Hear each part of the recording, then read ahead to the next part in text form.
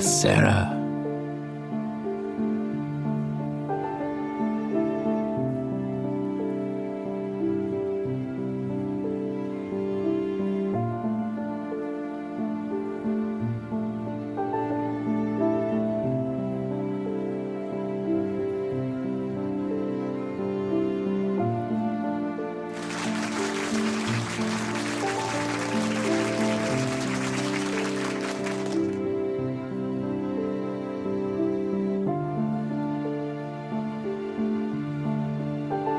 Hey Chad, welcome to Play Any Books Lately.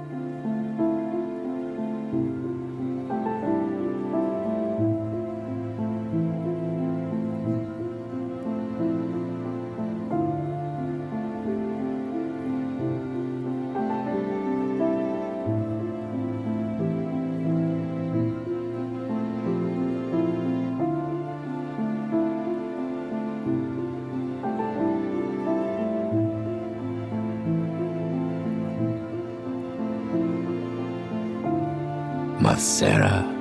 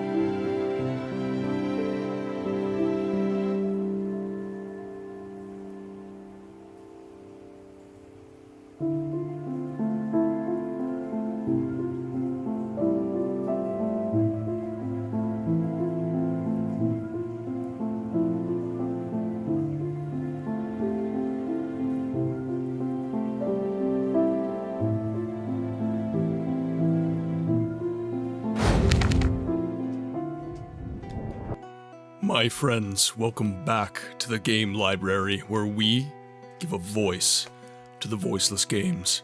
My name is Martin, and as ever, I would just like to start the stream off with a single question. Have you played any good books lately? I know today we're about to. Today, we are going to be completing our run of the Siege of Avalon expansion mods. It is a bittersweet day. I've been streaming this game for a very, very long time. Since I started my streaming journey almost 8 months ago. On the 23rd of August, it will have been 8 months since I started streaming for the first time. It has been a hell of a road. It's been a lot, and I'm not exactly prepared for how I feel. Books look like you look like you haven't had enough sleep. It's because I haven't. I ended the stream near 11 p.m. last night, and I didn't get to sleep until probably midnight. I woke up at 7-ish, so I did get 7 hours, technically, but definitely a little less slumbered than I would normally be. And the reason for that is because Mrs. Books is throwing me a birthday party in lieu of my birthday during the week. So I am definitely a little bit underslept, but I wanted to make sure. It's hard staying up late when you're... Touché. Yeah, so I am definitely trying to accommodate many things within the schedule right now. Ali, welcome in. By the way, I would like to just say, well, and my voice is actually rather hoarse today because most of the stream yesterday, I was actually voice acting. I was reading from the 36 lessons of Vivek, and I got through 10 of the 36 books in one shot. So we're a little bit raw today, for sure. I don't know if it registers, but I am a little bit hoarse.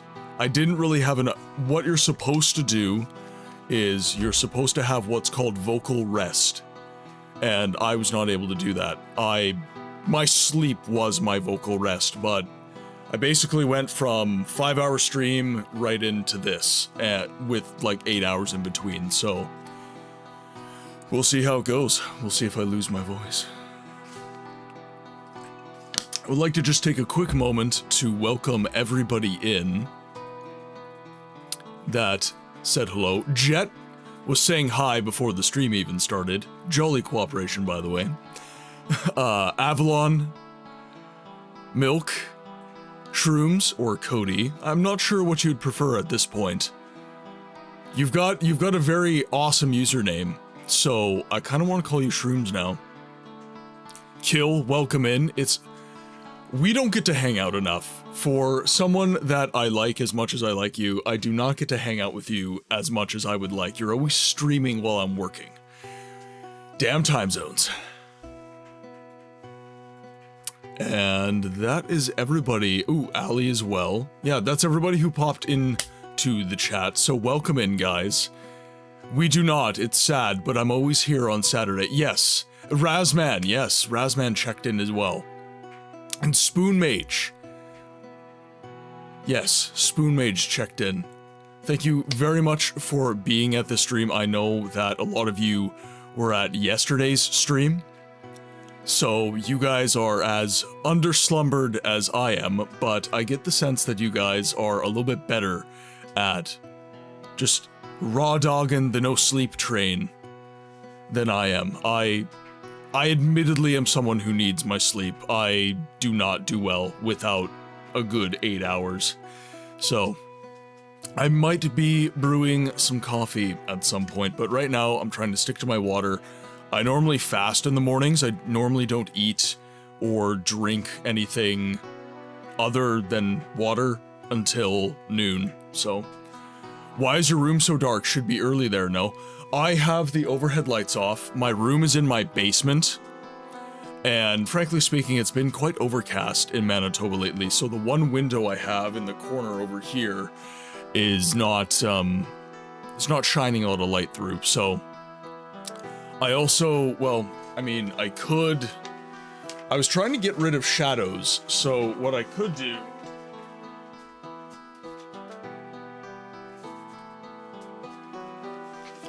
but then I have this ugly shadow behind me that I dislike. Ooh, pardon me. Had a hiccup. This is about as good as it's gonna get. It's a little bit less dark, I would say. But yeah, I had the overhead light off to try and create ambiance. But if you guys prefer the room where it's lighter and you don't really mind the shadows behind me, it's better for your eyes to game not in the dark. It is true. But I do also have my key lights, so I'm technically not in the dark. My room, for me, my room's actually quite well illuminated with my key lights. It just, this camera doesn't exactly register low light levels terribly well. So, Well, the moon and star come to me through alright chat, you know what to do. Come nearer, come and Thank you for giving a shout out to our friend, and a moderator by the way, Necrolarius, my friend. Thank you for the raid. You said I would miss this? I will never miss you. Necro, your support touches me in the feels, man. I'm a god. How can you kill a god? What a grand and intoxicating innocence. I'm a god. How can you I kill am a trying god? to recover my vocal cords right now, so you will forgive me I'm a god. if I'm drinking all of the water. I'm a god. Ayla, A new hand touches So the Raiders, beacon. I know many of you from Necro's stream. I try to attend his stream as much as I possibly can. But it is a Cowboy Bebop emote. Jet Black Sheep is actually one of the biggest Cowboy Bebop fans I have ever met. But let me just welcome in all the Raiders. Ayla, welcome in. Usagi Waffles, welcome in. I don't think anyone else has said anything. But I know many of you from Necro's stream. I hang out there as much as I possibly can. Admittedly, not as much as I should like. But Ayla, thank you so much. Thank you so much for the bits. Uni 100. The support. Thank you. Thank you, thank you, thank you. I am trying to go full-time as a content creator, and the support that you guys provide is a major help in doing so. And as the stream makes more, I was actually talking to Dragon about this last night. I would like to get some more merch options put together, and that requires Ayla, thank you so much. 1000. Truly, thank you very much. Bitmob! Yes, thank you. Thank you, thank you, thank you. Yeah, so I was actually talking with Dragon about this yesterday, about how, like, my merch is basically just my logo right down here. And I would like to have some different designs. And we were kind of talking about designs and stickers and stuff like that we could provide with the community with. So I think that is the next, I need a new chair. So the next stream purchase is going to be a new chair for me, especially I'm going to be doing an 8-hour stream at the end of the month. So I need a new chair because my back is actually in bits from having streamed 5 hours yesterday. So I'm trying to keep the good posture. I might have to grab a lumbar pillow at some point during this stream. Is that an Oblivion box or a poster? So this is a 3D print. So this right here, that right there is a 3D print that is based off of the cover of the original release of the Elder Scrolls for Oblivion. I almost didn't even know what number it was. Font Crimes, welcome in. welcome in, my friend, and welcome in, everybody. And before I forget my manners, raiders, if you gotta raid and run, if you have to take care of yourselves, you come first, always. But if you are new here, welcome to the game library. My name is Martin, and I'm so glad that you are here today. In this community, we do what I call providing a voice to the voiceless games. We play story-driven games that are obscured from the conversation of the mainstream around gaming. And the voice is me. I do a little bit of voice acting in games that have little to no voice acting, so that they can be a little bit more interesting, a little bit easier to consume. If I'm sounding a little hoarse today, that's because I was doing just that yesterday in the Elder Scrolls number 3. Alright, fine, just for the Morrowind. only books. Yes. Just for the only books. Just for you, Necro. You absolutely magnificent man. Thank you again for the raid. As you know, it helps immeasurably with the stream. So what were you playing today? Still some more, was it Shadow or... I think it was Shadow of Mordor, right? It's the second game in the series. You're back to RimWorld. You're back to RimWorld. What is your current, what is the content of your current campaign? And by the way, I was just about to get to this before Necro raided in, but we do have a question of the day pinned at the top of the chat. I am getting in the habit of giving you guys a question of the day to facilitate more closeness in the community. Well, you know what? Okay, I wasn't sure you guys wanted Quinn merch. I know we love a corgi.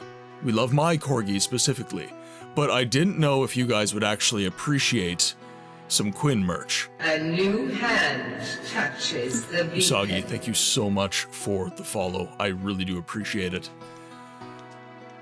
We went back to some old colonies, just hanging out and relaxing. You know, I hear RimWorld's really good for that. I haven't played it yet, but it's definitely...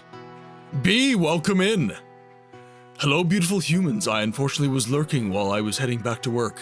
I hope you all have yourselves an absolutely wonderful stream, and I truly do miss all of you your beautiful little faces. Till next time, B, thank you so much for being in Necro's stream.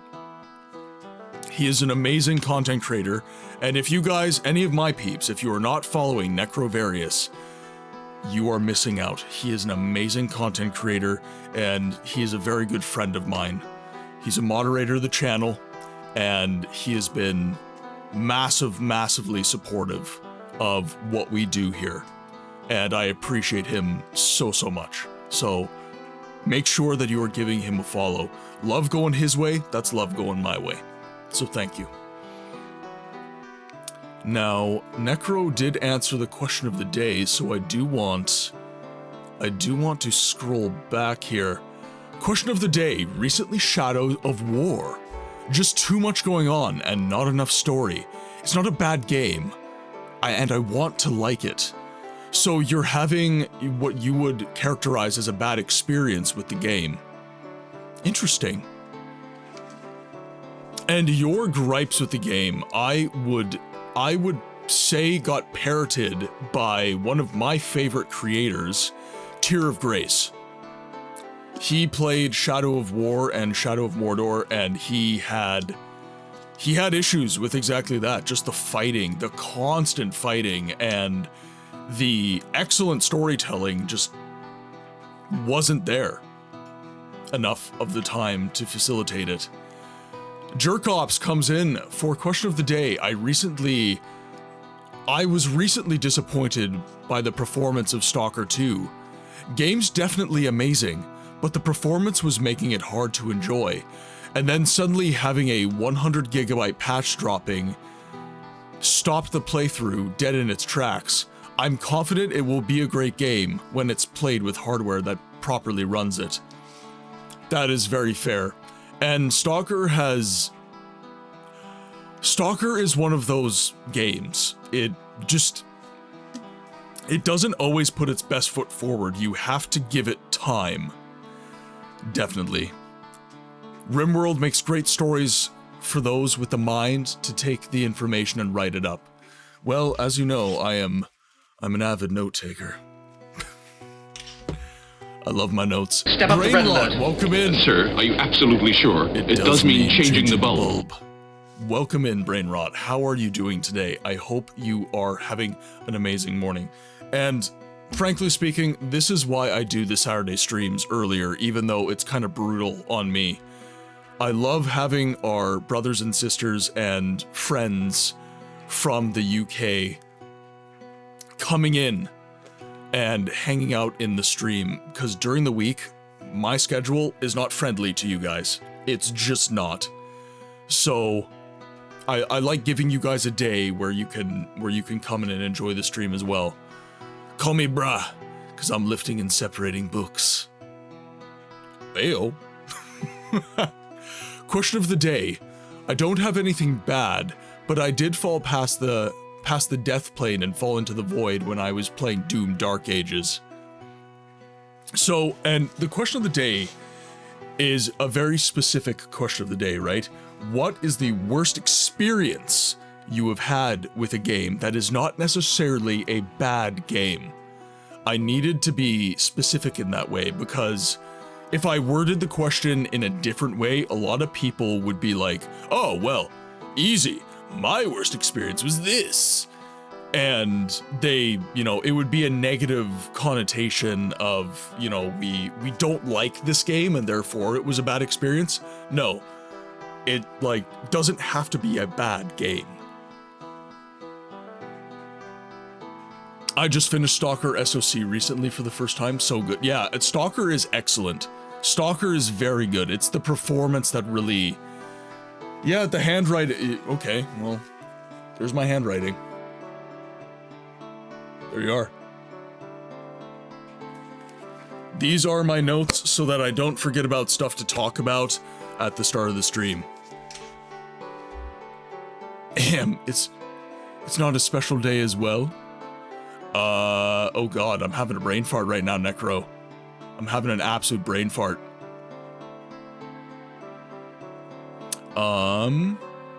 Well, I'm having a birthday party today, but my birthday was on Wednesday. That's all I can think of. Your handwriting is so cute. Thank you. Yeah, I definitely... I'm one off. Yeah, the party. Okay, I'm not crazy. Yeah, no, it's, my birthday was on Wednesday. My birthday is August 13th, and I've turned 30. I'm dirty 30. So, Mrs. Books wanted a larger celebration than we had on my actual birthday. So we just put a little something together. I'm gonna have some friends over after Man's lost his knee privileges. Mrs. Books' card was absolutely hilarious. Absolutely hilarious. If you're on the Discord, you will have seen it in the reading room. But yeah, we're gonna play some Super Smash Bros, play some Mario Kart, just some party games, have a bunch of people over, have some good food, and just, have a good time. But I couldn't skip the Siege of Avalon stream again. I guess, well, I could have, but it wouldn't have felt right.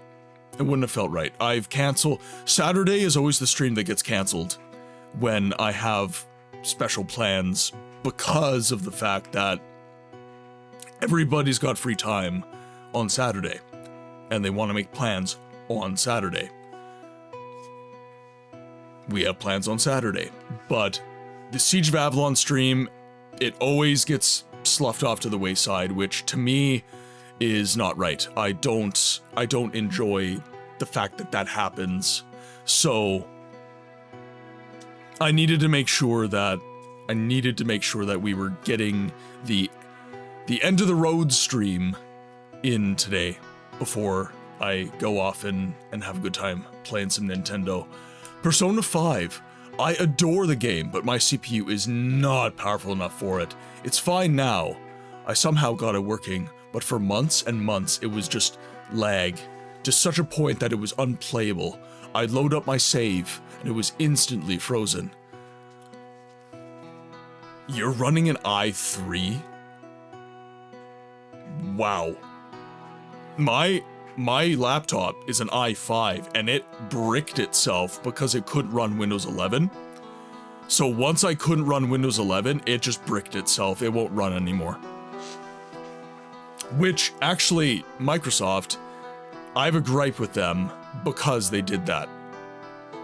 Like, Windows, there's no reason Windows 10 couldn't have just kept running. In my view, Windows 11 is not that much better than Windows 10. You could have just kept running. My laptop is also an i5, yeah.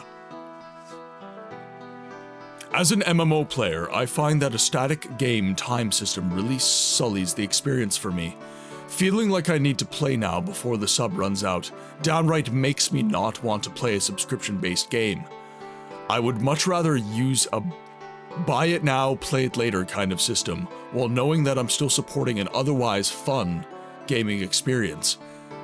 There's a program you can download that allows you to turn off a lot of the BS of Windows, which gives you the resources back. Okay. But how do I do that once my laptop won't even start up? Do I have to download that program off of the internet on another computer and then USB? Because I would like to have my laptop back. Also, to be fair, the 9th gen i3 is not the worst i3. Yeah, that's fair. That's fair. My build is very powerful now. I have a...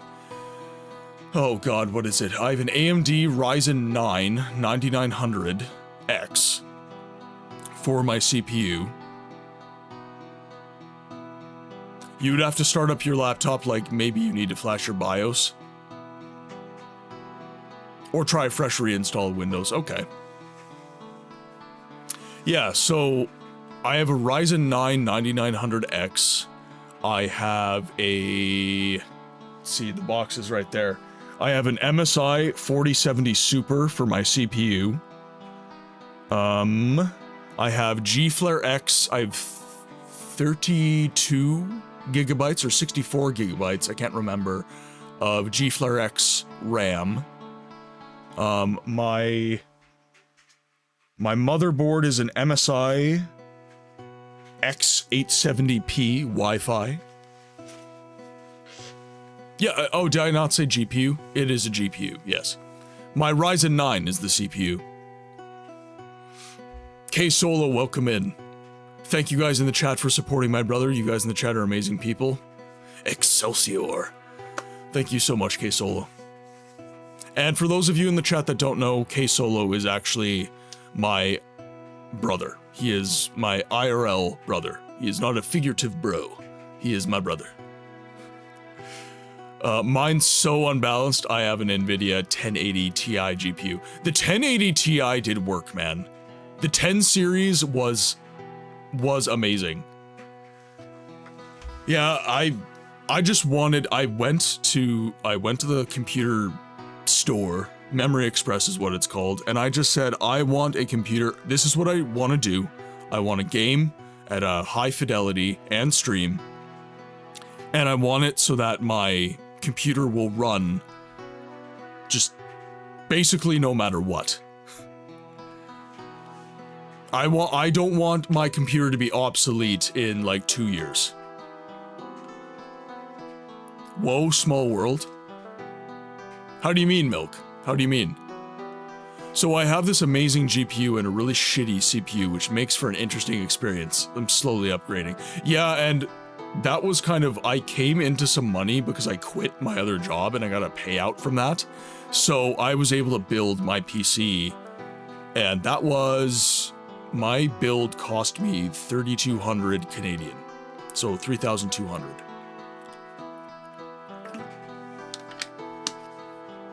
All right, now, we are a real bro.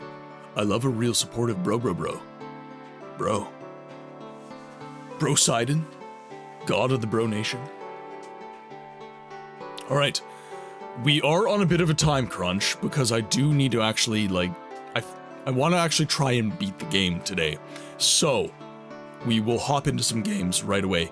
For those of you who are just hopping into the chat, question of the day, let's talk about it. So we are going to switch over to some display capture. Uno moment. There we go. We have that. Just getting my stuff sorted. So the reason I'm doing display capture is because I want you guys to actually see how big is my hard drive. I have two M.2s. One is 1 gigabyte that only runs my operating system and my software like OBS and stuff. That is all that is stored on my C drive, which is 1 terabyte. And then I have a second hard drive, M.2 as well, and that is what stores all my games, and that is 2 terabytes. And actually, I need more storage. I still need more storage. That is overkill just for an Absolutely it is. Absolutely it is. But I wanted this PC to be overkill. I didn't want to mess around with any silliness. I didn't want my last PC was a very frustrating experience. Constantly running out of storage space, constantly fighting with just, overheating and stuff like that. So this build, it was like, I don't want to fight at all. I want it to just be perfect all of the frickin' time. Okay, so the reason I'm starting from my games folder is because I want you guys to actually see the introduction experience of Siege of Avalon. I'm not going to skip through it today. Alright, fine, just for the only books. I have 2 PCs in my house, my gaming and my file server in my living room. So Miss Books has my old PC, and that's kind of what that's turned into.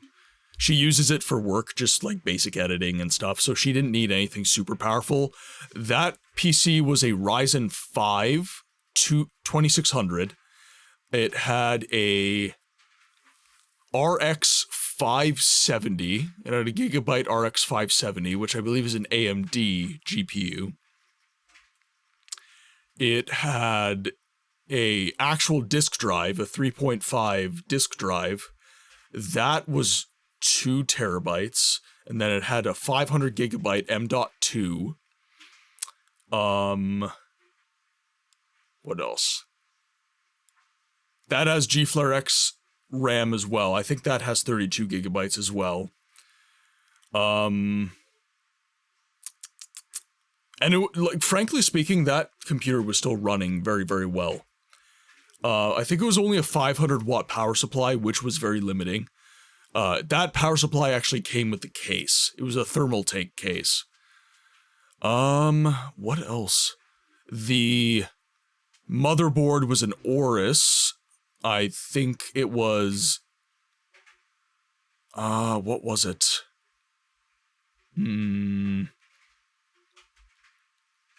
It was like an Aorus, like 560 or something like that. I don't remember. Right, I'm gonna have to dip out now because it's still on the motorway, but if you're still... We're gonna be streaming for 5 or 6 hours today. I'm not really sure how long, but 5 or 6 hours for sure. So, drive safe. Make sure you are obeying the rules of the road, and we will see you on the next one. Okay. So this is the namesake of my channel, by the way. This is why I named my channel what I named my channel. Siege of Avalon is the game that started it all. Yes.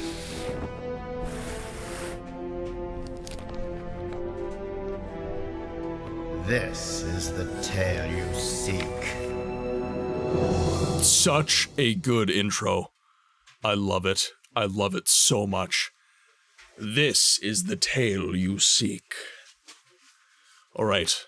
Now, we are starting a new game in the caves. So, for those of you who are not aware, I'll put on a little music just so you guys aren't bored.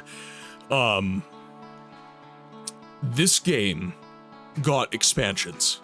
So the fan base of the game on soamigos.de, they created expansion mods for the vanilla game. So the vanilla game is 6 chapters long. It is the first that I know of. It is the first episodic release of a game in the style of like Telltale games. And the expansions basically branch out of the original story. So you had Seven Kingdoms, which was a prequel to the original story of the game. You had Days of the Shahol, which was a enemy's perspective sequel to the original game. You have an extension of the original game. You have an extra chapter, chapter 7. You have the Pillars of Avalon, which is a sequel to the Days of the Shahol. You have Ashes of Avalon, which is a sequel to Pillars, and then the Caves and the Rise of the Dwarves is a side story. They're just little side stories. They're nothing as grandiose in scope as the original story, but we are going to play through these. And after that is done, the Siege of Avalon is done for 2025. We'll do a playthrough of these games annually. So once 2026 rolls down, that'll kind of be, I feel like, my New Year's game. Jorg, welcome in. Greetings, mate. I just picked up a cult classic collection today. What'd you grab? What did you grab? Also, question of the day, Jorg. I'd be curious as to your answers. Okay, now, you will forgive me if my voice is a little bit hoarse. I voice acted for probably 2 hours straight yesterday, so I'm a little raw. If my voice sounds a little bit weird, that is why. Ooh, the Gothic trilogy. Oh man, you're gonna have some fun. Yes, yes. All right. I approve. Books stamp of approval.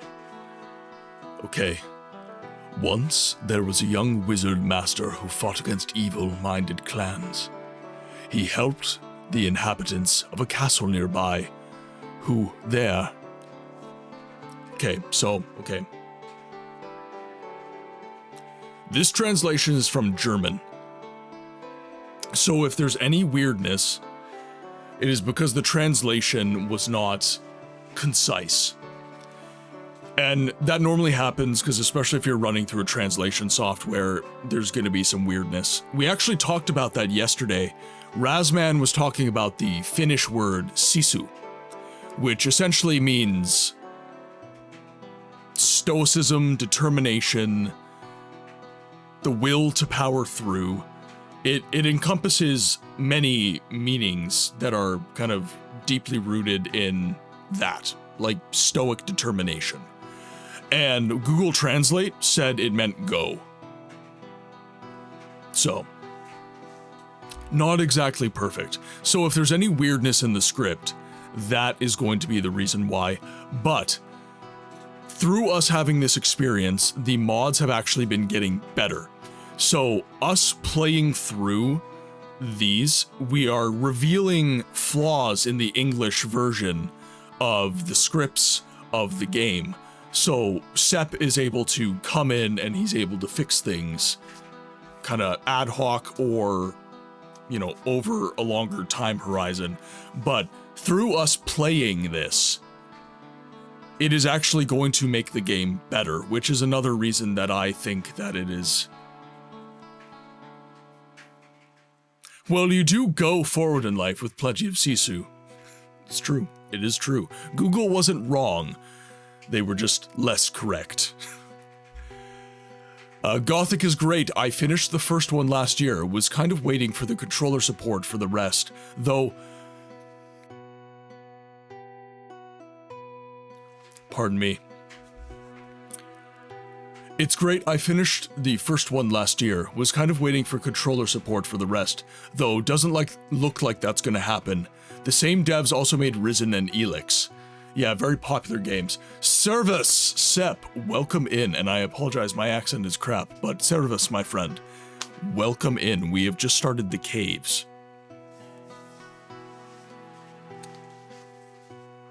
To be honest, I never heard of the trilogy before this weekend, until I saw a YouTube video for it, and I came across the Gothic 1 remake on Steam, I should say. So I picked the trilogy up for $5.99. Only way to fly, man. Yep. And here's the thing, right? Content creators like myself help people like you discover new and cool games. So That's why we're here. That's why we do what we do.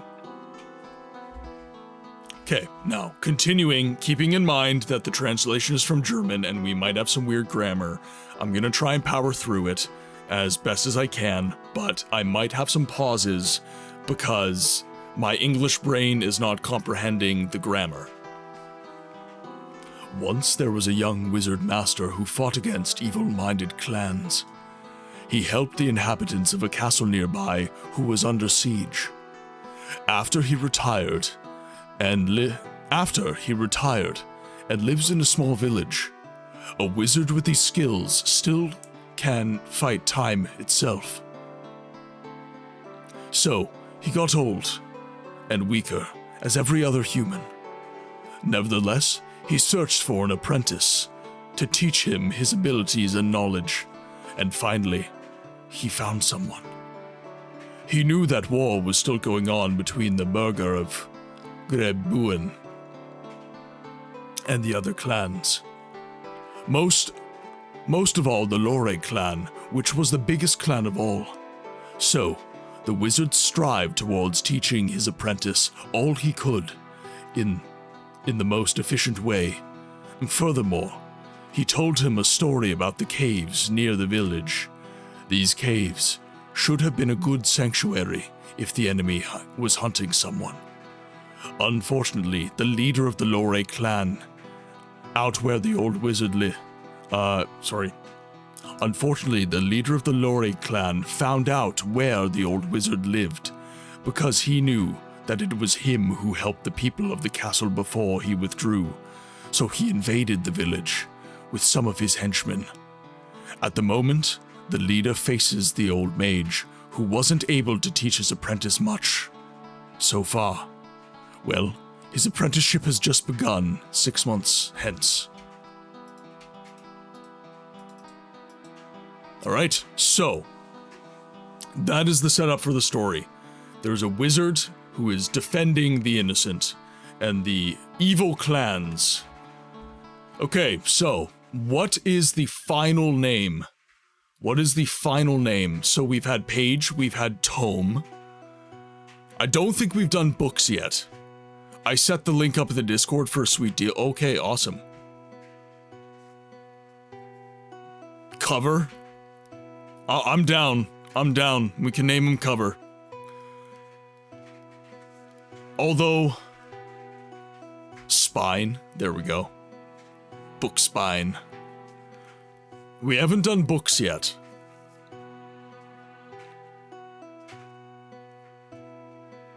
Alright. What do I feel? What am I feeling? What am I feeling about this?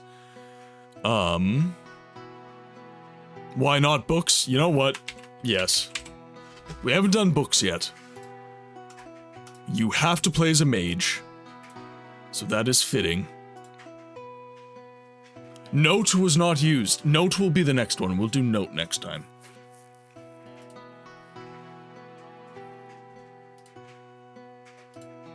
We'll be a blonde boy.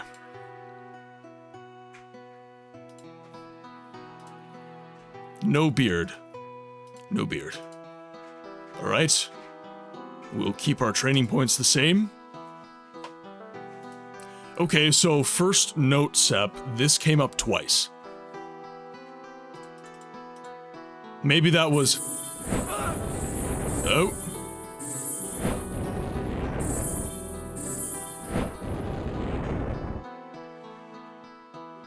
Oh. Master is dead. Oh no. Oh shit. Oh shit. What? Okay. Oh god. Do I just... I have to run. There's no way I can do anything else. I have to run. I have to run. Okay. Alright. Oh, I'm... Oh, caves.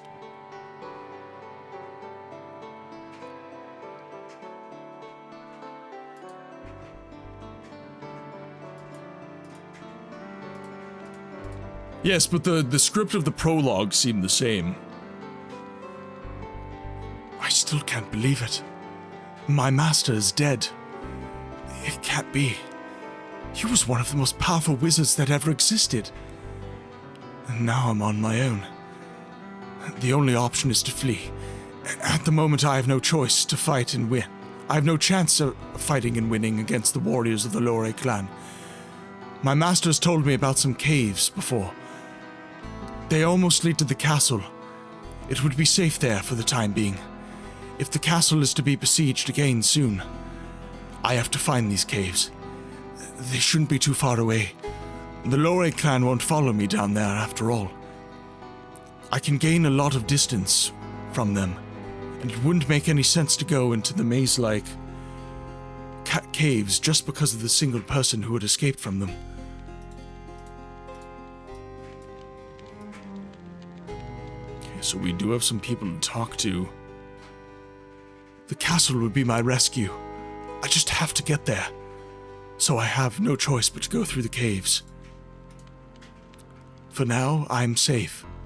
As foreseen, the Lore clan stopped chasing me after I entered the cave. But now I have to find another way out.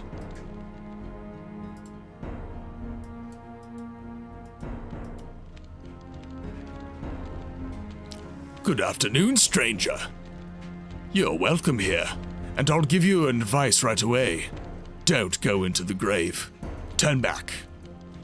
But I can't go back either. I was being hunted by the Lore clan. They killed my master, the wizard, Dayton.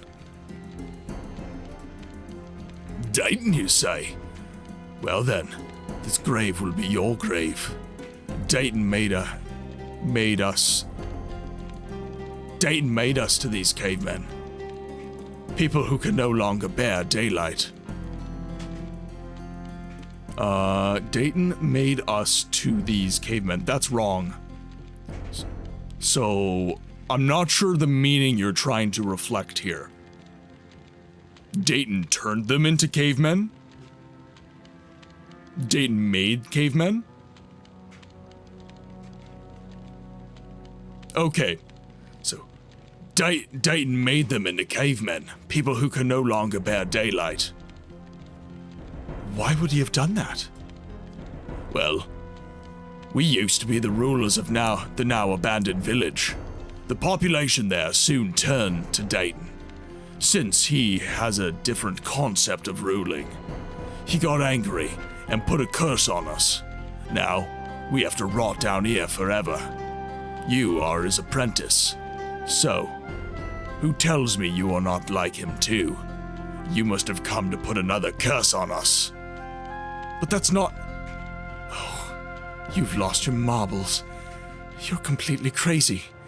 You want to fight? Fine, you can have one. And I have no spells.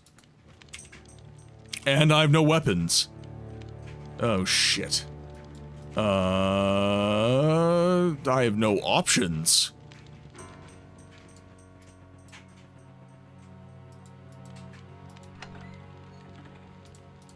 Okay.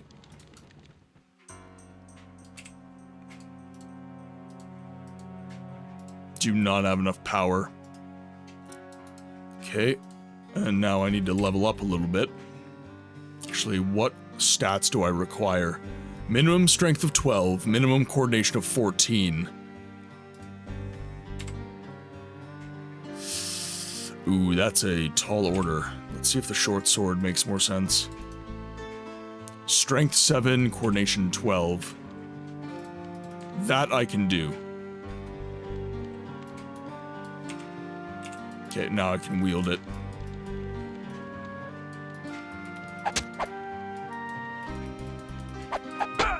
Oh, yikes. Okay. This is not good.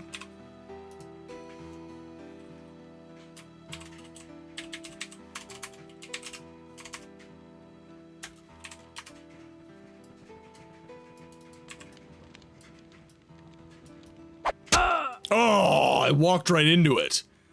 Damn it. Alright, well, at least I saved my game. The escape ends here. The way through the caves lead to death. This is very hard. Alright, let's...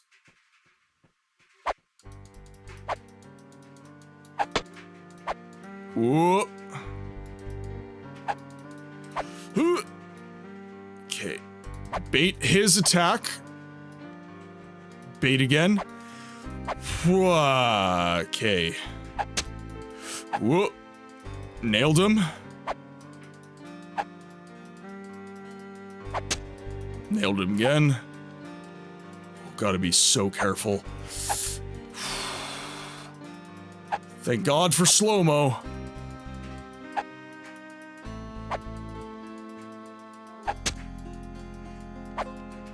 Thank God I'm not playing in hard mode. Ooh, okay.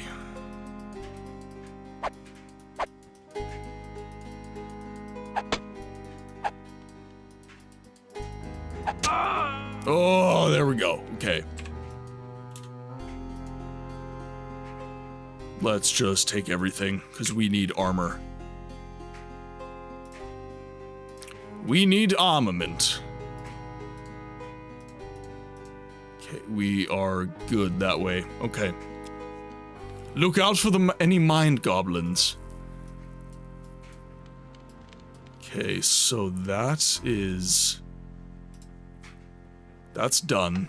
Okay, we're good to go. Boy, that escalated quickly. That really got out of hand fast. That really got out of hand fast. It did.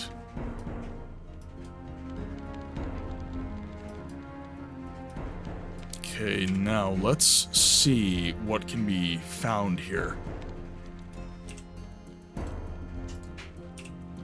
And hopefully my restriction is not too high. Restriction is 16, so we're good.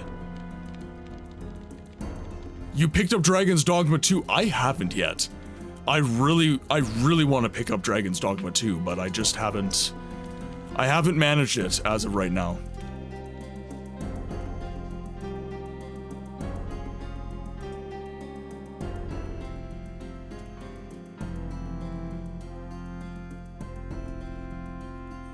Okay. I did... Okay, so Dragon's Dog... By the way, question of the day, for anyone new in chat, I'd be very interested as to your answers. I have this on PS5, but I didn't care for it. Been wanting to give it another go. You didn't... Okay, so you didn't care for Dragon's Dogma 2. That's interesting. Ah, here we are. There we go. Okay. Yeah, Dragon's Dogma for me was a peak. I really liked the monster combat. I really enjoyed it. I'm very sorry to bother you, but do you mind saving your damn game? I will save my game. It's on sale for half off. I do have to be careful with my money right now, Jorg. I took a pay cut to become a plumbing apprentice. So it's a situation now where I'm having to be very choosy about what games I purchase. If the stream wants to see the game, the stream money pays for the game, but for personal enjoyment, I use my own funds, so I gotta be picky. Oh shit. Okay. How am I a mage's apprentice? I have no spells whatsoever. This is bullshit. I call bullshit. Oh god, this sucks. Okay.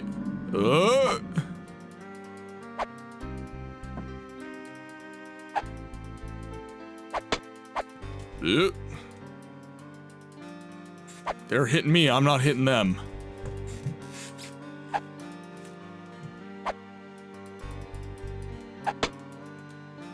I find it cruel that you make mage the only class that I can use, and then force me to fight in melee the entire first half of this playthrough.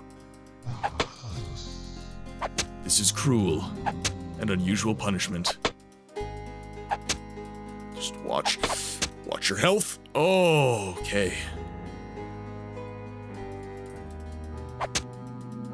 Careful, books. One down. F2. F2, save the game. I know I'll learn some spells, but I haven't yet, which makes this cruel and unusual punishment. Now, does he have any items that I can grab? None. Nada. Zilch. Okay, let's dual wield. Need to wait for some health. F2. No! Damn it! Ooh, okay.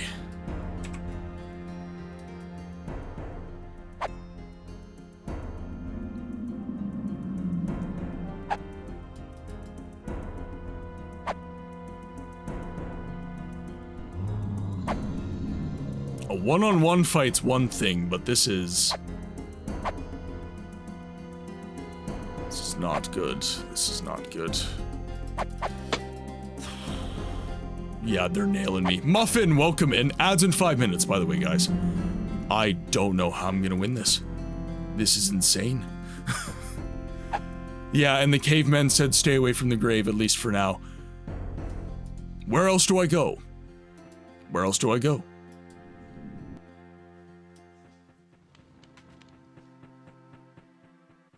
We'll stay away from the grave for now, but where do I go?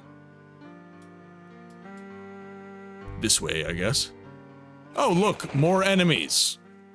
More enemies.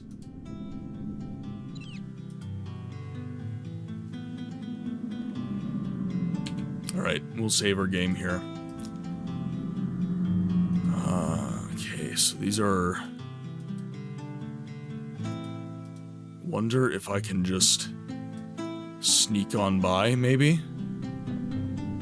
Shit. Shit.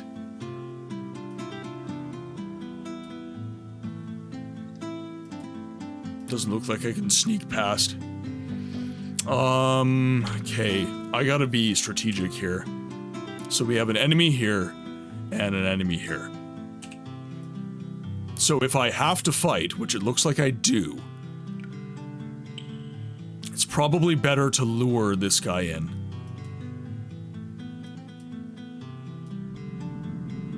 So let's lure him in. And then, depending on how good of a fighter he is...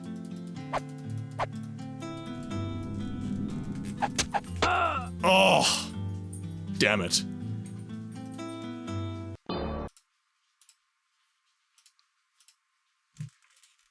It's getting ridiculous. I'm gonna have to start death counter again. Okay, I gotta wait for health. That is the only thing that's reasonable. I have to wait for some health. Hey, Quinn. How's it going? You wanna say hi to chat? The audacity of this bitch. Say hi. Say hi. Hello. Say hello. Come here. Quinn. Quinn. I'm waiting for health. Come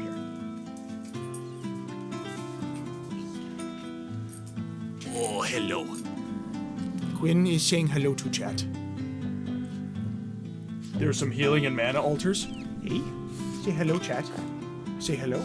Say hi. Hey. Hey, you want to follow Mom? Hey, she's cleaning right now. She is cleaning right now. Hey.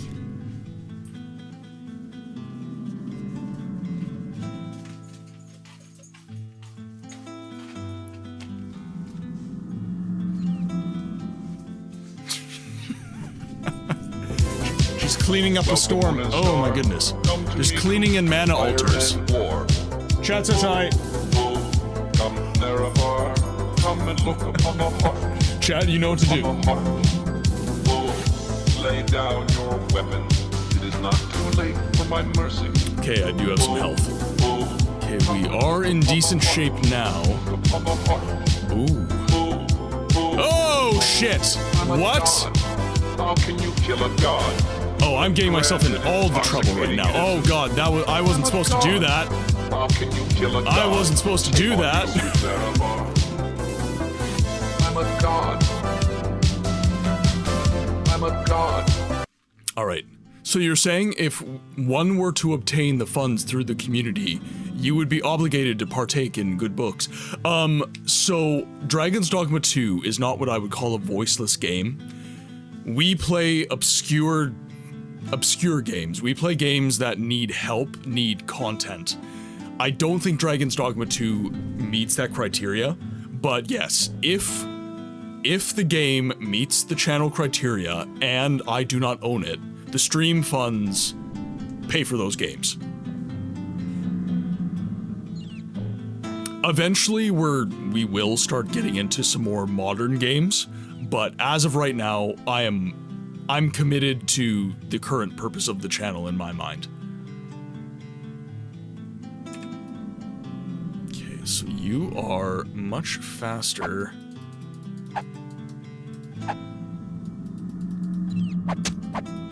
Ooh, okay, nailed him.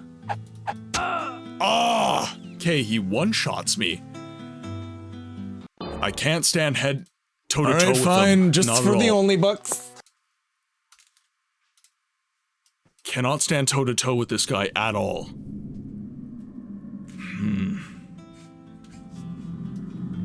I've got to fight him, I just got to be careful. I've got no health for this, but I'll just have to be careful. I'm not going to sit around and wait for my health. Or we've got the save. Might as well just run for it.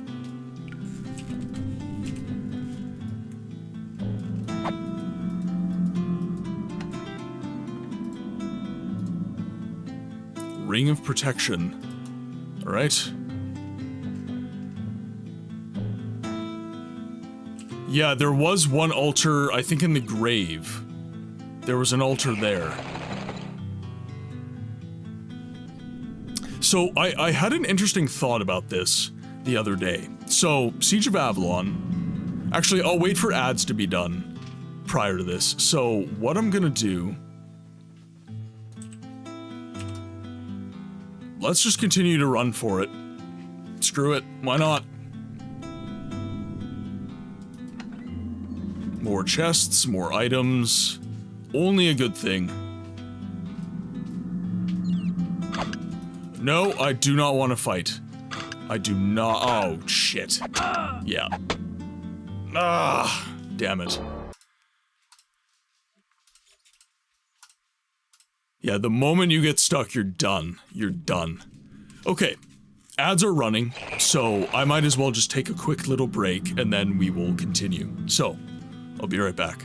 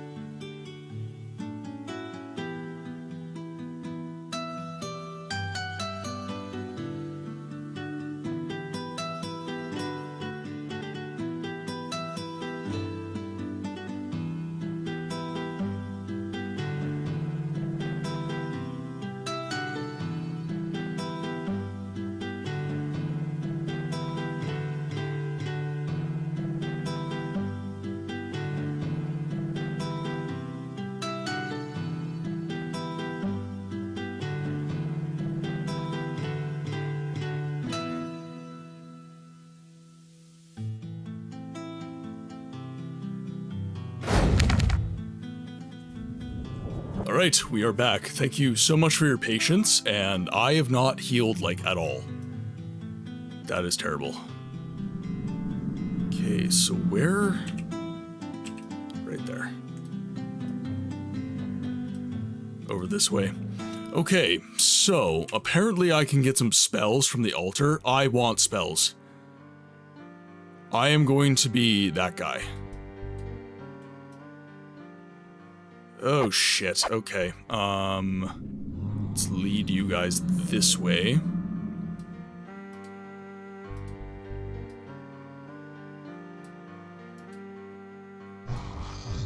Ooh! Adventure. I found an old altar. It seems to be regenerating my magical abilities. This one has 2 blue-green flames. No spells, though?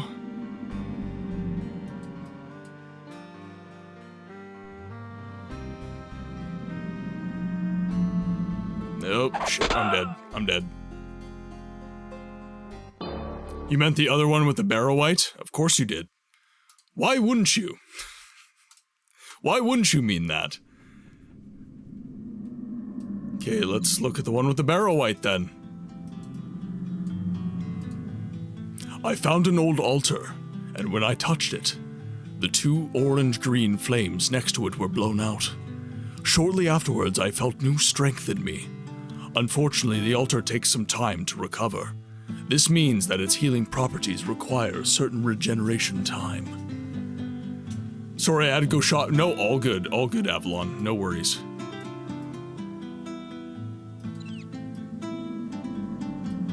Interesting. Okay, so I'm fully healed now, so might as well save my game.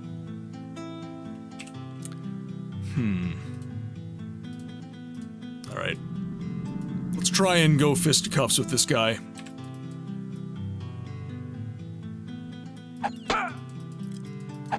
You've got to be kidding me. I was completely out of the way. No, you missed me dying like 20 times. This is not going well for me. This is not going well for me at all. This is a playthrough where you're supposed to be a magician's apprentice that's learned nothing, so you have to fight as a melee fighter. No, I don't want to embarrass myself. No kill counter. Never.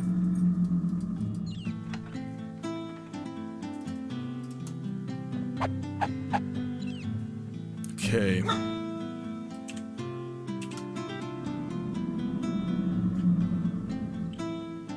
So we went the other way. So there's a chest up here somewhere, but there's also loads of spiders. Oh, come on! Actually, though? Oh, wow, okay. Alright, alrighty. Is this just a game where your character is just especially weak at all times, or are you just I'm underleveled? Yeah, late game, I become stupid strong. Siege of Avalon experience, early game is always bad. Always bad. This is one of those games where you've got to really invest your time into understanding the game.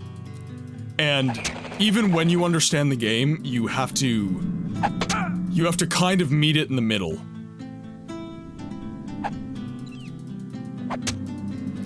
Ooh, okay. Oh, okay, that's close. That's very close. Okay. And bait the attack. Go in. Bait the attack.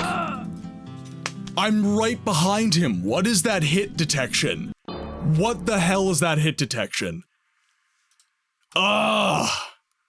As my character says, Oh man, I was close to beating him too that time.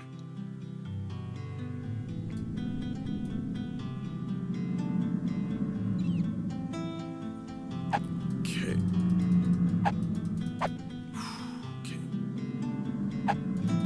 attack. Beat that attack. Okay. Beat that attack.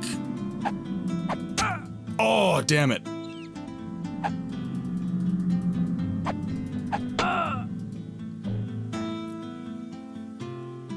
Am I just bad at this game? Like, what am I doing wrong here? Explain. If Avalon, if you are so good at this game, please explain to me what I am doing wrong.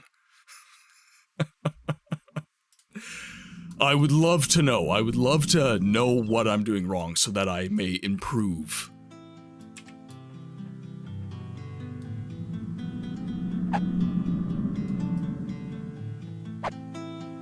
Yes, of course it's slow. It's early game and I've leveled nothing.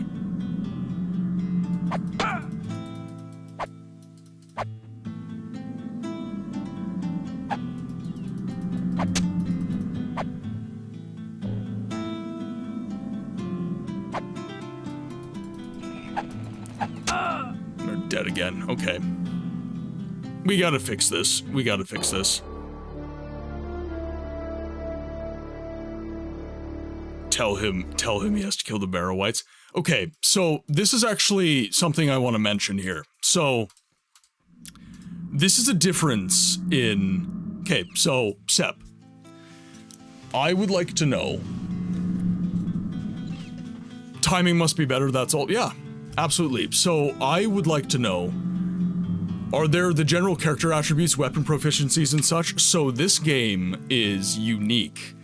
In the sense, okay, I'm moving the conversation around in too many directions, so I will be concise. So,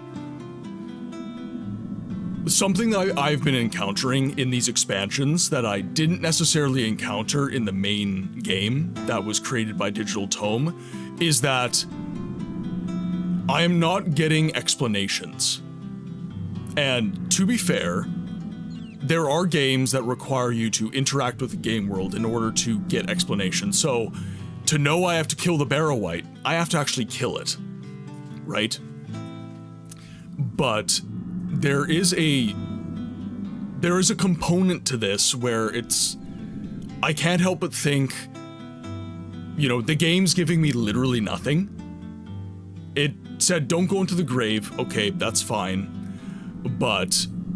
you know, there is a component to this where it's like, I'm underleveled, I can't kill anything, the Barrow Wight looks incredibly strong, so it feels like I can't encounter that enemy yet. There's another component to this, which is old games explained quite a bit of their stories. Yeah, because he looked like a Lich, and I played the mainline Siege of Avalon, and the Lich is unkillable. So I thought there was no point even trying. I have prior experience that makes me say, that doesn't die when I hit it. So I've informed myself using prior experience. But not the character of the mod.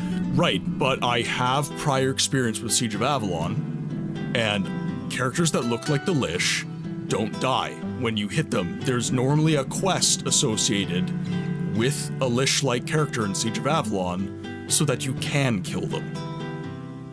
Right? I'm not going to...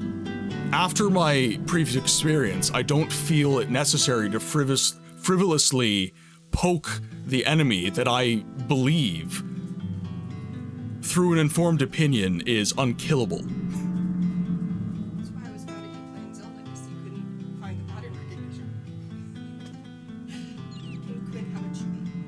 Absolutely. I just want to check with She hasn't seemed bad. True, but they aren't even called Lich, nor did we use spells so far. Alright. Gonna play around with this idea.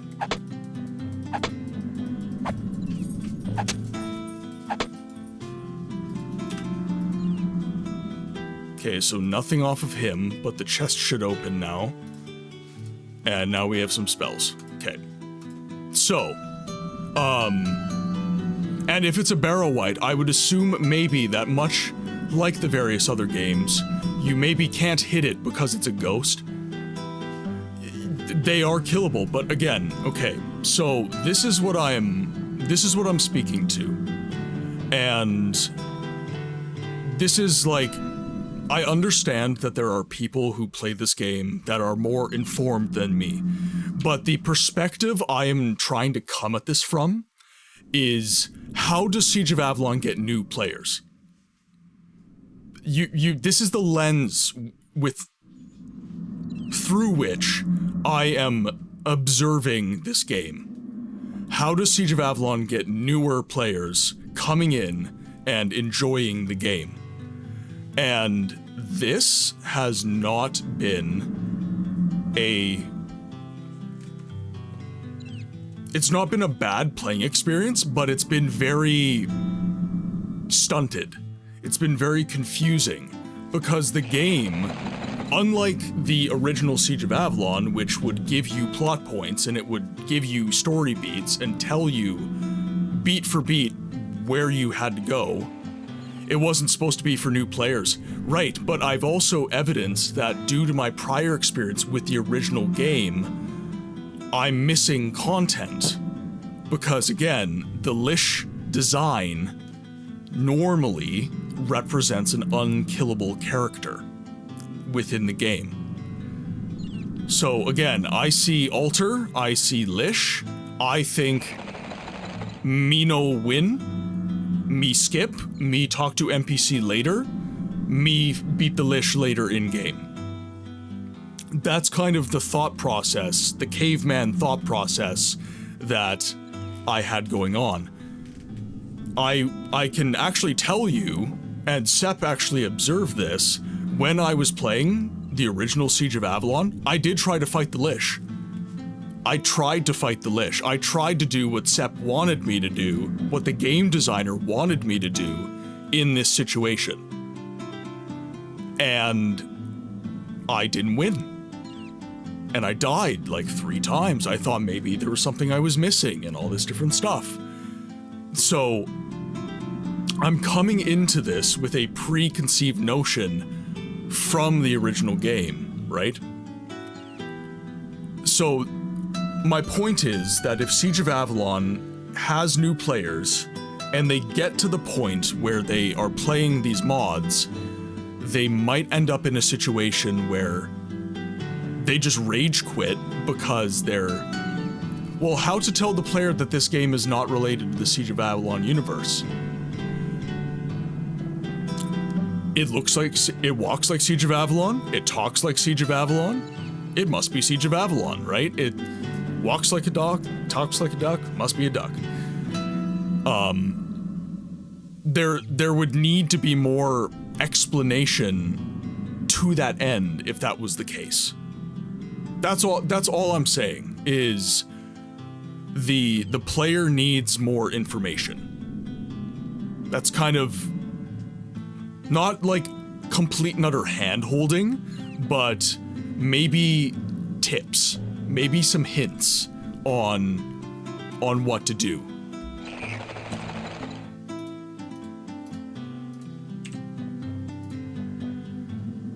Okay, so now we've got Fireball. So we will be in much better shape here.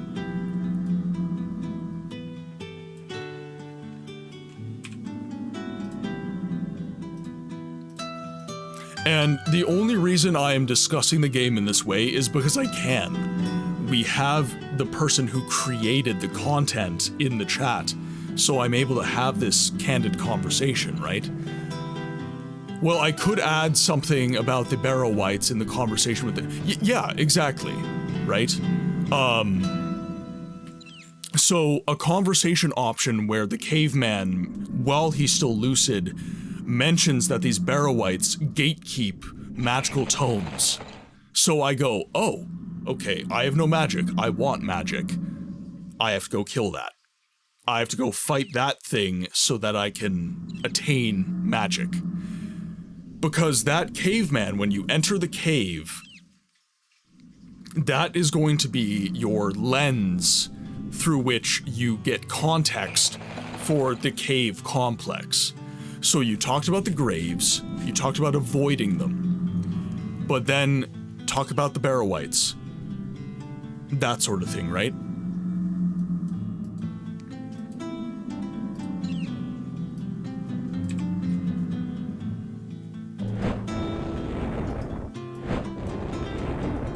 There we are.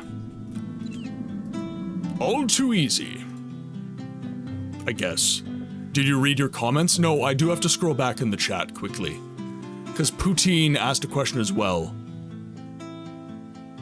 So, are there general character attributes, weapon proficiencies, and such? So, the way Siege of Avalon is designed is your character stats kind of inform everything. So, your weapon proficiencies and everything, it's not really like a class system necessarily. Like, if you choose Magician, if you choose Fighter, that'll bump certain baseline stats, but it won't really change how you play the game too much. I will say that the Streets of Siege of Avalon are for the mages. The mage is the most necessary player type in the game. Even as a fighter, you need spells. Even as a scout, you need spells. So you start the game, your starting class is really just what bumps up your stats a little bit.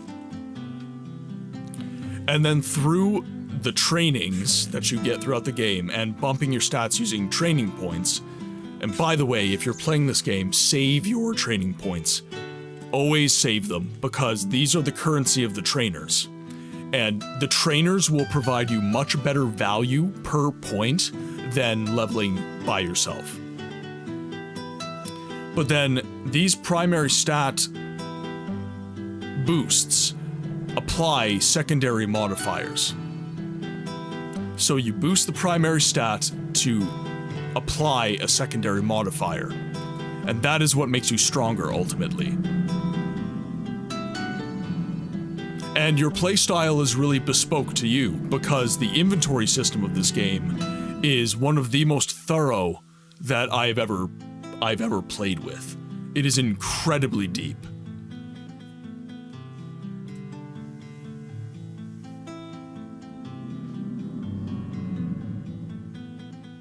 I remember there was another cave where these creatures needed to be healed in Chapter 2. Yes, those were the cave lurkers.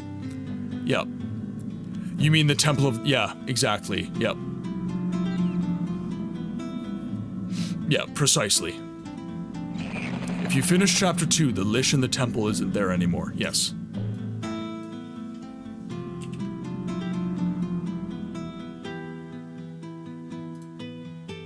Okay, we'll give myself a cloak. Put my restriction down a little bit. Give myself some armbands. And now I'm not really going to be fighting with melee too much, so I think I will be in good shape. Okay, we're going to save our game. And now let's start fighting. Of course I miss.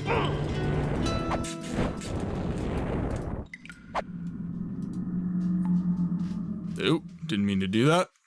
Oh, I'm out of mana. Oh dear, okay.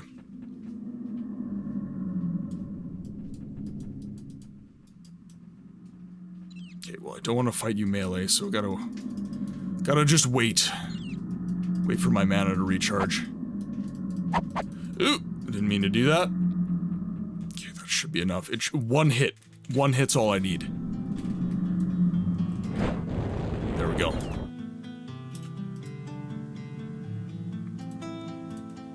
Get some superior armor. Studded leather. That sounds good. Leather splint boots. Don't want the scimitar. Okay, now that we have some magic, we're cooking. We're doing okay.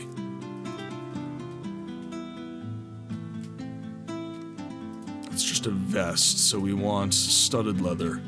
I'm old, I can't remember anything anymore. That is fair. I feel that. Okay. Okay, this feels better now that we have a ring of protection. So we'll throw on the ring of protection.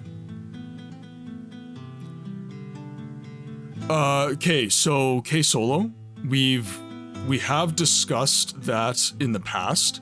I would ask that you let it sit. There's really no point in speaking about it anymore. It's getting added to the list. I've told you it's being added to the list, so it's okay. No need to bring it up into the chat every chat, right?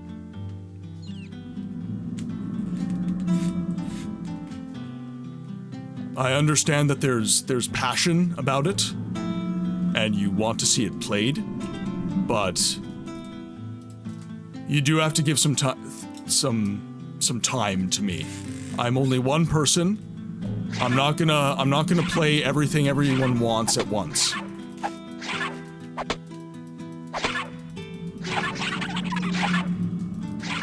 Oh my god, a beetle's beating the crap out of me.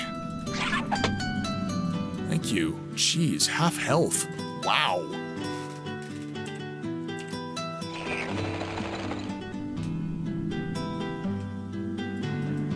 No, so the perception in the main game is I had the same perception. So the Lish in the main game appears in 2 different locations.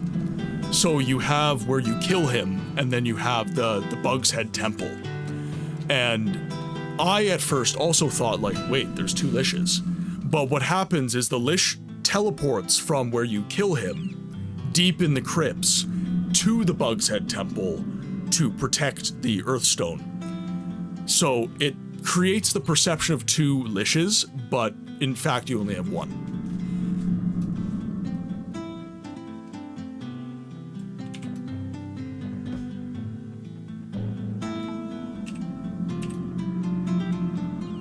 At least the beetle didn't burrow underneath her. Yeah, exactly. At least we don't have any body horror going on. We're okay in that way.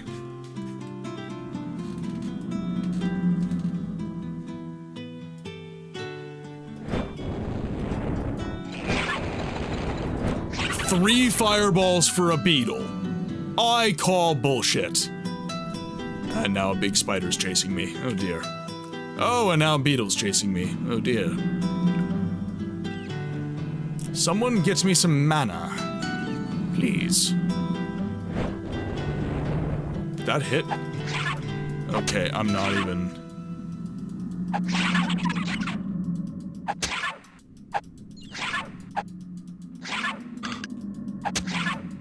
Can you eat the beetle? That's what you do. You eat beetles. Please eat the beetle. I'm not your enemy, spider. I wouldn't even be fighting you if I didn't have to.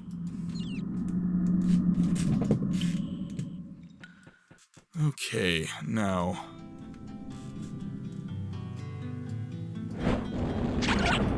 Okay, beetle's down. Beetle's down. Ooh, and the spider's chunked out to half health. I even lost count of how many times I've made this mod easier. So you've actually had to make it easier during your playtesting as well. Actually, you know what we're gonna do? We're gonna boost our mysticism. I'm just gonna dump all my TP. I need better mana recharge. Plain and simple.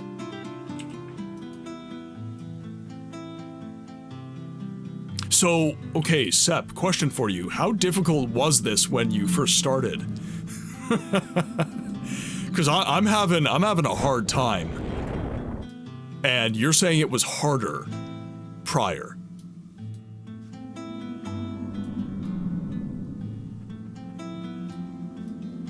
That's much better. I much prefer that.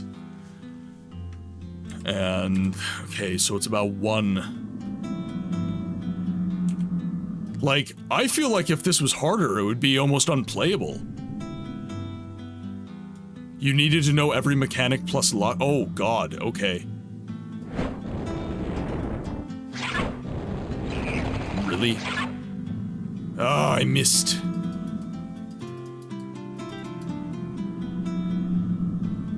Wait for that mana. So the biggest thing that I would say Siege of Avalon requires in the early game And this is not something that modern consumers have in abundance, I would say, but these old games require an abundance of patience. Yes, hello, I'm very sorry to bother And- you, but do you mind saving your damn key? Actually, that is something. Ooh, actually. You guys could have told me the music was so loud. Jeez. Actually, let's make sure. Okay, I do have the upward compressor and stuff.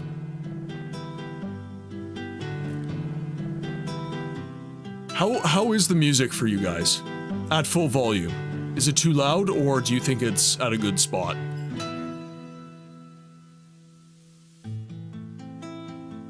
You're enjoying it? Was alright? Okay. Okay, I will... Maybe I will just take down, like, 1.5 dB, if that is the case. We'll do something like that. So, when you're playing early game in games like Siege of Avalon, games like Baldur's Gate actually are similar to this. When you're underleveled, you're very weak, and it is very much a situation of needing to have some patience and allow the game time to win you over. I'm a big proponent of meeting games in the middle, meeting the game as its mechanics intend. Now, we did have a pretty candid conversation earlier about this particular expansion and my current experience of it. But I will say in that situation, I've got someone who actually created the game and is modifying the game in real time, speaking with me in the chat. So that was more of a, you know, okay, this is good, but how do we make it better? How do we make this feel better? Playing a lot of older games, you don't have that opportunity.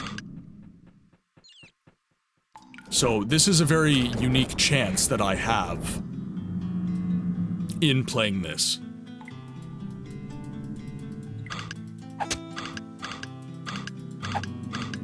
Ooh, okay.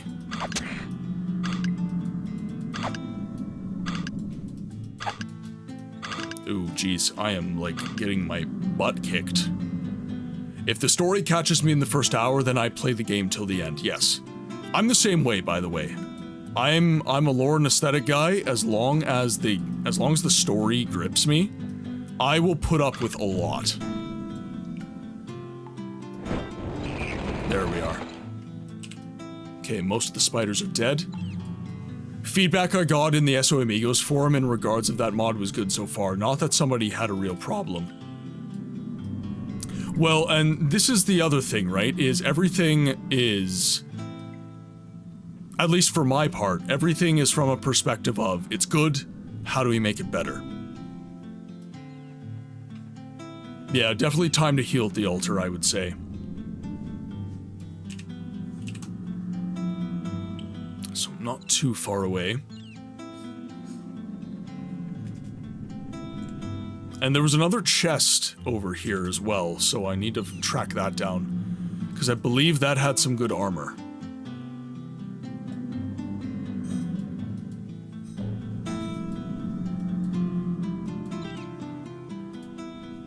The altar doesn't seem to work anymore.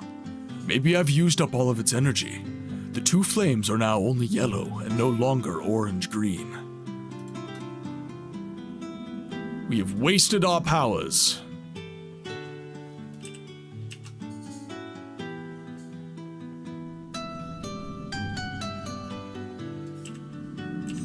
Okay, we'll have to play around with this a little bit more.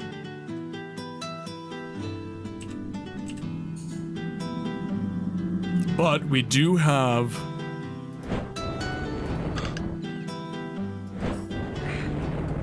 There we are. That running around gave us enough time. One moment.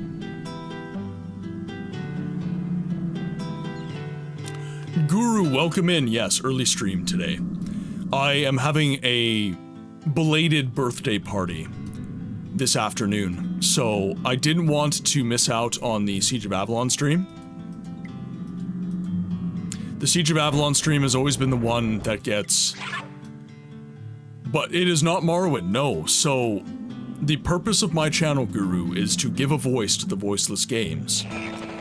And that means I'm not just playing Elder Scrolls, I'm not just playing Morrowind or Daggerfall. I'm also playing games like this, which is actually, this game is the reason I started my channel. It's called the Siege of Avalon. Happy Bladebird, thank you very much. No, Morrowind is one of my favorite games, Avalon. Straight to jail. You go straight to jail.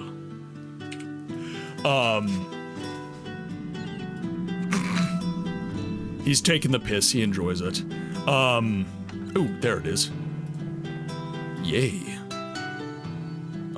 So we're gonna get rid of the machete. That's Garbo.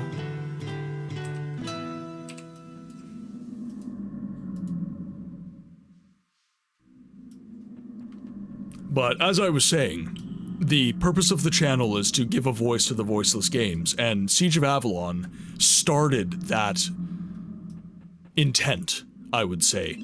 This game is very fun for me, and I don't see any content for it anywhere. Nobody really plays this game live, and nobody really makes YouTube videos about this game.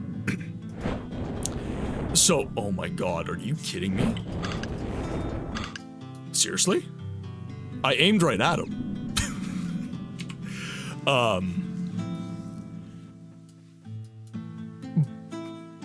Where was I? I lost my train of thought. Okay, yes. So, I want to be the guy that makes that content. I want to be the guy that plays older games and gives them a voice. Shows the world that, yes, this exists, it is fun, and you should play it. And in this stream alone, I have had many people say that they had no idea what Siege of Avalon was, and through my videos, through my content, it has made them want to broaden their horizons. It's made them want to look at other games that maybe they didn't give a chance. So, as we beat our Elder Scrolls games, we're going to have a solo SOA.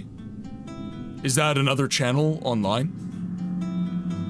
I've never encountered that on YouTube or anything.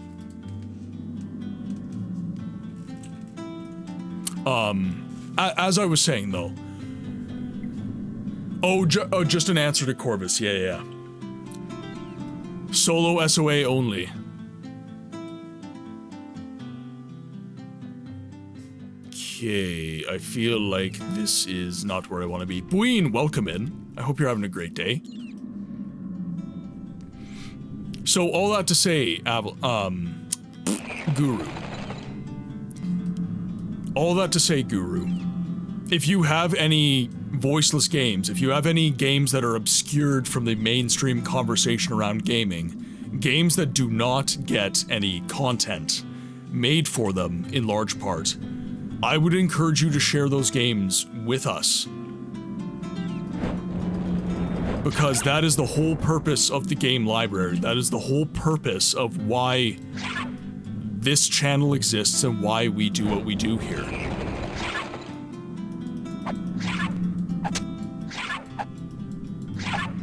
Come on.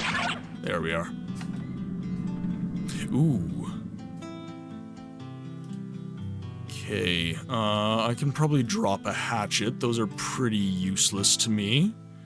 But I can probably drop that tunic in favor of this. Drop that tunic. That's going to be fairly useless going forward. Doing good, getting ready to take the boys out for walkies. How are you? I am well. I'm a little tired today. Obviously, I stayed up quite late streaming Morrowind last night, but I really didn't want to miss the Siege of Avalon stream. This is the game that always gets kind of pushed off to the wayside, and we have an opportunity to finish all of the expansions today. So I want to do my best to do that. Some new armor.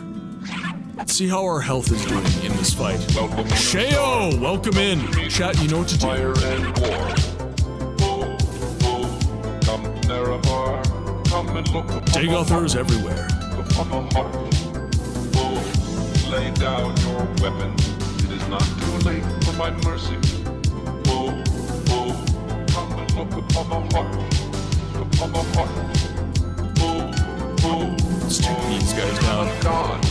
How can you I have kill two? a god? Yes, I have two. What a Sweet. grand and intoxicating it is. I have no heals I'm though. a god. How can I you kill shouldn't a have god? Shame on you, sweet Nerevar. I'm a god. I'm a god. How are you doing today, Sheo? I hope you are well. Hope the weekend is treating you well. Question of the day, for anyone coming into the chat, by the way. Question of the day is pinned at the top. What is a game that you have played, that you have had a bad experience with, that is not objectively a bad game? You just had a bad time with it. I am curious as to your answers.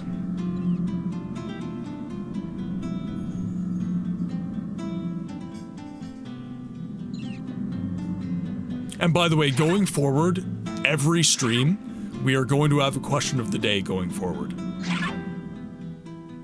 No, not a bad game. Not necessarily a bad game. A game that might very well have been a good game that you just had a bad experience with. That's all good, K-Solo. Enjoy the lunch. Every Elder Scrolls game. That's fair, by the way. That's totally fair. I'm a massive fan of the Elder Scrolls. Avalon would consider it one of my greater flaws. Nice. Twofer. Sweet. Some people are not fans of, and actually I would argue that my first experience with Morrowind was a bad experience. I really struggled with that game. But that's what I mean. Not necessarily a bad game, but you had a bad experience with it. My answer is Two Worlds. I think I still have, yeah, I've still got the case sitting beside me here. So yeah, this game right here. I really got drawn to the art, especially on the back. It looked really, really cool. And I played it, and I had a very bad time. So one of these days we're gonna get the, I don't know, Razman. The world's my oyster. We'll see. We shall see.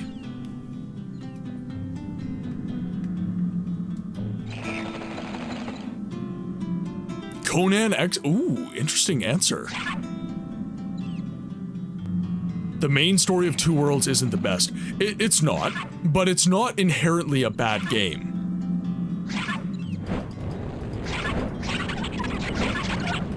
It is not inherently a bad game. And that is where it made me... How did it do that?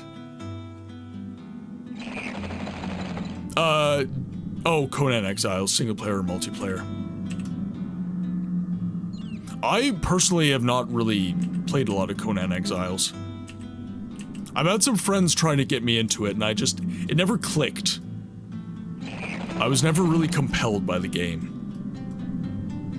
Yes, as in both. So there are some games, Avalon.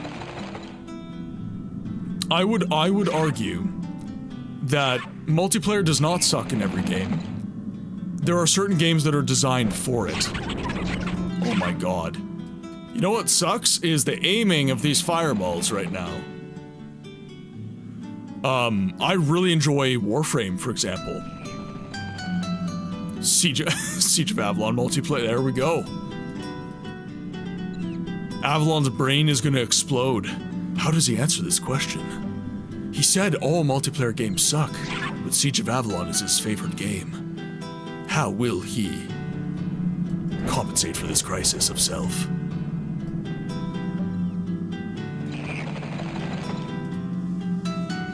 I have mastered the frost spell.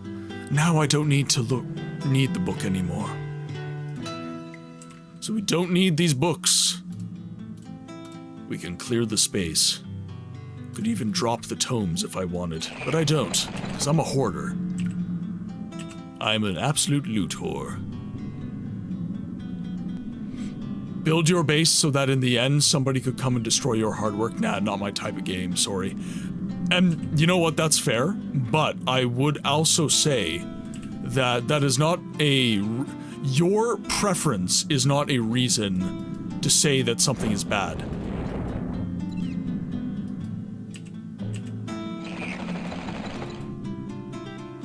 The Book of Magical Elements. Interesting.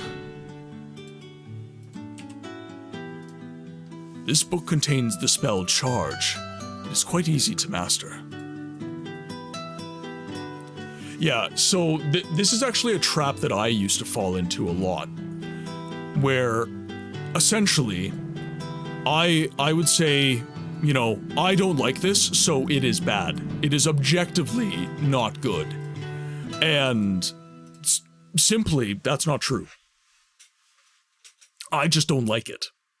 And that's fine. You can have it both ways. But I would encourage people to try their best not to deal in absolutes. I feel like I didn't search enough in there. Okay, so we have a chest in here. Oh, there it is. A buckler, an amethyst ring, and a chain coif. We'll throw the shield on.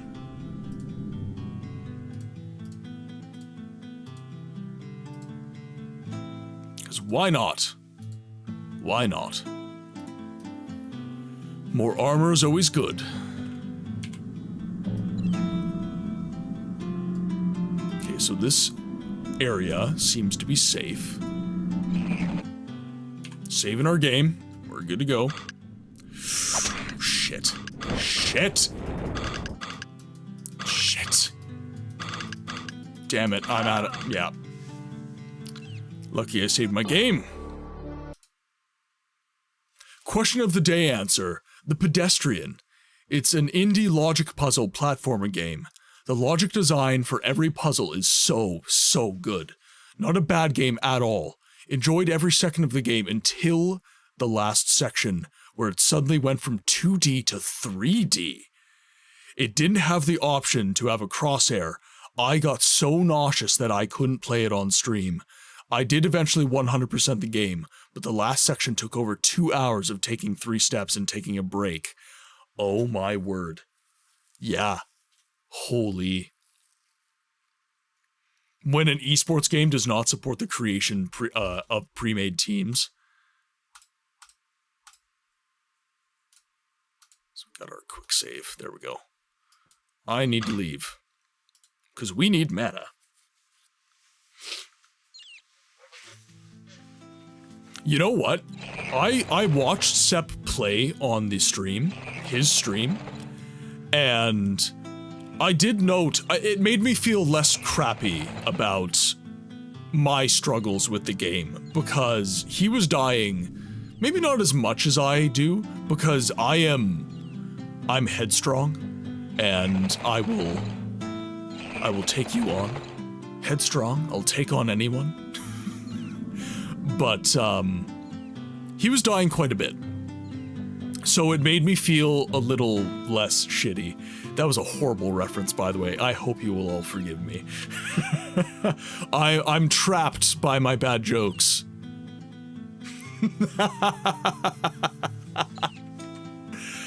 Oh god, that was so bad. It was good.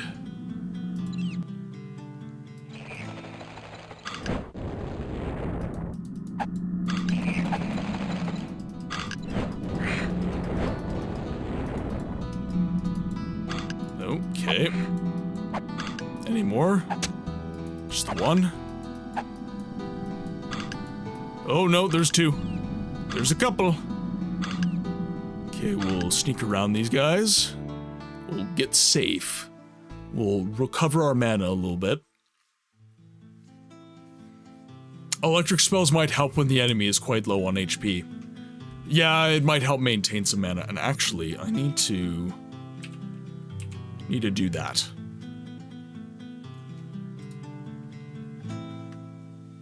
Actually start swapping my spells instead of... See, but this is what I mean. Like, Sep will actually, like, do that, whereas I'll just keep using Fireball.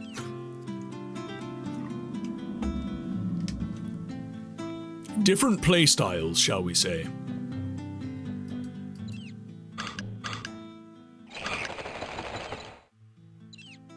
Okay, so we're gonna try and get these guys in a ball.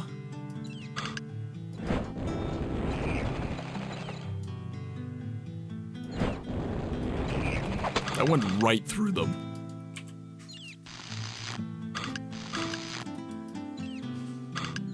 You don't get stuck, don't get stuck. Please do not get stuck.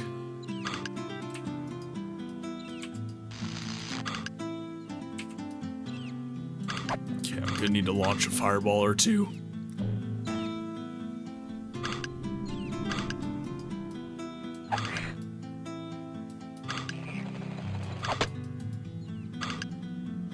Should have enough for a fireball. There we go. One is down.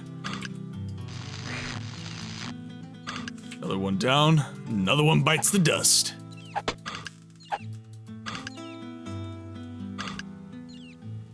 Okay, a little bit more mana. I should be able to take him down. Quick saver game here. Oh yeah, there's a small sack. Yeah, yep. I saw it highlight as I was running around. I just need to search for it a little more deeply.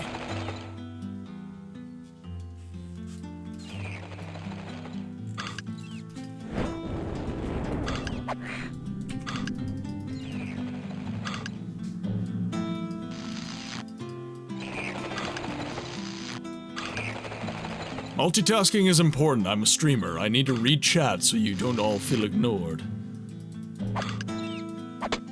There we go. And there it is. You've received some I've received some training points. From what? Fine Dagger of Dolk. Shield weapon. An elongated double-edged knife used in hand-to-hand combat. This one exhibits superior craftsmanship. Oh, I see. Gotcha.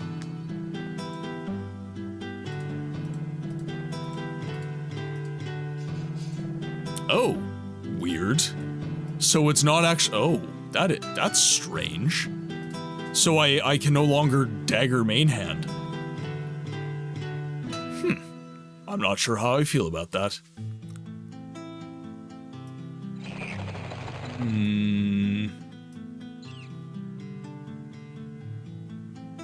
I see, I see. Jamie, welcome in. Coming back to say hi before bed. Oh, geez. So, okay, I'm curious, Jamie. Was the Marwyn stream and this Siege of Avalon stream within the same, like, day for you? Time zones are confusing. But yeah, I streamed rather late last night, and now I'm streaming rather early today. Normally we'd be starting the stream right around now.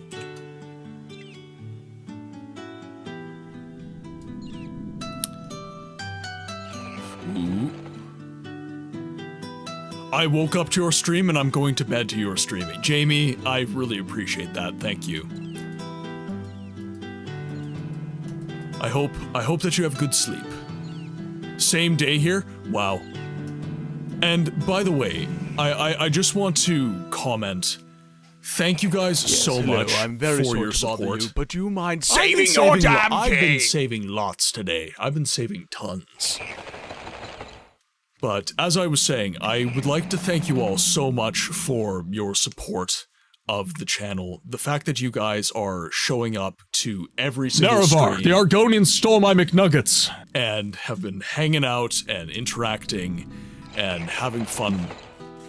It means the world to me. I really appreciate you guys for everything you do.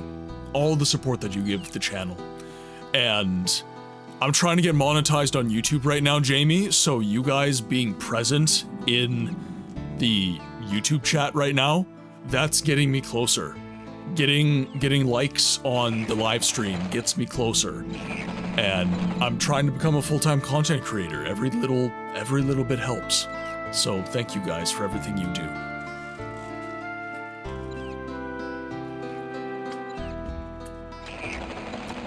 And somehow you guys aren't getting tired of me watching me on the same day, which I appreciate even more. Damn it! Ah! There we go. That's chainmail. I believe I have chainmail. Yes, I'm wearing chainmail right now. Okay, good.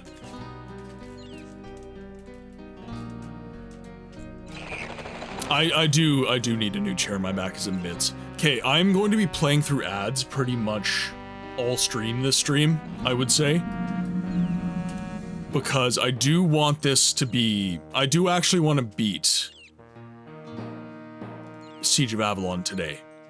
I want to do my best to actually, like, get through all the content that we have.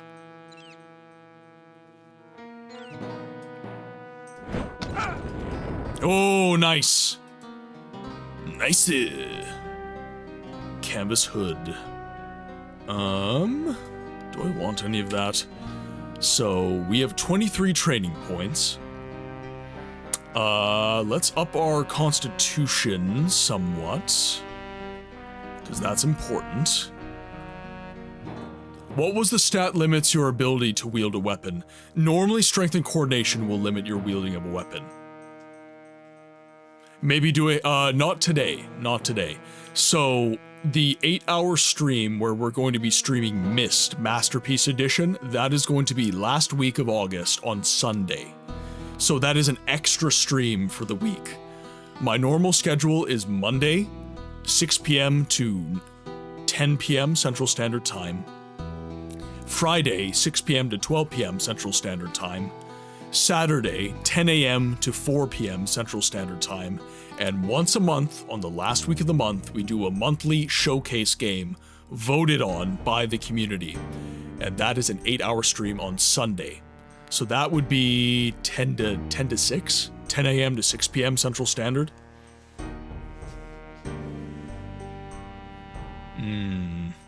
Okay, so Constitution. And then let's modify this up to 30.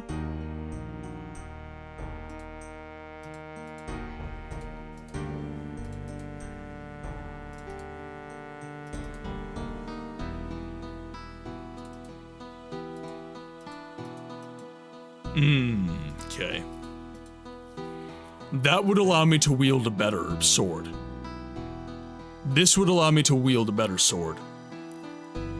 Restriction is even more a malice regarding the damage you do when the requirement is lower than your restriction is. Right. So, maybe I just dump everything into strength.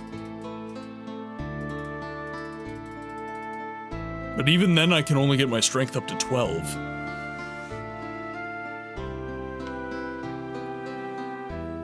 Just in case you can't end it today. No, I wouldn't be streaming again today. But what I might do, if we don't beat Siege of Avalon today, I might stream tomorrow. I might stream tomorrow if we don't beat Siege of Avalon today.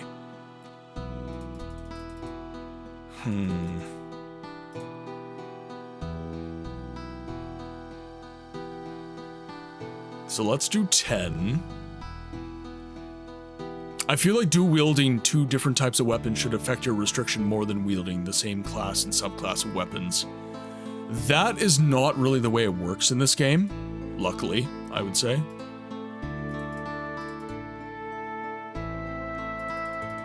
Okay.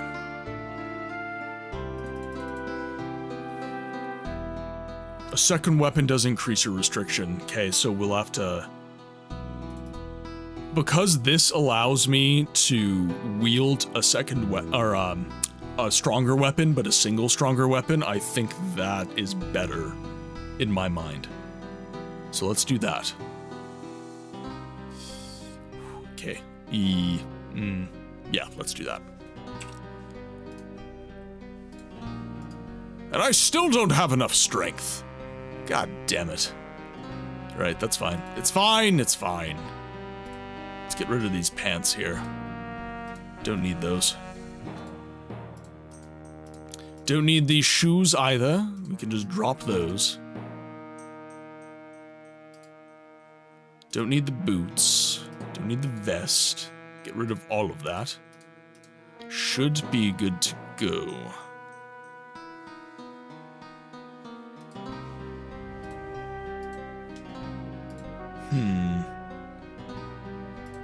Yeah, we're gonna have to continue to rock like this.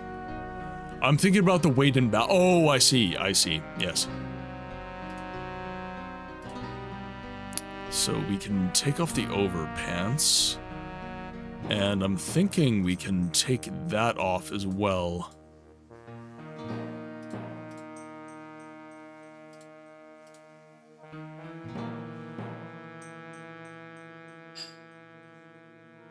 Oh, he has a normal, yes. He was killed over here? Over here, yes. Normal short sword.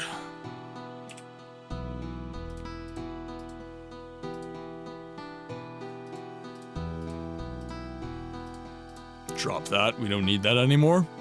Okay, so we've got some pretty fine weapons now.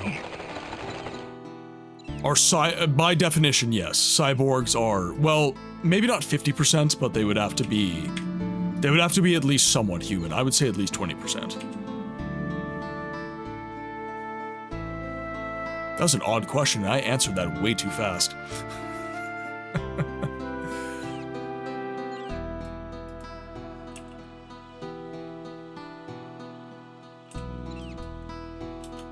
Okay. Save our game. Oh, come on. No. Oh! Of course. Of course.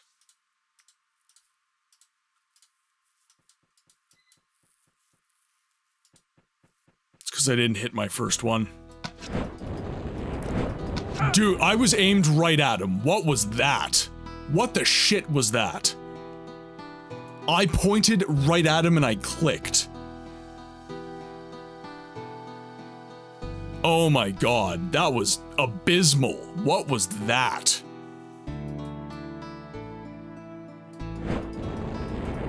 Again. Oh dear, oh dear.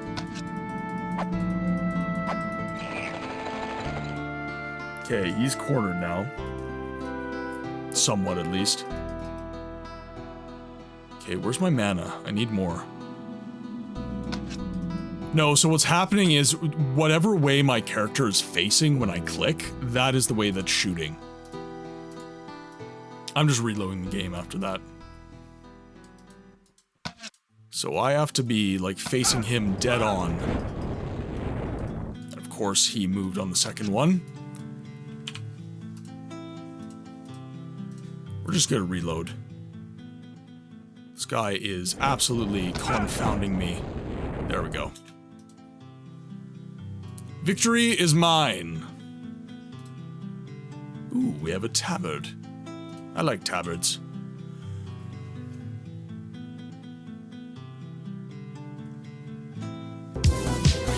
Welcome, moon and star. Come to me through fire and We'll rock war. a tabard, why not? Oh, oh, come Nerevar. Come and look upon the heart. Upon the heart. Oh, lay down your weapon. It is not too late for my mercy. Okay, now. Oh, come and look upon the heart. Upon the heart. Ooh, he's got pauldrons. I like pauldrons. I'm a god. Yes. How can you kill a god? I do need. What a Oh god, grand he and is. intoxicating innocence. He's very fast. He's very strong. How can you kill a god? Shame on you, sweet Nerevar. Try not to die. I'm a god. I'm a god. Oh no, the endless wave. I thought I added a time limit to that. What the hell? Fire and war. Or is it a time limit per individual? Nerevar, come and look upon the heart. Upon the heart. Oh, lay down your weapons. It is not too late I for can my get 2 mercy. shots off. Whoa, whoa, Oh, whoa, what the hell? whoa, whoa, whoa. That was a beefy I'm a hit. god. Damn. How can you kill a god? What a grand and intoxicating innocence. Now he won't I'm a move. god. How can you kill a god? Shame on you, sweet Zarabar. I'm a god. I'm a Oh, god. come on!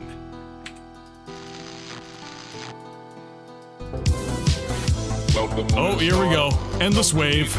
Fire and war. Oh, oh, come, Zarabar. Come and look upon the heart. Look upon the heart. Oh, lay down your weapon. I just need to save up for Fireball. Shock is doing nothing. Oh, oh, come and look upon the heart. Look upon the heart. Oh, oh, oh, I'm a god. How Save can up you for a kill Fireball. god? What a grand and intoxicating Oh, that can be done. innocence. I'm a god.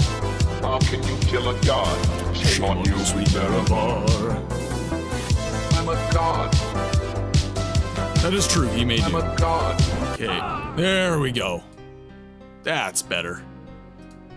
Okay, now he's got chain pants. So we'll take the chain pants, we'll take the black gloves. We'll take the bastard sword.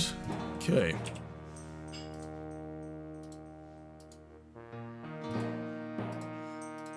Bastard sword, ooh, that actually requires quite a bit of strength. Okay, now throw these on. I'll probably up my restriction somewhat, but I think restriction is 30 right now.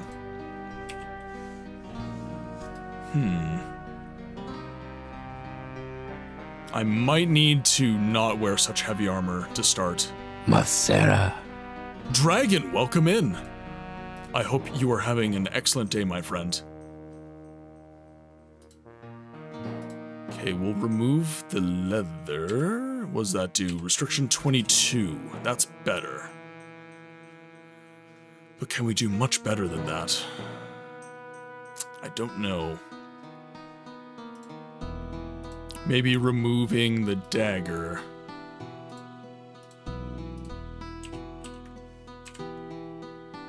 Nope, still 22. Might as well dual wield. Might as well. Okay, now let's see.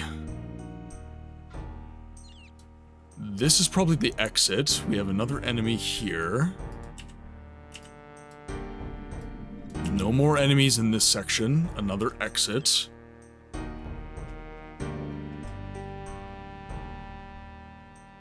I have not. K-Solo, as you know, I don't consume a ton of Star Wars content on YouTube. I'm kind of like... Oh, whoa, whoa, whoa, whoa, what the... Okay, well, I know what to do. Okay, come on, what was that? Thank you. Can I hit something, please?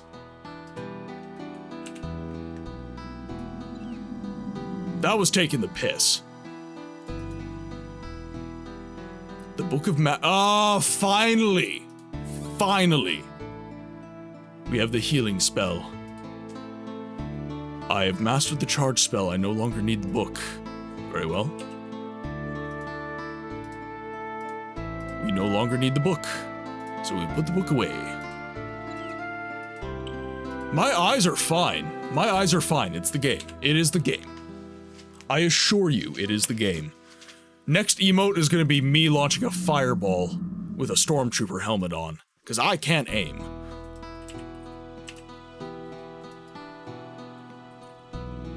No. Ah, we're relit already. Excellent. Okay. Full mana. Heal spell number 4. Gonna pop it once. And now let's get to work. This is where the rubber hits the road, chat. This is where books gets good. Ooh. 1 to 3, so 4 to 12.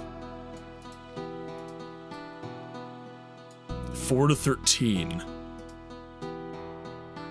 5 to 13. So the bastard sword is honestly the best. So I should be trying to use the bastard sword as much as I can.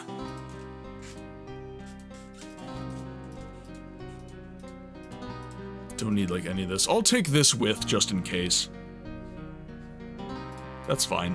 I don't think we're ever gonna get to the point where we're like selling items and stuff. I think that if I am reading the game correctly, the caves are going to be a sort of trial for our character. And we will come out of the caves strong enough to face the enemy of the clan that killed our master. That is the sense I'm getting. Dogs are popping off.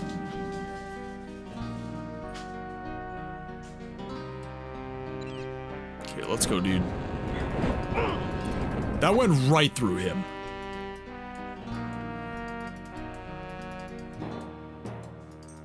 You saw that, right? It went right through him. My aim is not what is wrong.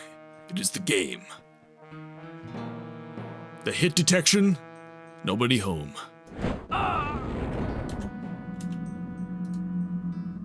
So we have a broadsword, another broadsword, black leather.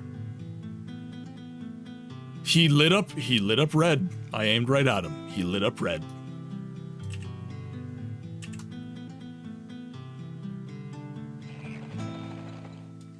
See how I'm doing for levels 6 points. We have another enemy there. Okay, so that looped us back around, and then there's another area here. Okay. Yes, hello, I'm very sorry to bother you, but do you mind saving your damn key? Game has been saved. Okay, a little bit more mana. I need 2 fireballs approximately for each guy. Until I power up.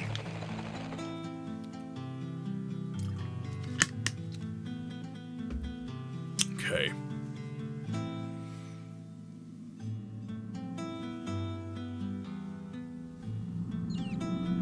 Now you need 5 more. No, I'm thinking 2.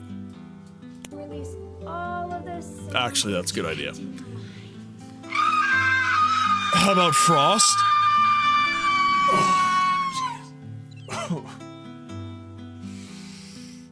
Oh, this chair. Oh, I might need to grab a lumbar pillow next ad break. Okay, now let's actually, I'm curious. Let's see how much damage Frost does.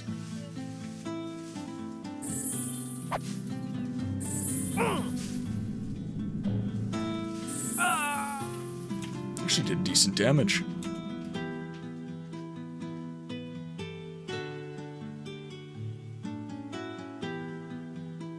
Just a wooden chair is the way to go.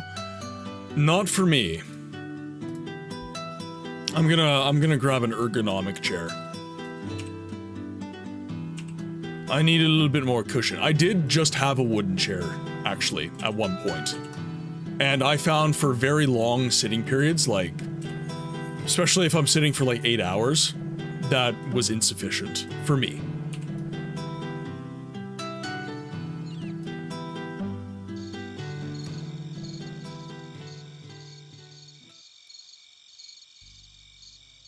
Alright. Would the word lumbar work as a vocal exercise for voice acting? So you want consonants for your voice acting. So a lot of S's, a lot of P's, a lot of T's. Because you want to enunciate your consonants. You want to make sure that you're actually put like t, s, p, p. You want to make sure you're moving your lips properly. You want to make sure your tongue is moving properly. that your teeth are actually involved in your speech as well. Because if you're not doing that, okay, rolling your R's, yes. So there's several really good vocal exercises. Some of them are used by more so voice actors, and some of them are used by, like, just speech therapists, essentially. So there is Peter Piper picked a pail of pickled peppers. She sells seashells by the seashore. And then the one that's more actor specific, that is New York unique New York. And that's the ka. New York unique New York. And that's enunciating your consonants, right? You're actually using the sound of the letter very in a very pronounced way. Let's speak to the fair maidens. What a misfortune. That cannot be true. What happened, my lady? My husband went near the caves to the north. Suddenly, some cavemen came out and brutally captured him. I don't know what they're going to do with him. I'm sure it's nothing good. Tell me, why aren't the others helping you? As you can see, the village is half destroyed. It was desolated not long ago by the Gunsul clan, an allied tribe of the Lore clan. Fortunately, a troop of knights came from Grebuin Castle at the time and killed them. We then burned the dead bodies away. If you look at the faces of the men here, you will discover fear in their eyes. Furthermore, the cannibals warned us that if someone goes to their cave, they will come back again. Question of the day, me personally, I would say Avowed. I really wanted to like the game, but as discussed previously, the more I played the game, the more bored I was, to the point I just flat out uninstalled it. It did nothing for me, and I'll probably never give it another try, as it seems like nothing new is going to happen with it as is.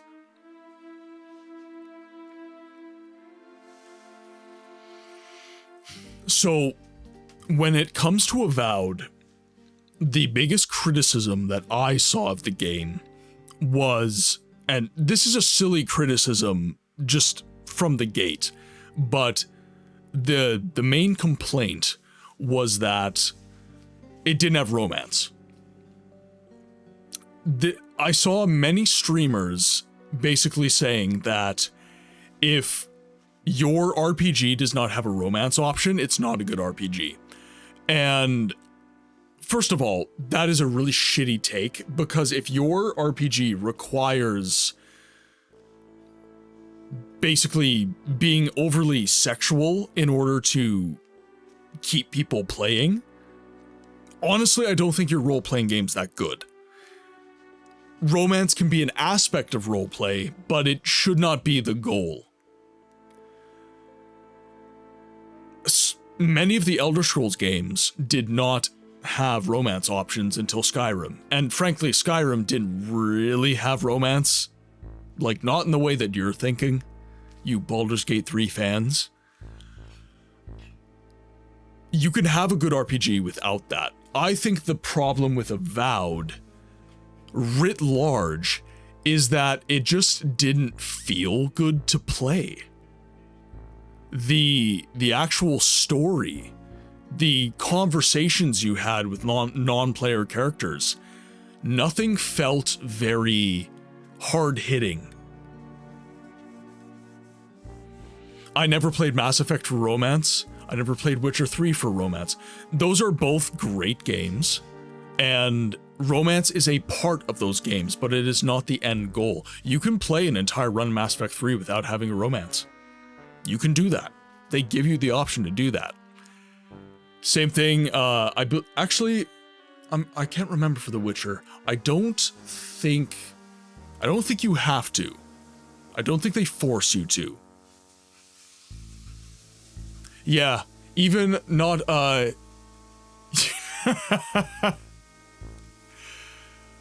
romance option can certainly lure in a young player base and then stays for the game. Yeah, like Baldur's Gate 3, everybody started talking about Baldur's Gate 3 because of, frankly, the glitch in the game on release that allowed you to have romance, like, immediately. Basically, you could skip right to the credits as far as the romance options were concerned. And that showed people, the main meme was the druid romance with Halsin, the bear scene. And that frankly speaking, without the bear scene, I don't think Baldur's Gate would have been put on the map as quickly as it was. I think that they say it was like, oh, sorry, it was our mistake. It shouldn't be like this. But I think they did it deliberately. I think they did that deliberately. They knew what people were coming for, and they gave it to them. Playing Avowed feels like getting into a physical fight where someone throws slaps at you the entire time instead of fists. Fair enough. Yeah, that's one way to put it. Yeah, to me, Avowed felt like a nothing sandwich. I understand. I've also dealt with the cavemen. Maybe I can execute them. I'm already their enemy.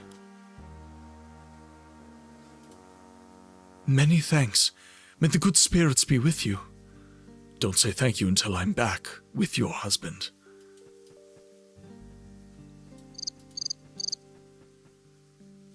Good evening. Do you want to drink something? I advise you against drinking this water. It's not particularly digestible. The water from the well, on the other hand, is crystal clear. Thank you for the information. Well then, what brings you here instead? Curiosity. The spirit of exploration. However, I still have a lot to do, so if you'll excuse me. Books, would you play a game where you can feel the damage IRL, something like VR? So, I've discussed this in the stream before. I feel like there is such a thing as too much immersion. I feel, first of all, VR makes me sick. I get really bad headaches and the like. But,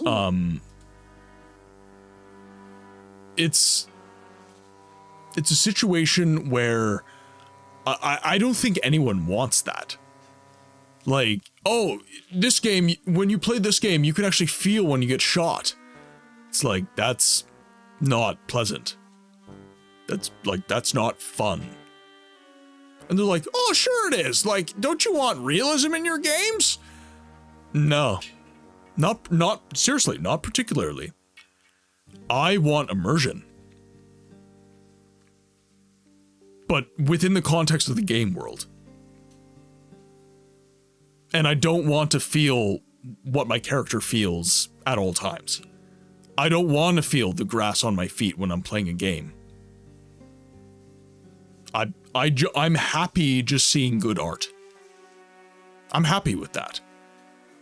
I see these guys in these very silly apparatuses that allow them to run and to shoot and everything like that. I don't want to feel romance. The goal of a game for me is to just have a good story that makes me feel happy. That's it. That's it. Fighting against a Sith Lord with proper feedback would be something, kind of like having smell-o-vision when playing a sewer level. The gameplay was awkward and the NPCs were robotic and had no real emotion as far as I'm... Yeah, absolutely. I wouldn't even call Avowed a nothing sandwich. It's more like a shit sandwich with a side of piss and a cup. Oh, Lord. That's one way to put it. Good day. I don't even know you. Who are you? My name is Books. I fled the village of the wizard Dayton. He was killed by the Lore clan, and therefore, I'm now on the run from this clan. I hope to get through the caves to the castle to help and fight the clans. I wish you the best, Books.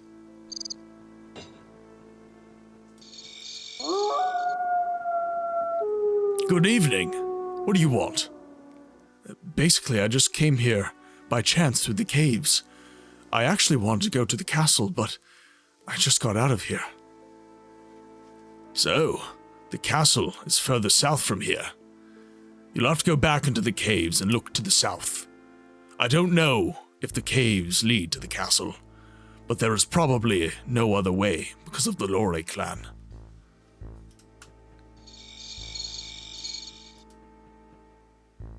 I'm busy with forging at the moment. Tell me what you want, but make it short. I'm busy rebuilding a house here. In that case, I won't bother you.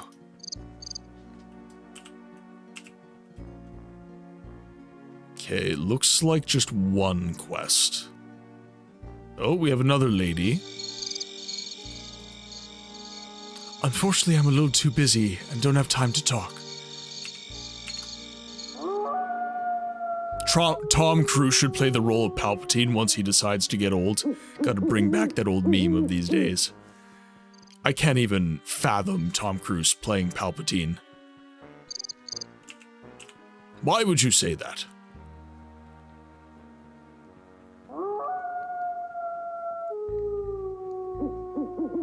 Alright, head back into the caves. So we have to look to the south, which means we have to go fight those golems.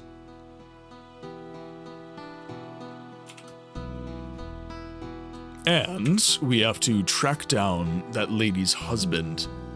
Baron, welcome in! Oh, I've got two barons, actually. I'm gonna call you Anarchy, because we already have the Ore Baron, and I've been calling him Baron. So, Anarchy, welcome in. I hope that you are having an excellent day. Welcome to the stream. Question of the day is pinned at the top of the chat if you feel so inclined to answer. And I hope you're well. Yeah, I'm sorry, the Ore Baron was here first. He has first rights. Oh my god, come on. There we go. There we go. Baron A and Baron B. Baron and Baron. Alright, ooh. Worn Gladius. Well, I have a legit Gladius, so I don't need that right now. Enjoy your Lurk Dragon. And thank you for coming in today. I know you must be tired and doing your errands. This is your errand day most of the time. And a big thank you to everyone who is coming in, like, every stream. I was streaming until midnight last night, and I started the stream, like, 9 AM today. And you guys are still here. It's awesome.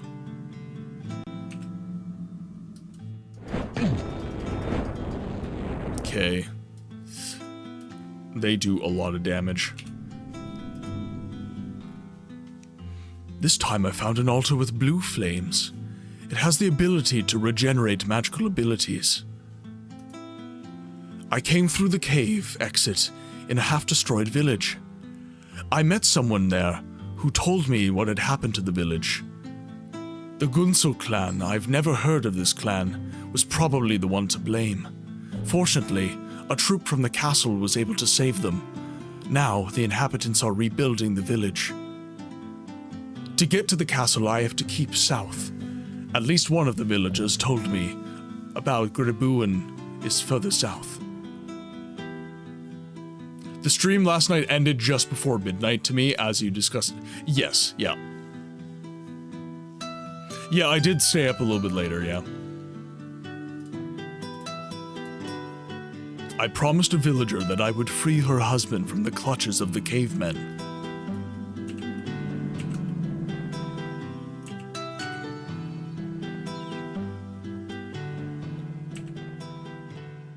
Secret area? We like a secret tunnel. Currently, my worst experience is with Elden Ring, Shadow of the Erd Tree. I was having fun until that DLC. Bosses are just way too hard, and it will take a lot to change my current build. Stuck on the last boss, and it made me quit the game. That's totally fair.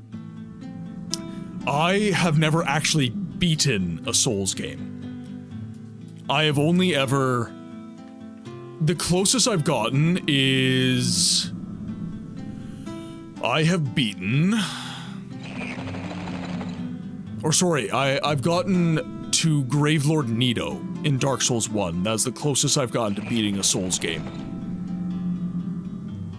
Oh, Font Crimes has found Anarchy.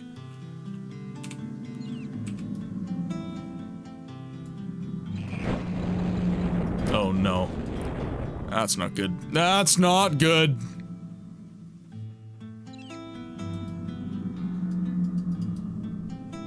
And I need the fireball spell for the crushing damage on these guys.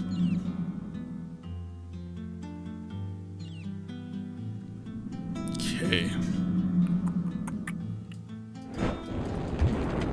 Oh, no, oh, nice. That was totally intentional, by the way. I meant to do that.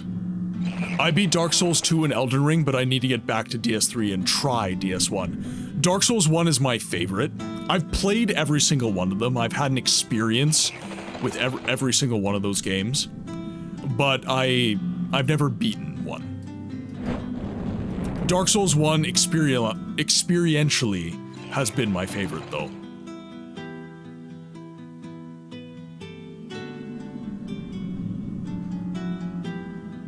We'll just keep you right here while I recharge my mana. I've beaten Dark Souls 1 a good amount. I love it. I've only beaten Dark Souls 1 and Dark Souls 3. Have yet to play 2. 2 is one that a lot of people have divergent opinions on. I understand a lot of people's perspectives. It is a Dark Souls game, but it doesn't feel like a Dark Souls game, if that makes sense. It has a very, very different vibe.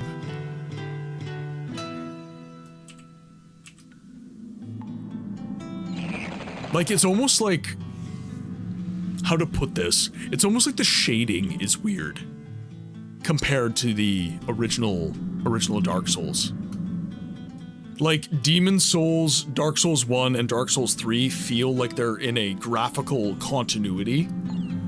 And then Dark Souls 2 feels like a very weird, like, schism from the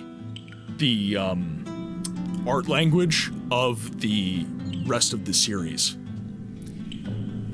It's like Dark Souls 1, 3, and Demon Souls are oil paintings, and Dark Souls 2 was done in watercolor. That's kind of one of the better ways I can articulate that. Yeah, that's a good way to put it. Demon Souls, Dark Souls 1, and Dark Souls 3 were painted using oil painting, and Dark Souls 2 was done in watercolor. That's how I feel about the difference in art language between Dark Souls 2 and the rest of the franchise. Okay, we should have enough to hit this guy. Ooh, one shot. I will take it. Skeletons are there to bully you when you start. It takes skill to beat them when you start. I would say, well, and this is the nice thing about Dark Souls, right? Is it takes skill to just beat anything in the game. Even when you're overpowered, anything can kill you, technically.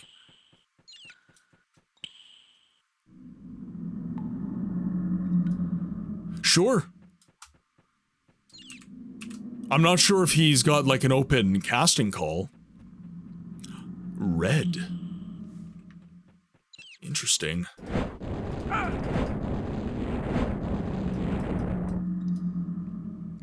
Okay, do we have a chest anywhere near?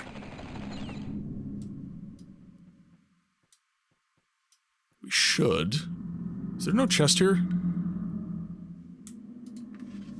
I touched an altar with red flames and it healed my wounds.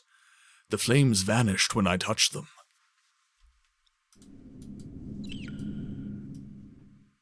There should be a chest here, surely. Ah, there it is.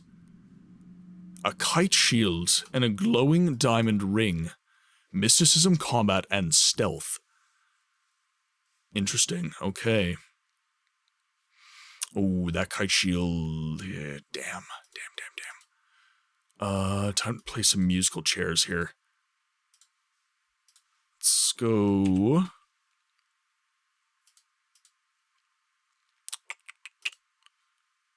That goes where the chain pants are. So 0 to 3, 6 to 0 to 6, 0 to 7. 1 to... Okay, chain pants are better. Okay, these go away. Open face helm, 0 to 4, 0 to 6, 0 to 5, 0 to 1. Okay, helm goes on. Don't need the cloak, not going to be wearing that. I'm not playing a fighter, so I'm wanting to keep the tabard on. But that should give me enough room. No, really.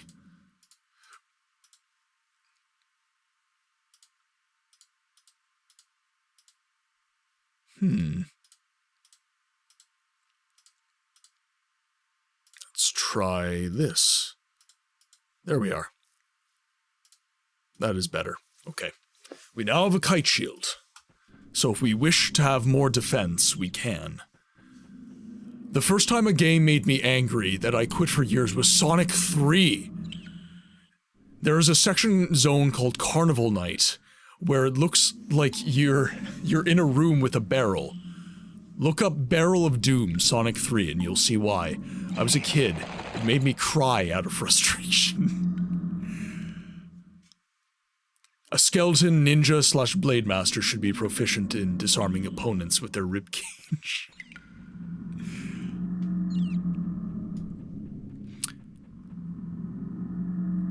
Shadow of the Erdtree DLC from the Souls games that I play is hard. Yeah. I honestly have not spent much time with Elden Ring at this point. Kind of same reason, like the boss fights are getting so ridiculous.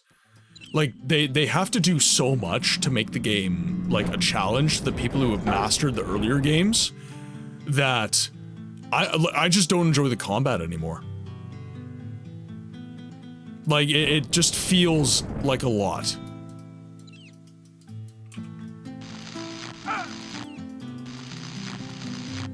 Jeez. Oh shit. Oh god, okay. Ring around the posy while I wait for mana.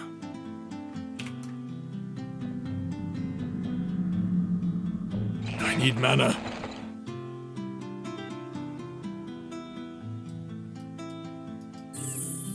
Oh, yay. Didn't mean to use that spell, but happy accident. Yeah, we'll arm Fireball. Fireball's got crushing damage, which is helpful on these golems.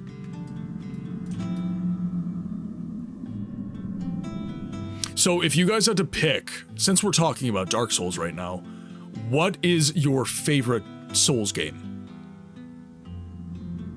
By the way, I would include Sekiro and Bloodborne. And Elden Ring, for that matter.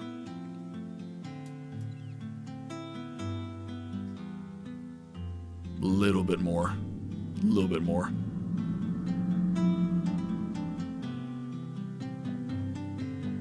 Well, and that's what I'm saying, is like Elden Ring, I'm happy the game exists. Don't get me wrong, I am very happy the game exists. But it is to the point now where I know that the kind of gamer that I am is not going to enjoy that game. I'm just not. And why subject yourself to something that you're gonna get frustrated and ultimately dislike?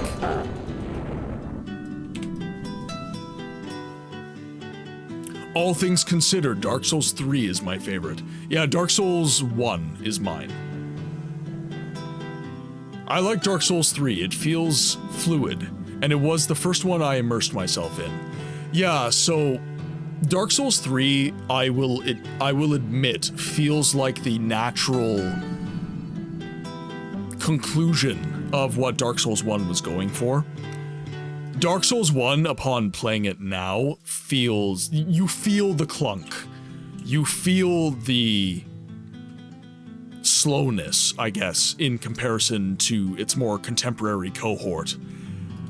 But there's a personality to Dark Souls 1 that I feel doesn't really get touched in the later games, personally.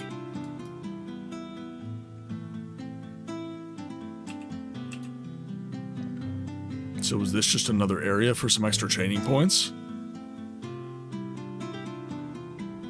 Must have been. Don't see... Yeah, I feel the clunk with Kingsfield, yeah. Kingsfield is a journey that not everybody wishes to go on. What I love about playing Kingsfield is that you can see what FromSoft was going for. You can quite literally see in Kingsfield mechanics and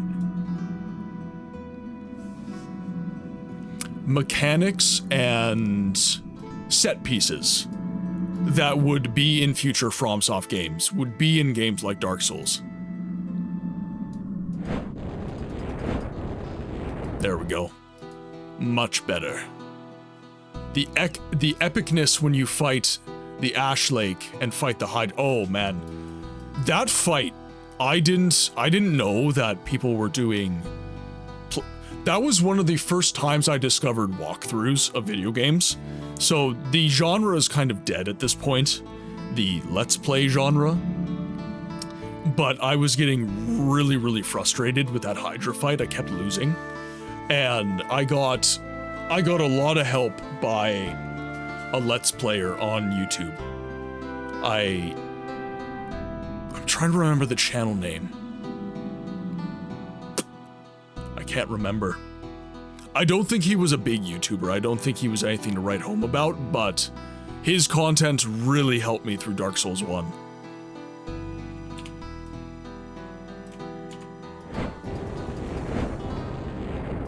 Dinner's waiting, all good, Sep. Oh, shit, I'm out of mana already. The OG Armored Core is such a blast. The game plays way too well for the early console release. There's always a gem like that, eh?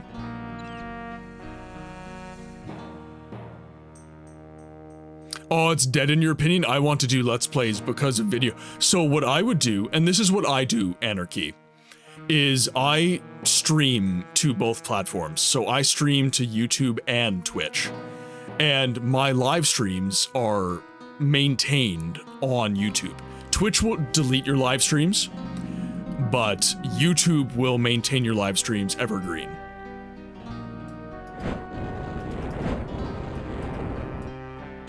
So that can be your Let's Play content. It's not gonna get views. I'm sorry, that's just the way YouTube is these days. YouTube's algorithm is something that I've really struggled with. So, in terms of gaming content, you've basically got a couple options. You can do outrageous challenge runs. So, challenge runs that are so hard that people don't believe that you're even capable of doing it. Or, you can do video essays, basically opinion pieces on certain games. If you're not doing one of those two things, your gaming content's really not gonna go anywhere. And that's been a struggle for me, is what do I want to make YouTube videos about? And I'm kind of leaning towards the video essay side of things, personally.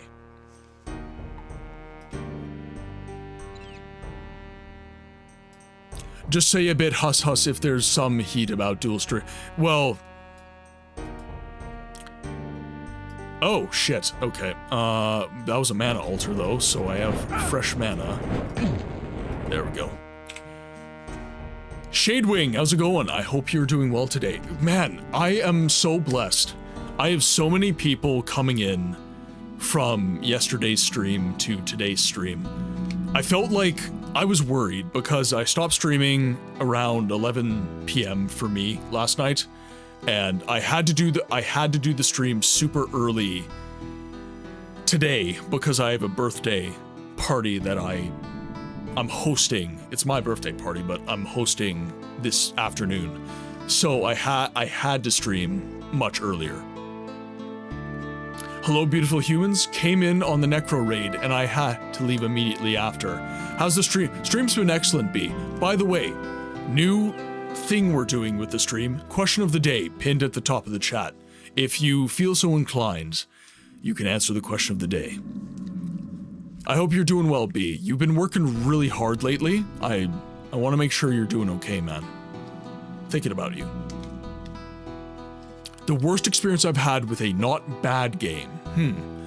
How do I say without spoiling the ending? Cause it was the ending that ticked me off. You could just say what game it was.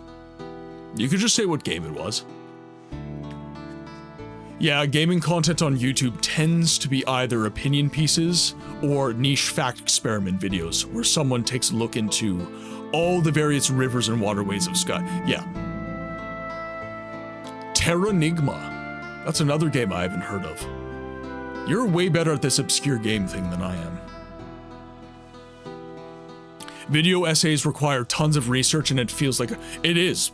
Literally it is. That is not, it doesn't feel like a school assignment, it is a school assignment. I went to university, I did 8 years of post-secondary education. The research I am having to do for my video essays is exactly the same feeling as I had doing research for my essay papers in my history degree. Exact same feeling. Exact same. Oh, I missed your, oh dear. Okay. Question of the day answer. I had an absolutely miserable time with Warhammer 40k, Dawn of War 2.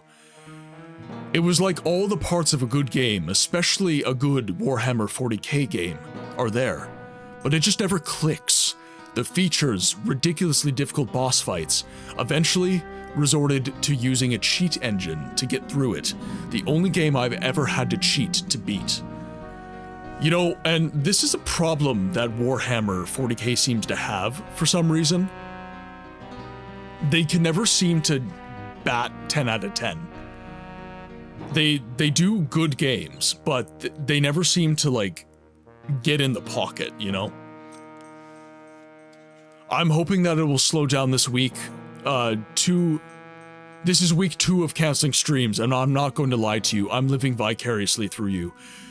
I'm glad I'm able to give you a little bit of energy there, B.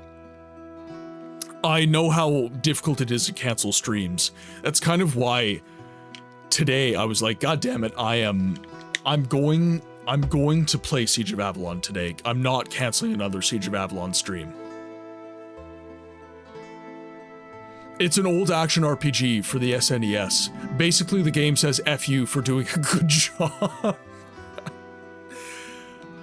What if a video essay is your experience of whatever? I'm not sure what you mean, Anarchy.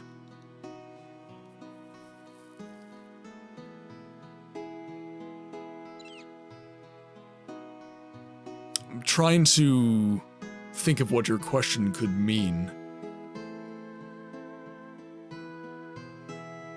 I enjoy a lot of Mandalore Gaming's guide on how to do YouTube gaming videos. He covers a lot of good points. Even if you don't intend to make YouTube videos, it was really fun to watch because he injects good enough Yes. I love Mandalore Gaming is one of the creators that inspires me. I like him a lot.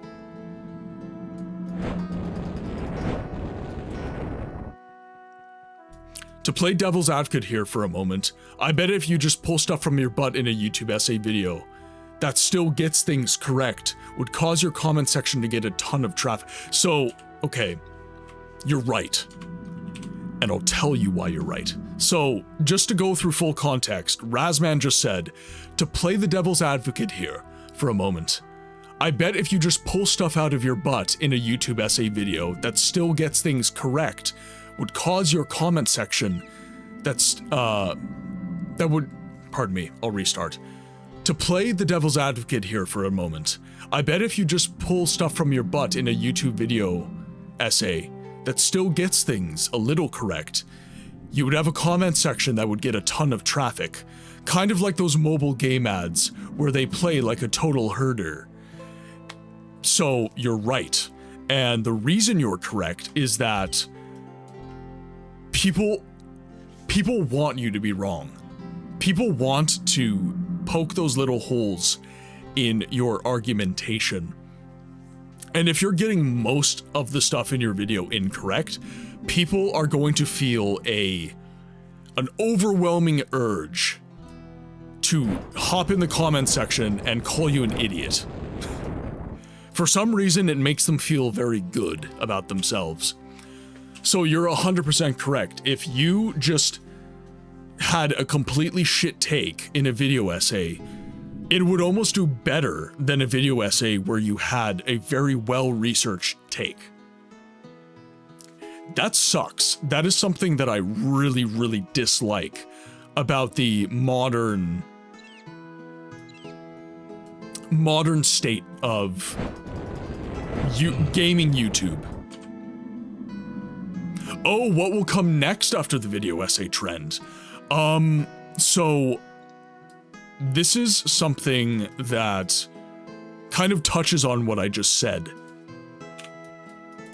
The video essay trend is giving way to darkness. And the darkness that I'm speaking to is the negativity porn that seems to be circulating online these days. So you're getting more and more YouTube video essayists speaking on games, and it is more and more about politics. It is more and more about oppositional viewpoints. It's not about an objective or subjective, nuanced conversation about a game that everybody loves. It is about, you know, this game is perpetuating the woke mind virus, and here's why. You know, like, there's videos like that that are just circulating the internet ad infinitum right now, and it is, you know what, like, you can have a conversation around that kind of thing, absolutely, but I don't think anyone comes out feeling good after a video like that. I feel like your options are anger and anger. You're just going to be full of rage after watching videos like that. And I want to stand in opposition of that. I want to stand for a guy more like Josh Strife. He's one that has resisted this in a very profound way. And I want to be in this camp. I want to be in the camp that stands for, you know, life is a struggle, but there's so much joy to be had. And it's too short to spend your time just becoming enraged by things that are out of your control. Keep to you and yours. Just have a good time with these games. And if you like games that other people don't like, that's fine. That's totally fine. Not every game is for every person. Oh yeah, another question of the day. I love Red Dead Redemption 2 for its game world and the interaction and the detail you have with the world and the NPCs in it. But the gameplay itself is so ridiculously hand-holdy that the game often feels like it plays itself. It's at the same time a really beautiful and awesome experience, but it feels like you're railroaded to have a specific experience. You are. You are. Red Dead Redemption is not a role-playing game. It is an action-adventure game. You are on tracks that entire game. You have some options in terms of what quests you choose, but it is very railroady, for sure. I think it's because it makes them feel like they're contributing. You're right. This sucks because They feel like they're changing the gaming industry. The reason that you have this sucks and here's why content is because people genuinely feel there's something wrong in the gaming industry right now.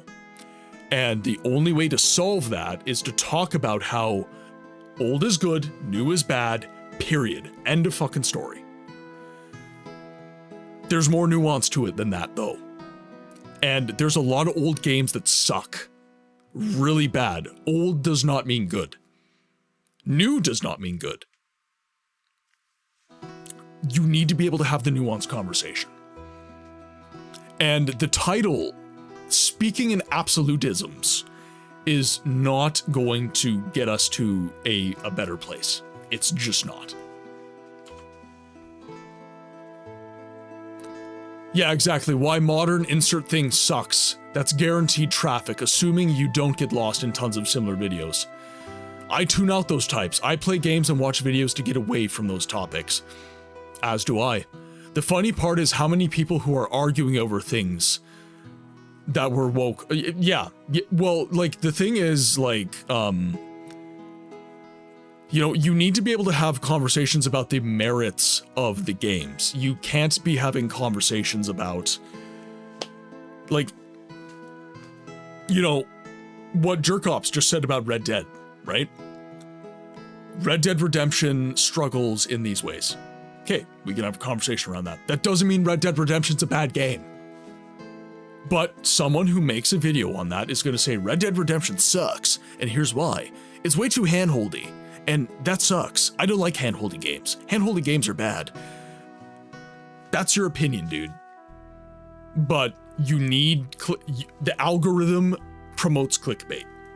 The algorithm is like, if you are pushing clickbait, we're going to push your video. That is a big problem.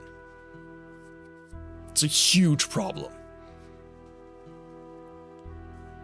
Example of a game I like and understand to be good, but some aspects of it trouble me, even in the context of Rockstar. And that's not a title that's gonna get clicks. It's like, I really struggle with that side of content creating. Books about fighting skills. Or sorry, oh, this is my dialogue. Books about fighting skills. Maybe I'll find something interesting there. That's about techniques. So this is why you need training points. That is your currency, so we can just get everything. Even though we're not a fighter, we'll take that just in case we run out of mana. It will be important later on.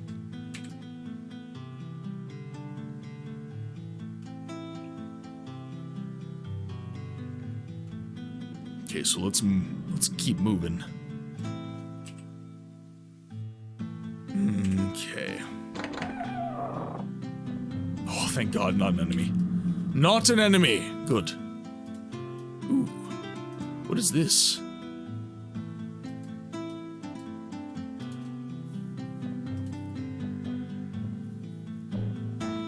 Even if I have been in the apprenticeship of Dayton, not for very long, I feel that this altar is being magically blocked by someone. Currently looking into the Witcher book series. Boy, they were released and re-released so many times it's ridiculous. Hard to pick the best edition. On the Discord, in the books and lore chat. By the way, if you guys are not on the Discord, there's your link. On the Discord in the books and lore chat, Dragon has what I would consider to be the best version, the best print of the Witcher books. I think it was Orbit Publishers. Hello, stranger. What brings you to this chapel in the underground? I was wandering through the caves hoping to find a castle. My master was killed by the Lore clan, so I'm now on a getaway. I'm sure that you can definitely use some solace and healing.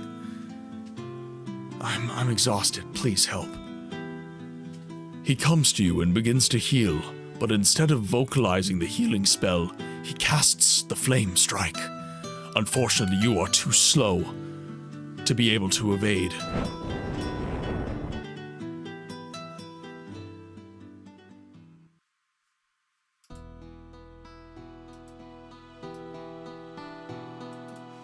We got to keep our weapons, though.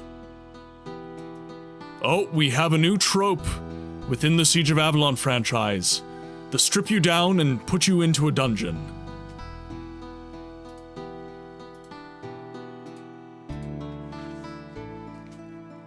That damned cannibal, he locked me up. First I'll have to get out of this cell somehow. Then he will get a nasty surprise. On my way through the caves, I discovered an underground chapel. There, I met a monk, or rather a cannibal disguised as a monk, and it seems that he has magical abilities. First, I'll have to get out of here. The door doesn't look very stable.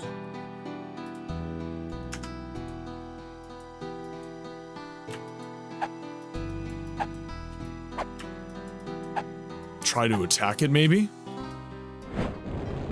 Oh, there we go. Nice. Let's go. Let's go, loser. Oh, I'm wasting all my mana. Right. Oh, shit. This is not gonna go well for me. Damn it.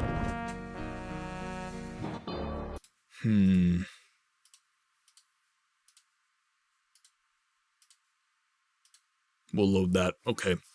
I don't have any resistance spells, so this is gonna be a very hard fight for me. Very hard indeed. Yeah, the Nakey Jakey video on Red Dead Redemption 2, no hate on him or the video, just commentary on one of his comparison points, was a bit odd since he compared it to Metal Gear Solid 5.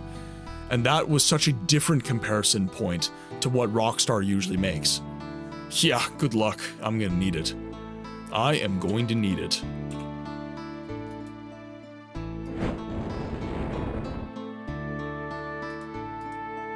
Okay, I'm gonna wait for him, I think. Come to me. There we go.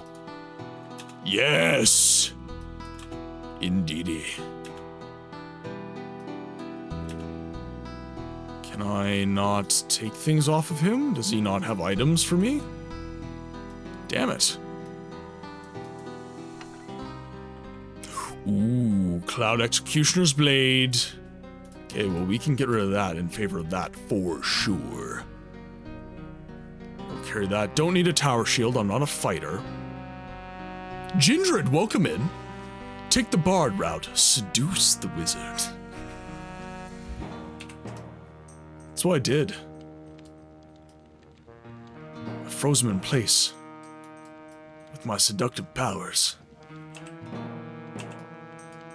So this is the way out.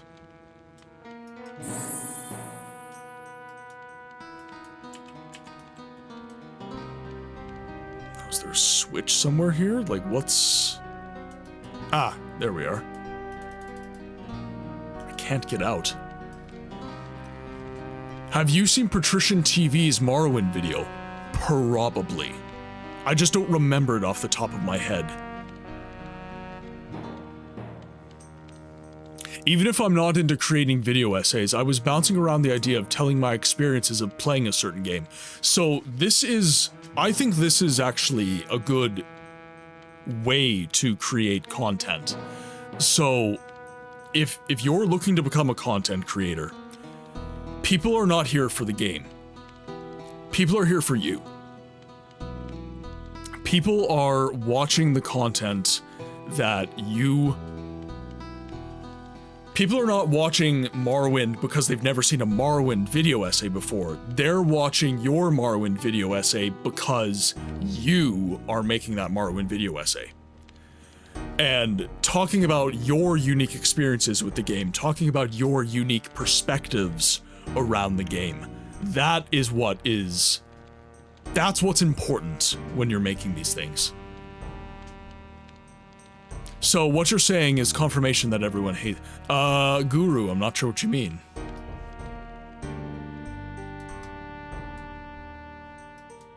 Nobody hates you here. welcome back from ads, everyone. So one thing we were talking about during the ad break, and if some of you missed out on it, I just want to recap. So we were talking about content creation, YouTube video essays in particular. And one of the things I streamed yesterday, but no, oh, I see. So, okay, we're gonna, okay, I want to get into this a little bit. I need to keep playing though, because I want to try and beat this. I need to figure out where to go next though. Sep, if you could give me some suggestions, that would be excellent, because I see that this is the exit, and we are... He can mow like my balls, am I right? Melly, welcome in. I hope you're doing well today. Maybe the fireball spell? No. You don't know nobody does, Guru. That's why I play it. The whole point of my channel is to give a voice to the voiceless games. So story-driven games that are obscured from the mainstream conversation around gaming. That is why I do what I do. This is called Siege of Avalon.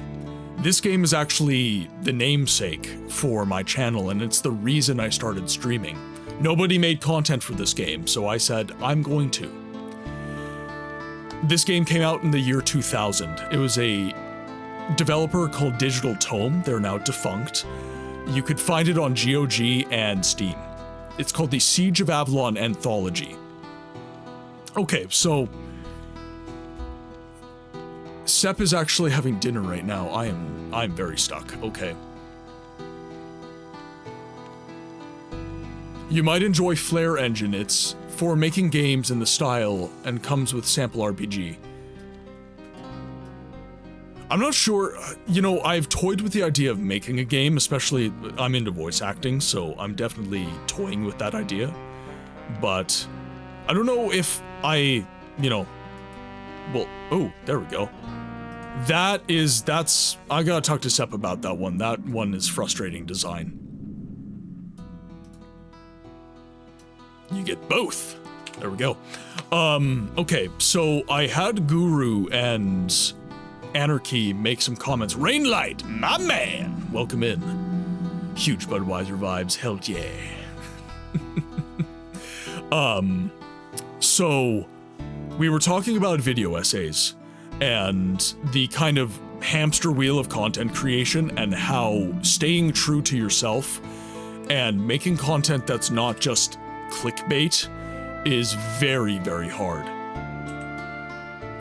And during that conversation, Guru touched on streaming and nobody watching. There's a reason for that. So Twitch does not have an algorithm in the same sense that YouTube does, that Instagram does, that TikTok does. Twitch's discoverability is largely survival of the fittest. So if you're in a given category, it's category based. If you are in a given category and it's a popular category or a more popular category, you are going to get more audience members because you're at the top of the search engine. So if I'm in a category that has 300 viewers and I have 175 of those viewers, whose stream's getting watched? Probably me. If nobody knows me, they're gonna look at my stream first. They might, if they're committed to the category, do a bit of scrolling, watch a couple of those different streamers. But if you're streaming to one person, it's going to be a struggle. It's going to be a struggle. My growth as a content creator has been, in large part, fairly unprecedented. I have been really on my content creation. I've been putting money into it. I have been making sure that I am constantly putting out content on YouTube, Instagram, and TikTok. I am making sure that my stream looks really, really good. I'm making sure my sound quality is excellent. I'm getting rid of all the low-hanging fruit that stops people from watching your stream. Bad sound quality, bad video quality, that kind of thing. If all of that is lesser, then you're going to have a harder time because people are just immediately going to go away from your stream. So getting that out of the way is going to be really important. But if you're looking for just growth, and by the way, that's not what I'm looking for. I want to grow, but I don't want to grow for the sake of growth. I have a very clear intention that I want to... I have a very clear intention of what my channel represents, and I want to stand for that. So I'm not going to be streaming Marvel Rivals. I'm not going to be streaming Dark Souls or Elden Ring. My purpose is to give a voice to the voiceless games, which means the games that I'm playing are by their very nature obscure and the category's not very active. But as I've streamed in different categories and as I've gotten to know other streamers and everything like that, the social networking aspect of streaming is also very important, by the way. If you're not watching streams and socializing with people, that you need to be doing that. So, if I was just streaming Siege of Avalon and I didn't stream Morrowind and I didn't stream Daggerfall and this sort of thing, I would be bringing less traffic into Siege of Avalon. Most of you are not here because I'm playing Siege of Avalon. Most of you are here because you met me, you got to know me, and you like me. That is something that streamers need to get into their heads. They're here for you. I don't want to turn this into a stream help stream, but they're here for you. The reason that viewership attends your stream is because of you. New viewership comes in because of the category you're watching. Or streaming, I should say, watching. So, it's a tenacity thing. Make sure that you are on your content. Make sure that you are committed to creating YouTube videos and YouTube shorts. Make sure that your channel has a clear intention. Not just, hey, I like video games. Like, find a niche. Try to do something cool that maybe someone else is doing. For example, what I do, Josh Strife has a channel that does exactly what I do. He plays retro games. But I'm not him. He is not me. I have a unique voice. I have a unique contribution to the space. So find your purpose and just be stubborn about it. Just keep doing what you're doing. And be willing to be wrong sometimes, of course, but yeah, that's ultimately what I would have to say to that. Yes, try to develop a connection with your audience. Lots of them are looking for that, honestly. Personally, I love when I stop by stream and a streamer remembers me, and I recognize people in the chat. New viewership, Sep, welcome back. New viewership is also met with a ton of barriers of entry. It's a case of judging a book by its cover, and if you don't have an immediate draw, people are not going to hang around. 100%. If you are having another good thing, if you're new to streaming and you're not streaming to many people, you don't have a lot of stuff you're talking about, not to make it like homework, but have, like, I'm not a big streamer, but I'm over the hump of like 10 viewers, average. This right here is what keeps me talking to you guys. When chat dries up and you guys stop speaking to me, but I have to keep talking, because that is what will make me interesting to a new viewer, I have to have my shit together. I can't just go live and expect that I'm always gonna have something to talk about. Silence kills. Silence kills streams. You need to be continuously talking. It's unfortunate, but it's reality. we live in a time of very short attention spans. And that's just what keeps people around. You gotta keep flapping your gums.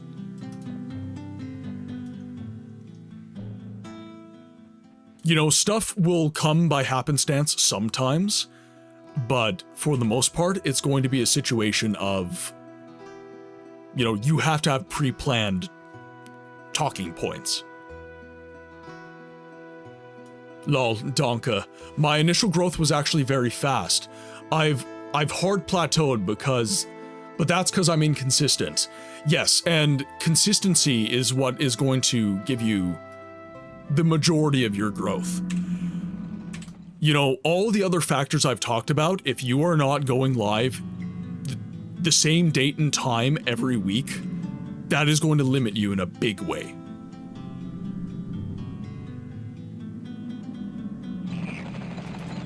But this is not...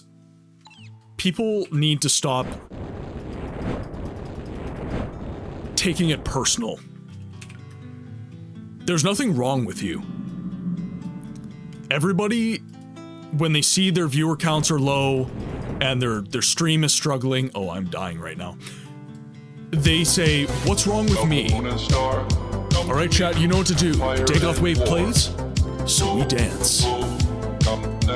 And K-Solo, your timing is trash. I'm just saying. I was in the middle of very deep conversation, and you just flipped your Dagoth Wave all over my chat. Ooh, still kills. I'll take it. Kill a god. What a grand and intoxicating innocence. I'm a god. This is not useful to me right now. Kill a god. Shame on you, sweet Theravar. I'm a god. I'm a god. Now, you know, we'll leave the pike, whatever. So, as I was saying, when you're struggling to get viewers, and everybody has, by the way, I've been at this point too, and it's kind of ironic that I am now, and humbling I should say, that I am now at the point where I can get kind of almost looked up to by some people. It's a weird feeling, I don't know. But if you are in a place where you're like 1 viewer, 2 viewers, 3 viewers, it's hard. I'm not going to tell you it's not. It's very difficult, and you're going to ask yourself, what is wrong with me? What am I doing wrong? I watch other streamers, and they're not more remarkable than me. They're not better than me necessarily. Why am I the one struggling?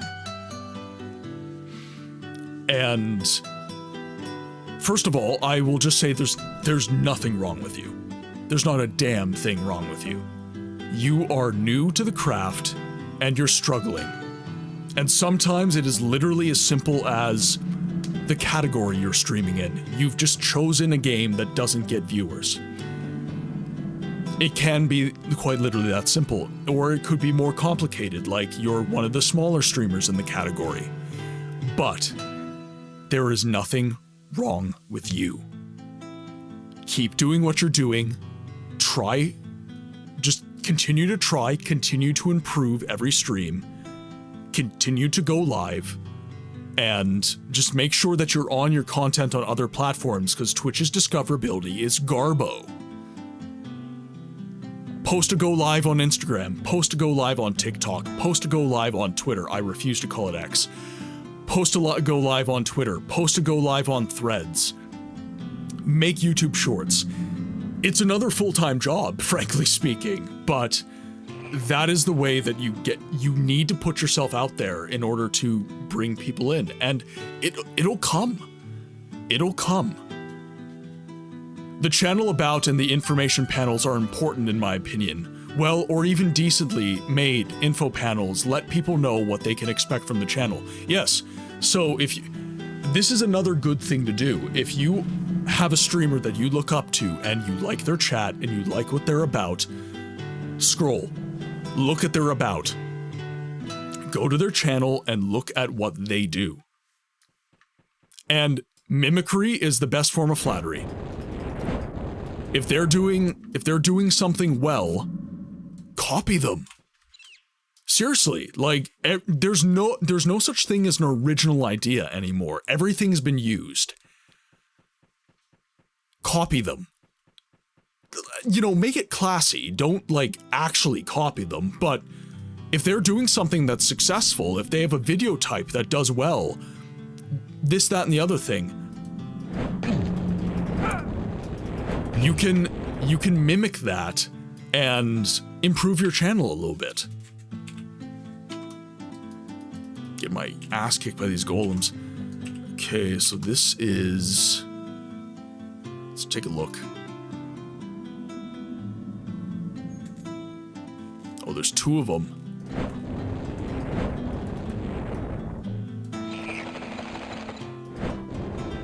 There we go.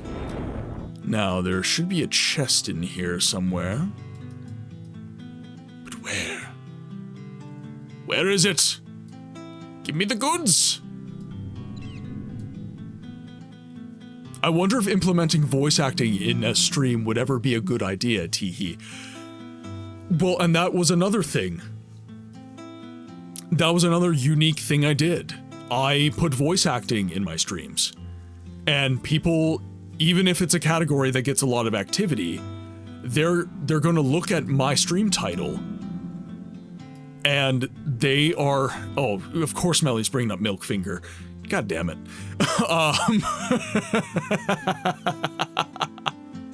Yeah, Automod. Winning. Yes, so doing things that are a little unique, just a little variation. I put voice acting in my titles. People are like, oh, wait, you voice act? All right, I'll give your stream a chance. And that split-second decision where they decide, okay, I'm gonna hop into a stream and I'm gonna give them a chance. You need to make sure that you're ready when those people come in. Because I got raided by 105 people the other day. I got a big raid from one of my bigger creator friends. If I was not ready to retain those viewers, if I was not on my shit, yeah, everybody's gonna leave. All 105 of them are going to bounce. You need to make sure that you are on your shit. That's another big thing, right? Because when the viewers do come, you need to be ready. And I was not always, by the way. I used to be incredibly awkward. I fought every day to get better. And that is fundamentally the moral of my little story for you guys here. Don't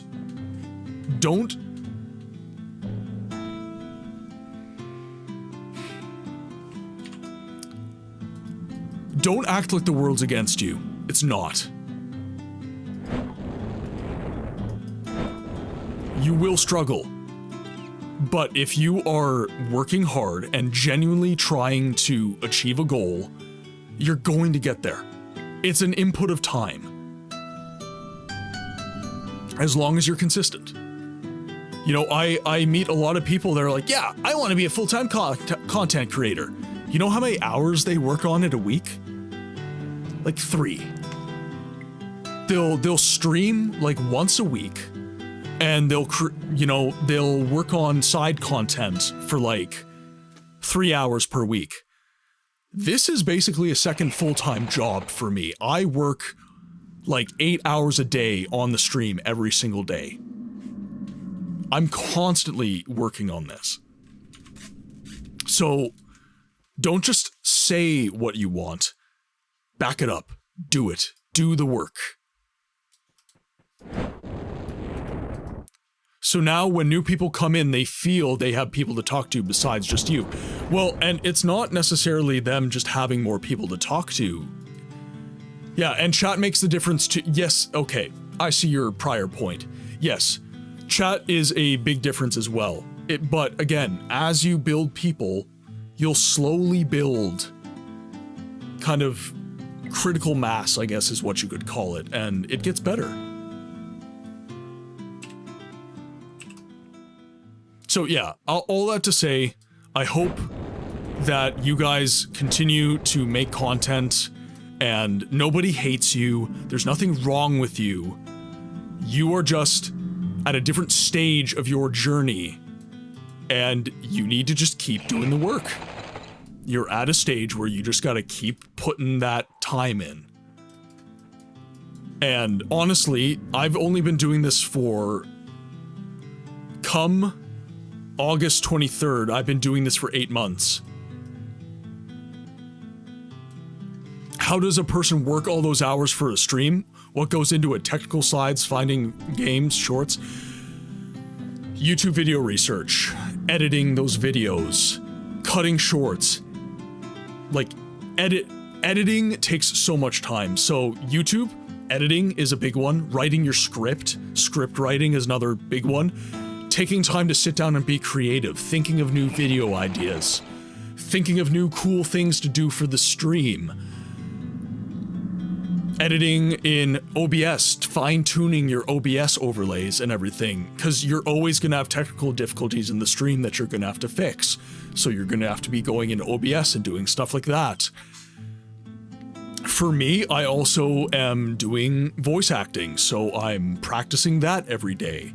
And I don't just want to say, hey, yeah, I'm a streamer and I do voice acting. And then I do voice acting practice for like an hour a week. No, I'm practicing a lot. And I'm trying to get better. I'm trying to fine-tune my voice to get better. A good community will spidey-web a newbie into legacy. Yeah, exactly.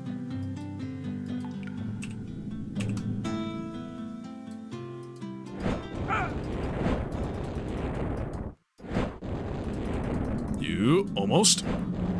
Oh, come on. You are unfair.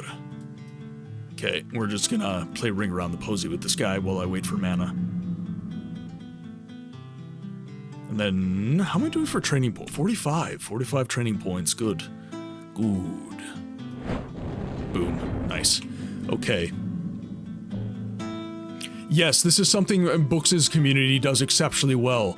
Feels like there's not a barrier to entry. Most people are really cool, and most interactions are readily accessible. Yeah. Some chats are very clicky, yes. You know, you've got some streamers that have created a community of like 20 people, and that is the community. And you don't want anyone else. They're like, oh, why are you here, new audience member? It's like, oh. Like, is this not a public stream? Like, I'm allowed to be here, right? And they're like, no, you're not. This is our stream, get out. You know, I've actually gone to live streams that are like that. They had like 20 viewers and everybody was an absolute dink. They just did not want anyone else there. They found their audience, I guess. It is what it is. How can a person retain viewers? I got raided with 19 people and they all left. So, okay. I want to put something into context for some of the new streamers here. Like, it's not about you. You get raided by 19 viewers, guess what? They've been watching their streamer for 6 hours, 4 hours, 3 hours. They're tired. They want to take a break. They want to just turn Twitch off and rest their eyes. It's not about you. Some of them do stick around, by the way. Maybe not always, but again, that is a situation of, you know, context dependence. Sometimes they're just tired and I'm tired and I want to go home. You know, like, you know, I could get raided by 105 people every day, and I would consider my stream a good community, a good place to be, a good place to hang out, and all 105 of those people could leave. Because they've been streaming with their streamer for 8, 12 hours. Some streamers stream a really long time. And it's a culmination of factors. But the biggest thing is to not take it personally. It's not always about you. Making me kill the dogs again, damn it, Sep. Okay, so we don't have any more spells. but I feel like we're gonna get to the castle soon, so this is good. I think people just stick with raids to get the point. That's true. That is true. And also some people lurk so hard that they don't actually look at their computers while they're watching a stream. There's some of you right now that are probably on a second monitor while you're doing some work. And you're just hanging out. You're not chatting, but you are a viewer. Oh, and by the way, for new streamers as well, viewership is not all it's cracked up to be. Yeah, but Shadewing, you are active in the chat. You're on my second monitor. Yeah, normally, and to be fair, I do it too. When I've got 3 monitors, I've got one right here, I've got one over here, and I've got one up there. Normally, when I'm doing work, my work is on this monitor, and I've got a stream up there. Pardon me.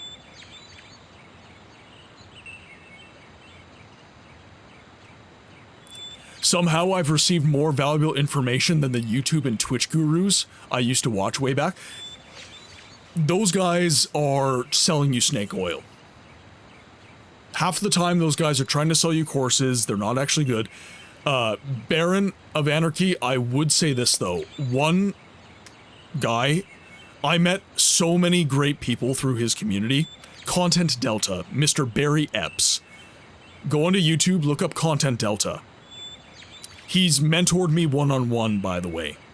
I actually did a one-on-one class with him. And I met Squishy through his community. I met Kilniath through his community.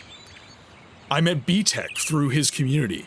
So many of the people that you are seeing in the stream now, it's because I got out of my bubble. I stopped getting mad that nobody would... Okay, I'm back. Can you repeat everything you just said? Can you link that guy? So just go on YouTube. Go on YouTube and search Content Delta. Content Delta. And he Twitch streams as well. And he does stream reviews. So you can actually put your stream up for a stream review as well. And he can give you live on Twitch free press, essentially. He can show your stream to, like, all his viewers. That's, like, not why he does it. He does it to help you improve, but his community is amazing, and I have met so many good people through that. Networking with other creators, making friends is so important. People are like, I'm just gonna do my thing.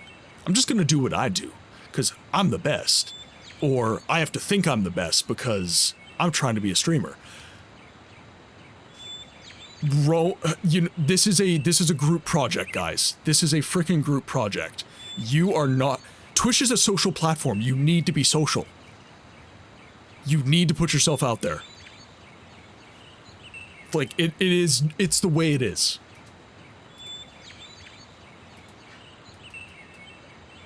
I can't move. Why can't I move?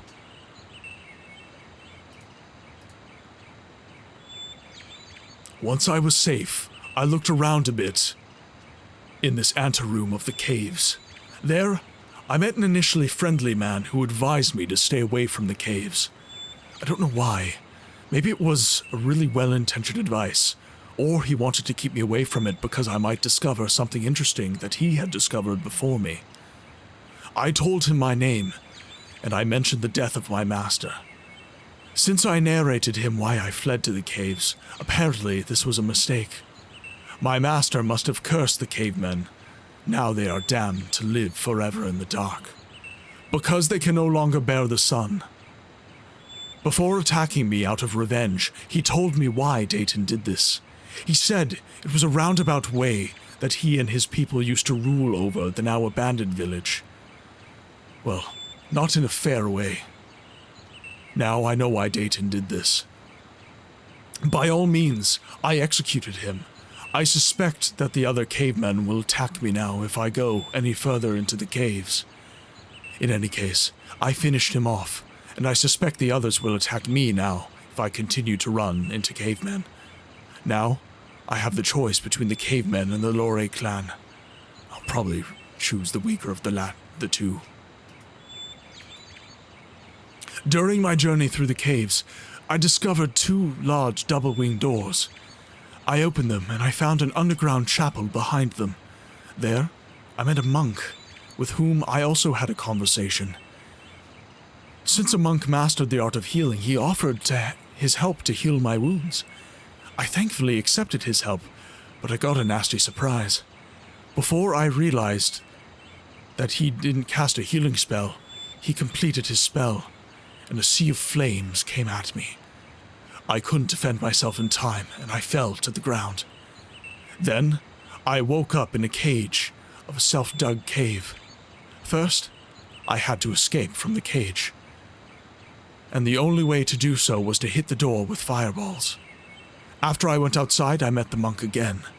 This one was, as I now expected, a cannibal with magical abilities. After a tough fight with him, he went down and I executed him. Now I can safely move on, but I have to find the exit first. I think this room is connected to the chapel.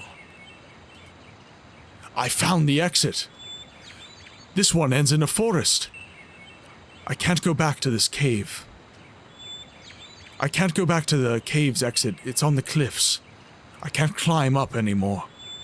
Well, it was most likely the last exit of the cave. I'll have to look around here. I'm definitely closer to the castle now.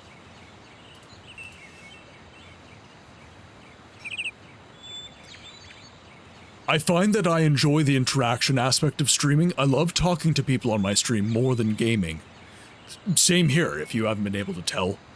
I'm here for you guys. The game is a facilitator. And that's the way you need to think of it. The game facilitates conversation. The game facilitates hanging out with people. Because truly what this is a social interaction. It's not about the game, it's about you. Twitch and OnlyFans have a huge overlap, not just in customers, but in how many people don't understand the amount of work off of camera. It's true. It's absolutely true. I've been streaming off and on for 3 years. I needed to hear all of this.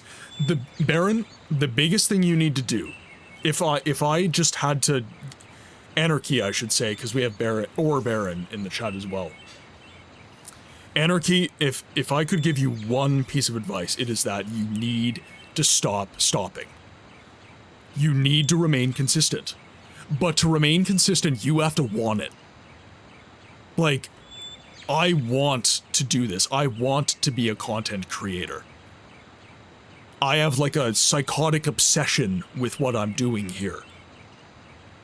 So it's definitely a passion of mine. I'm happy every single time I hit that go live button. This is a highlight of my day. If you do not have that drive, maybe streaming's not for you, and that's okay. That's not a bad thing. It's okay to have something not be for you. Fine, Baron of Anarchy is Baron. And you will be Baron. Us Barons have to stick together. Absolutely, absolutely. We are the Barons of Move Like This. Yes. Alright. Are you alright? You sure? I see. Mrs. Books just casually dying in the back. Stop! Who are you, friend or foe?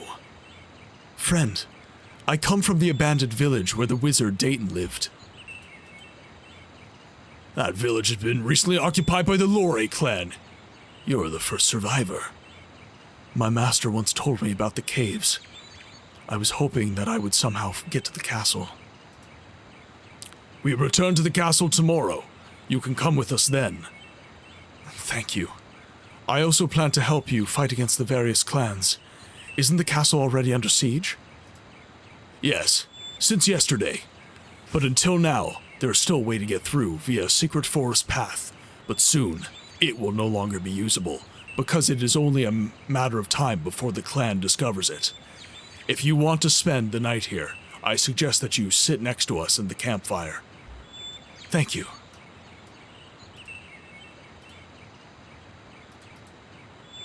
This time I was very lucky. I found a scout troop in the forest that is leaving the castle tomorrow. Then I can accompany them and I can finally reach my goal. My issue with consistency was just life getting in the way, but I'm wrangling that and want to grow instead in streaming. I don't have expectations of big time. I just want to build a community of cool people and have fun. I also want to be creative. And that's completely laudable. I am a plumber by day. I'm in the skilled trades. I really struggle to make time. I really struggle to have enough time to stream, but I prioritize the stream. You know, there are many things in my life that have actually gone to the wayside as a result of me being a streamer. But again, it's because I put all my priorities on a list and I said, okay, streaming has to go here now. Like, I need to be that committed to the stream. And now I am, and it does pay off. And I took a week off at the end of July, and everybody, like, this is another fear, right? If I stop, everybody's gonna leave. Now, if you stop for a long time and you do not provide your community with any form of connection, that is true. But my community has a form of connection. They have the Discord. They have all my other socials where I'm posting, because I set up all my posts before I went on vacation. Everything got scheduled. So they had access to me while I was not streaming. And once I started streaming, again, after a week off, things were wonderful. Things were great. Honestly, better than they had ever been. But I was also, like, during that vacation, I did a lot of work behind the scenes. I was working very hard. My room did not used to look like this. It was down to the studs. It was very bare in here, and it looked terrible. So I also showed the community after my week off, hey, I'm trying to do cool things for you. I'm trying to make the stream better. Sep's been here since day one. He's being kind.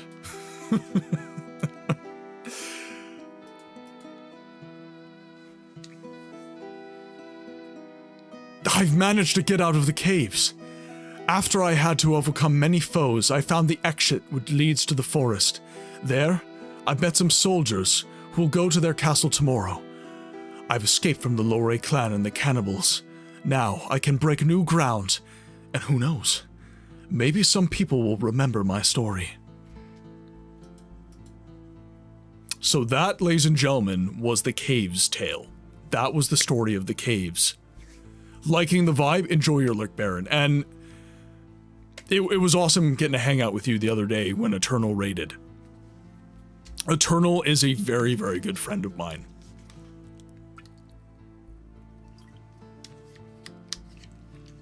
Well, and sometimes I actually enjoyed that story. It was good. All right, now the rise of the dwarves. All right. Oh.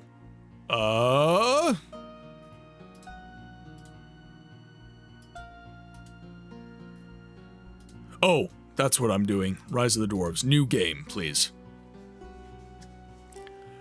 In the realm of the deep, there lives a folk which is known for its not that tall appearance, the dwarves. Nevertheless, the dwarves have something in common with humans. They have a king that rules them too. But there is great power. However, there are unsavory figures who aspire for this power. Same thing in this story. Once he became an honorable warrior, but his success went to his head, and he thought that he would be a better king. So he tried to overthrow the old king, but made a small mistake.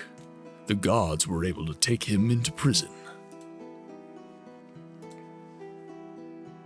Oh, I'm a dwarf! I'm minute! Oh, this is awesome. All right. We're gonna call him Notes. He is Notes. You get a green shirt gray pants, red hair, because you're a dwarf. I can only have short hair. Alright. Fine. Of course I have a beard. I'm a dwarf. Eternal has been very supportive of me. Don't know him personally, but he is awesome. Yeah, I do now. He and I have built a friendship, and he's good people. He is absolutely incredible. Anyone who knows him is lucky. Small note. Oh, geez. Oh, misclick. Alright. And we have to be a fighter.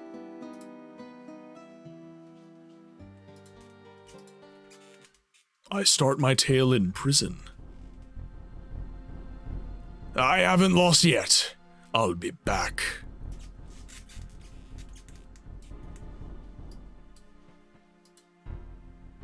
Firstly, I have to get some weapons. Luckily, the guards are too stupid to notice I was able to take a small pickaxe with me. I better get to work and break open the wall back there. It looks a bit fragile. Shit happens. The pickaxe broke. Well, it was less suitable for fighting anyways. Well, the main thing is that I have finished digging the tunnel.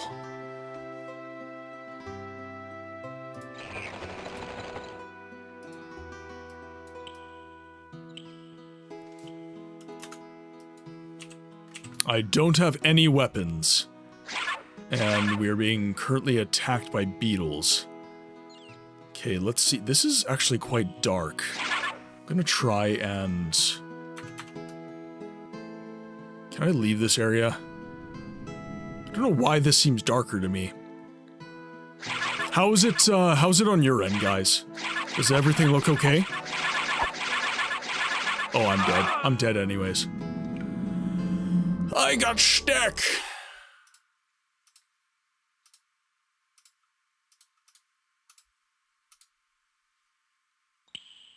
A bit dark. Okay. Okay. But it is okay.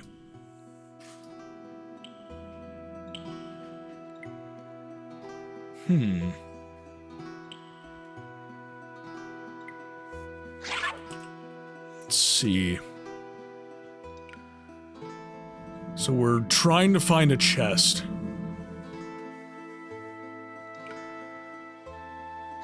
Oh, come on. Shit, I'm dead. I'm dead. Oh, maybe. Oh, shit. I'm dead.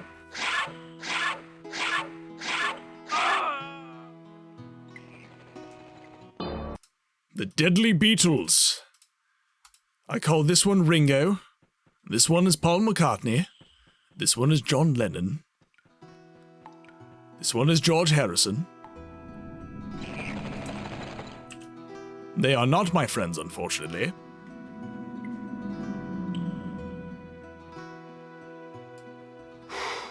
Boy, It did. that escalated quickly. It got out of hand fast. I mean, that really got out of hand fast. It did.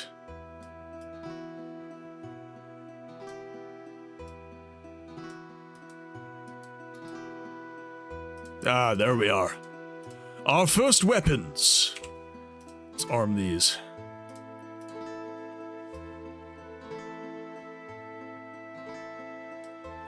Smaller people have smaller eyes and therefore collect less light from... Yeah, I don't know. Don't think it works that way, but we'll see. Pardon me. The cave seems to end right in front of one of our rooms. The wall is made of earth, and behind is a brick wall. Fortunately, the bricks are so porous that I could just push them out of the wall.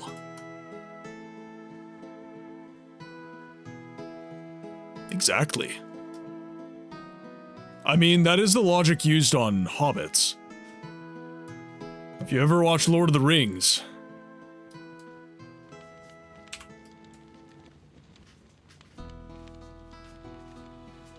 Hello, you. Where did you come from, then? From a room that's not used anymore. I had to I had the order to take some things to the gold diggers from there. Yeah, well, carry on. Of course, soldier. Goodbye.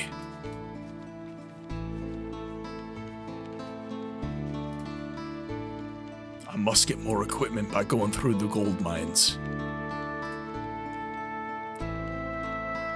This brain-amputated idiot doesn't seem to know me yet. Lucky me. Otherwise, I would have ended up in prison again. Also, the dense second guard just seems as dumb as the first one next to him.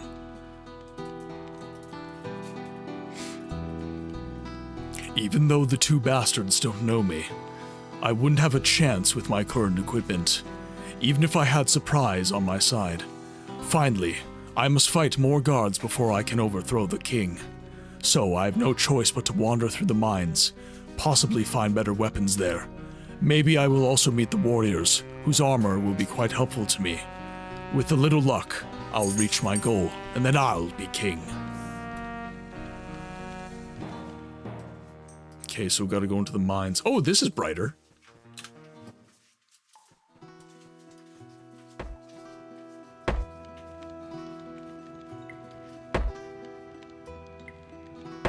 Okay, so we're just looking for items right now.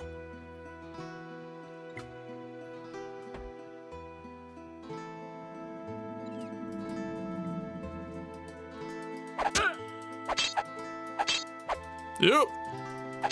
Oh, there we go. Nice. Actually, I'm just gonna take everything. Boom, mine. F2. Okay, I can't dual wield that. We'll throw some gloves on. And some chainmail. Little bit better now.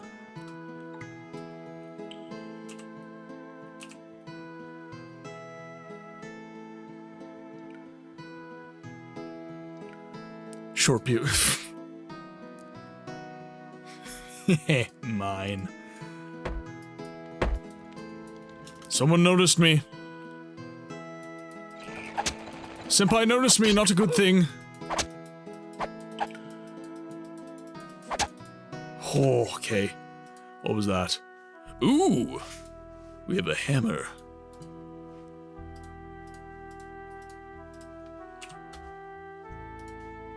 Let's see. Holy crap! Okay, yeah. Mine. Minimum strength of 20. Minimum coordination of 16.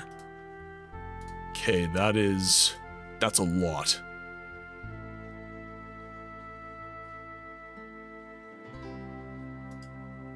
Max restriction of 40.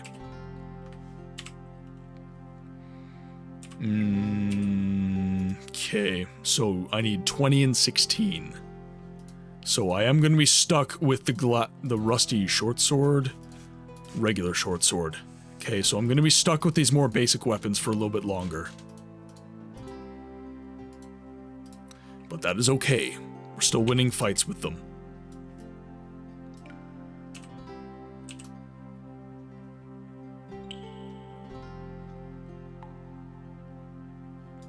Ooh, chest. Let's see what you got. Green cloak. Alright, well, that is more armor than we have had. Okay, let's take you down. Oh, we're still very low on health. Okay. Oh, damn. Not good.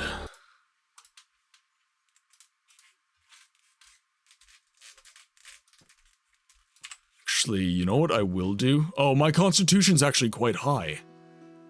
My combat's pretty good. Coordination is decent.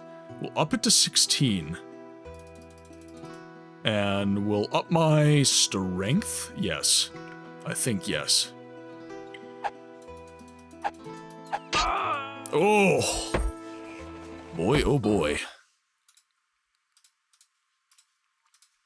Not good. Alright, we'll slow him down. There we go.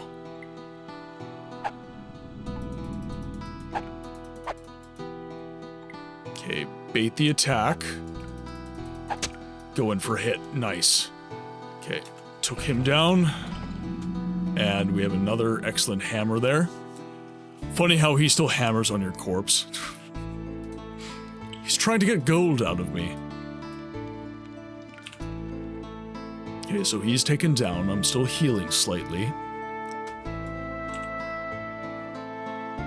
Alright, now... Okay, so that's a way out, I think. We'll head down further this way. Oh.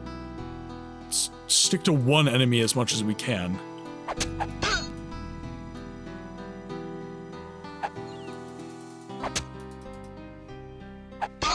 Oh! Damn it. He does, he keeps hammering me. Oh, okay, thank you. I bought that folder to put manuals for shit in. It wasn't in here, I can tell you that much.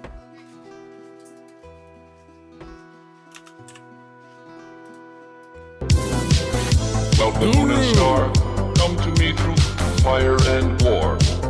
Oh, oh, come Could I please get a shout out from one of the moderators for Z80? Oh, lay down your weapon. It is not too late for my mercy. Oh, oh, come and look upon the heart. Upon the heart. Oh, No, don't want to die. oh, I'm a god. How can you kill a god? What a grand and intoxicating innocence. I'm a god. Hi, How can you Raiders. kill a Oh, god? jeez. Shame on you, sweet Marabar. I'm a god. I'm a god. All right. You killed me, Guru. Raiders, welcome into the game library, where we give a voice to the voiceless games.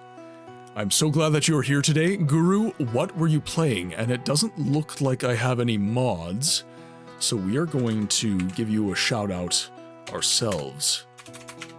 Shout out Z80 Guru. It is a very long alert, yes, but I do love it. Oh, that's such a good game.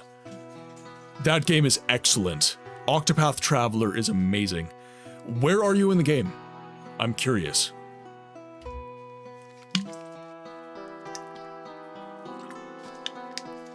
We are currently playing through the Siege of Avalon today, and this is the last... You're about 8 minutes in. What do you think of it? I have to get back into the game, because I'm kind of doing a speedrun-ish thing. So... Hello, Quinn. We're doing a speedrun-ish thing. I do want to try and finish the Siege of Avalon today, so...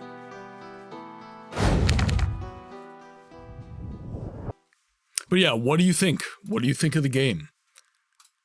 I really enjoyed my time with Octopath Traveler. I really like those Final Fantasy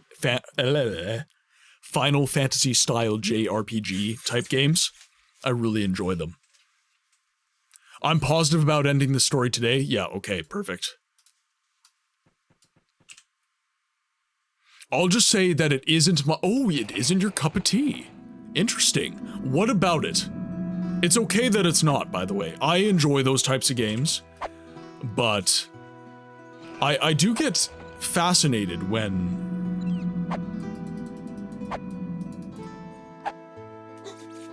people are not quite so interested in the games that I'm interested in. I find it's a cool conversation to be had. Okay, he doesn't have anything special. I don't need any more hammers. You don't know anything about this game or Octopath?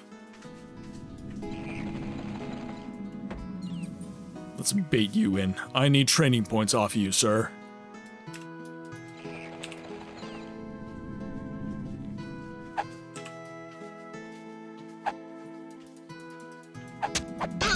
Yes, so... Siege of Avalon... Sorry, just trying not to die. Oh god, and I'm failing. Siege of Avalon was a game made in the year 2000. Stardew Valley style games aren't your thing. Oh, I wouldn't call Octopath necessarily Stardew Valley style. Maybe the camera angle and the art, but other than that, I would say it's relatively unique. As I was saying, Siege of Avalon came out in the year 2000 under developer Digital Tome, which is now defunct. This game was the first attempt by any developer that I know of to do an episodic release of a game. So you received chapters 1 and 2 in the initial release. Chapters 3, 4, and 5 were class-specific chapters and discs, and then chapter 6 is what closed out the entirety of the story. The game was released around the same time as Diablo 2 and Baldur's Gate 2, so it got very much overshadowed by those games. And... one moment. As a result, what I would consider to be a very fun, very good game got relegated to obscurity. The playstyle, the graphics, the method of storytelling, all very similar to those games, its contemporaries, but it just didn't do well for whatever reason. And I think personally it was down to the episodic release style of the game. I feel like if people received the entirety of the game all at once, it would have gone differently. But unfortunately, that was not the case. So we are here, playing an obscure game that I grew up with and I love dearly. The story of the mainline game is about the... Okay, so the universe is called Eurele. There are 7 kingdoms within Eurele. Ah! I always die. Damn. Gotta level up more. So, the universe is... Oh, shit. Oh, I didn't... What? Oh, I totally saved there. Come on. Okay, thank God. Okay, we're gonna redo that save. So... The story of the game... Actually, you know what? I'm gonna wait until ads are done. And then I'm gonna get into that a little bit deeper. Let's fight this guy first, and then I can get some time to... Ooh. Blow for blow. Damn, died again.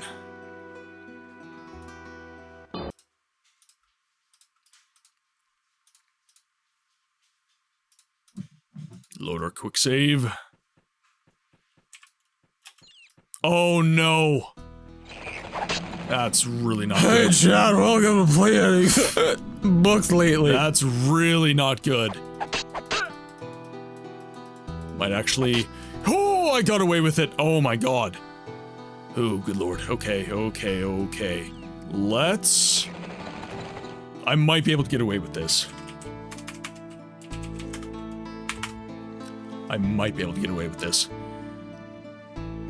Alright, shit, got hit.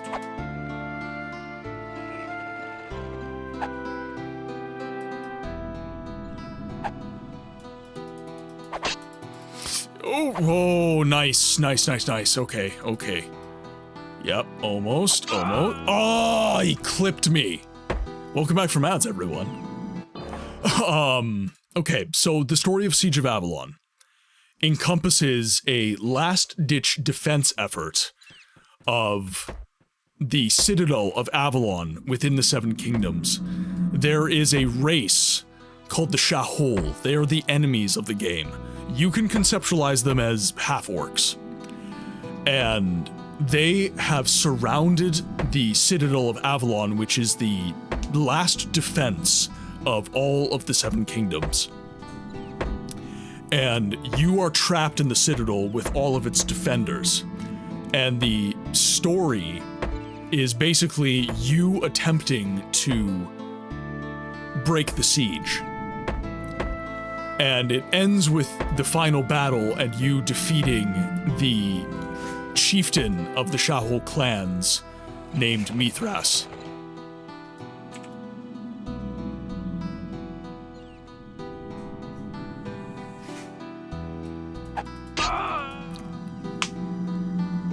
Huh? I was behind you, dude. I was behind you. Alright. Ooh, Ooh, can I be spicy? This might be spicy. Nice execution. You're doing terrific. Not that time.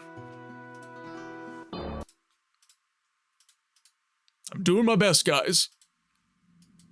I might just have to restart it. But... Masera. Avalon, thank you for the check-in, my friend. That brought 2 of them in. That last fight, that was probably my best shot.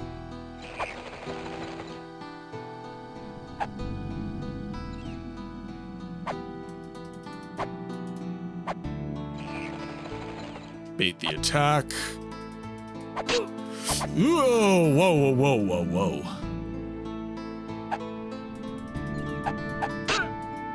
Oh, jeez. Bait the attack, come back in, strike, done. Okay, we're gonna save our game because he's low on health right now, so am I, but YOLO. Oh my god, yes! I am a machine! Oh, jeez.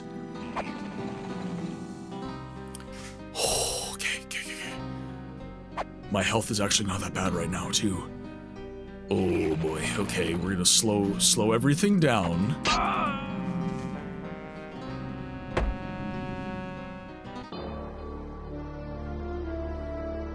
Alright. I deserve that. I deserve that. I got too cocky. I did.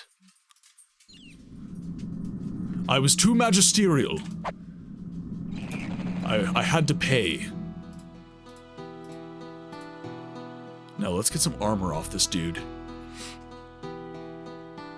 Rusty Shortsword can just go. Don't need that anymore. Let's throw the shield on. And let's throw the chainmail on. Oh, did I miss the death counter event? We had many deaths. That is, I will leave it at that. We had many deaths. Ooh. I just don't want to do quick saves yet. Oh, yes. Yes. Victory is mine. Victory is mine, you swine. Warped, welcome in. I hope you're having a good day today. Let's do this. After all, I'm a god, and how can you kill a god? Okay, we will quick save from here on in, because we beat the big fight. Now let's bait the attack. Oh my god, they hurt. Those hammers are brutal. Those hammers are brutals. Actually, it was quick save. I loaded the wrong one. Okay, so we're going to have to bait the attacks. Baited. Baited. Done. Baited. Not the Dagoth lasagna! Not the Dagoth lasagna. Okay, we are in good shape. Saving every hit doesn't even work on base human AI because their wounds are reset after the reload. I will take that under advisement and still probably do it. Too much barbecue today, breathing is difficult. Is there a special occasion? Do you have a party going on or something? Welcome back, Dragon. Ooh. These are the prisons. Got a big halberd. Okay, so these are all the enemies here.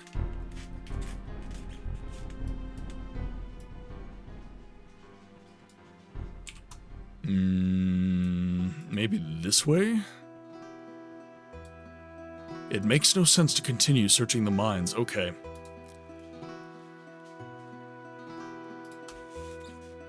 Okay. So we have a halberd now. That is stronger. These hammers are a lot of damage though, so let's minimum strength of 20 for quite good damage.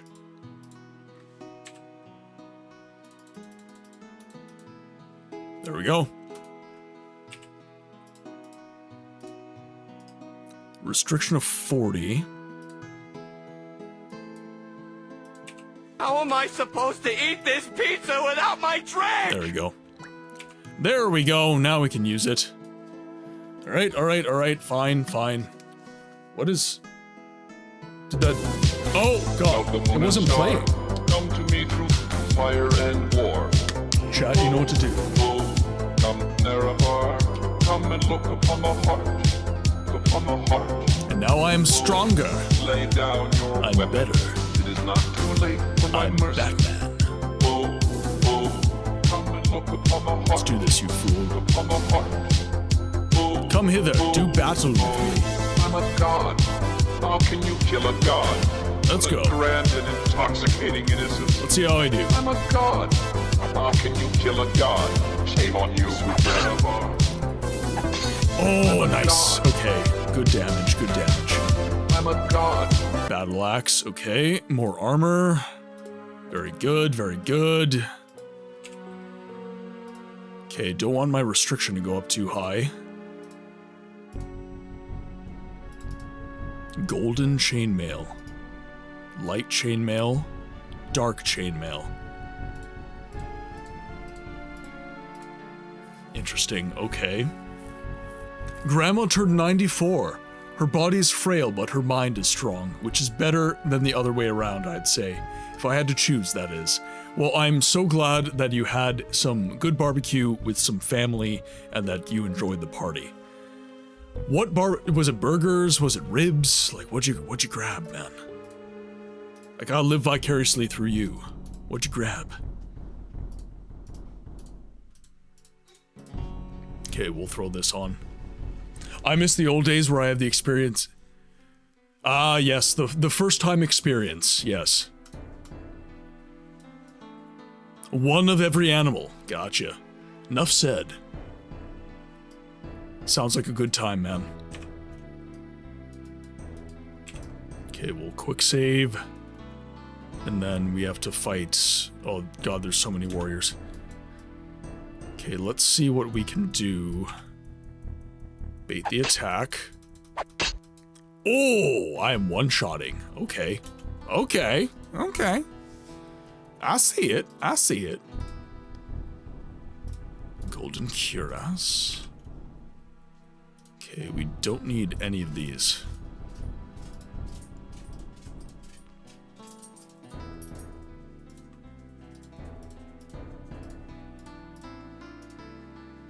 One to 7, 0 to 5, 1 to 8.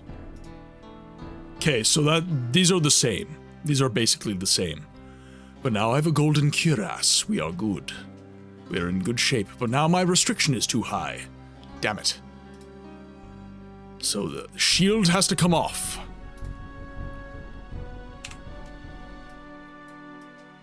Damn it, even a narwhal? Especially a narwhal.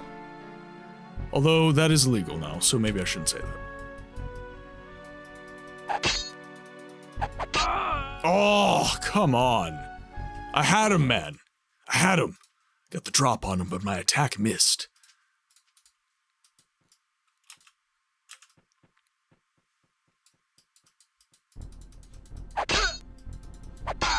There we go. Got him. Okay, we're in good shape here. 13 training points. So let's see if we can... Oh, man, what do I want to do? Let's just save our game for now. I'm gonna up Constitution. We need higher Constitution. I want to heal faster.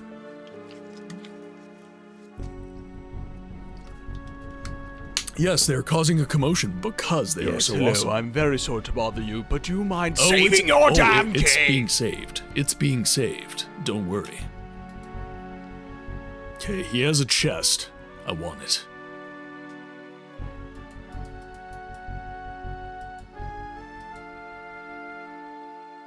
Okay, I think we're in good shape. Oh, damn. He got the drop hit on me. Oh, come on. Really? Oh. Seriously. Alright. Okay, so I've got about 30 minutes left. Well, maybe a little bit more.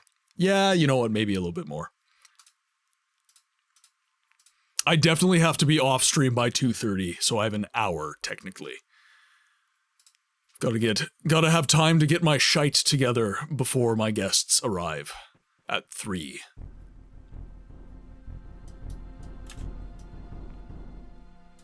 Mrs. Books is hard at work cleaning, making sure the house is presentable. God bless that woman. I don't deserve her.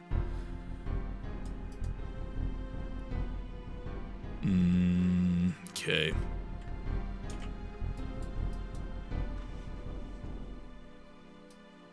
The Ring of Heal? Well, we're going back.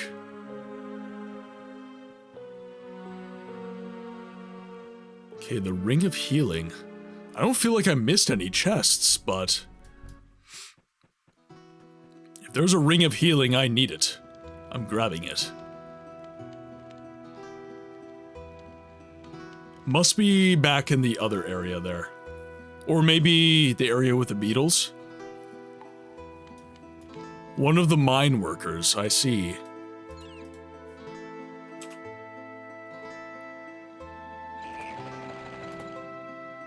I felt like I was searching everyone, though. That's strange.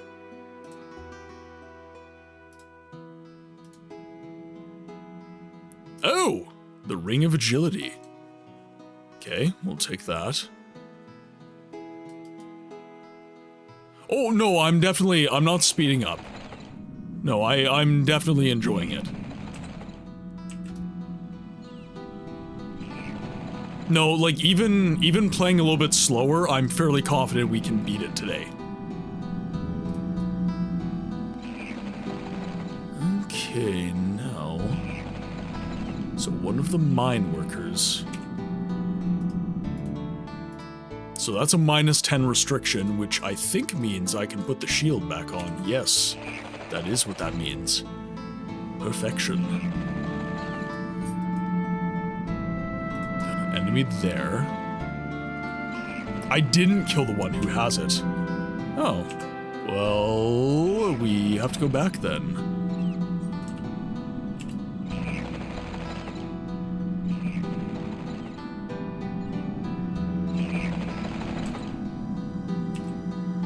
So, is he further down here, maybe?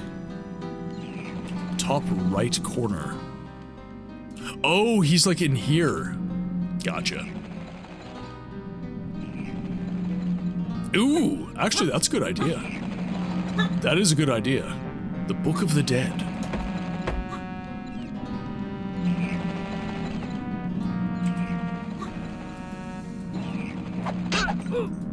Oh, jeez, you hurt.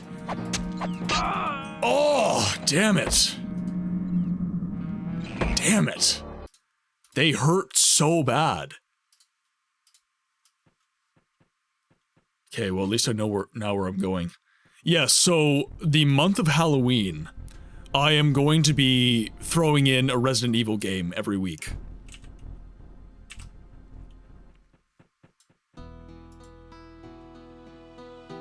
So we'll grab the Ring of Agility off of him. lessen our restriction, and then we'll head down and we'll get him.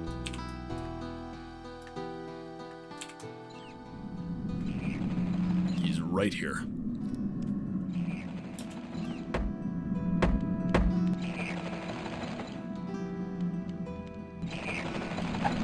And that is fair. Oh my god. Holy crap. Just caving my shit in. Wow. All right, let's be a little more intelligent.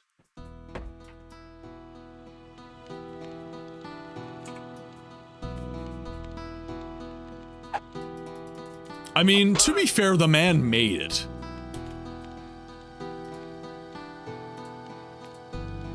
He created the game. He knew what was coming. I have not. I'm in a situation where I have to struggle. I have to undergo true strife in this game. Now I have the heal spell. Beautiful. Yes. That's over here. Alright. And now I am truly dangerous, because now I can heal whenever I want.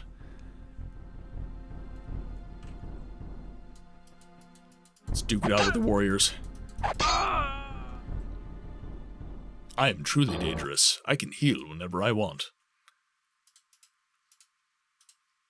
Almost cool. I'm almost a cool guy. Okay, they still do a lot of damage. I do still have to be careful.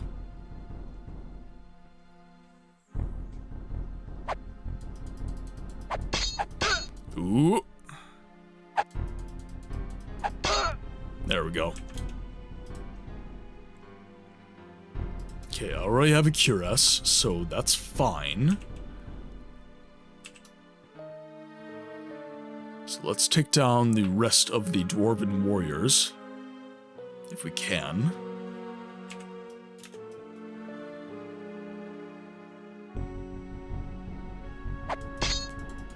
I walked right into it. Shit, I knew I had to run. I knew it. The moment I queued up for my attack, I was like, that was a mistake. Did I not save after I beat that other guy?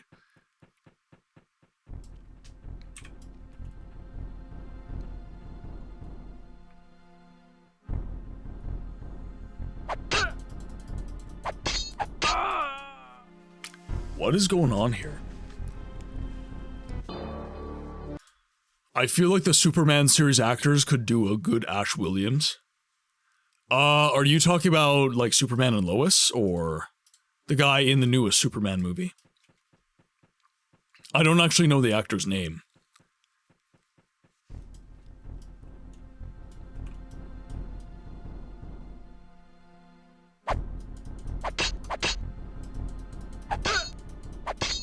There we go.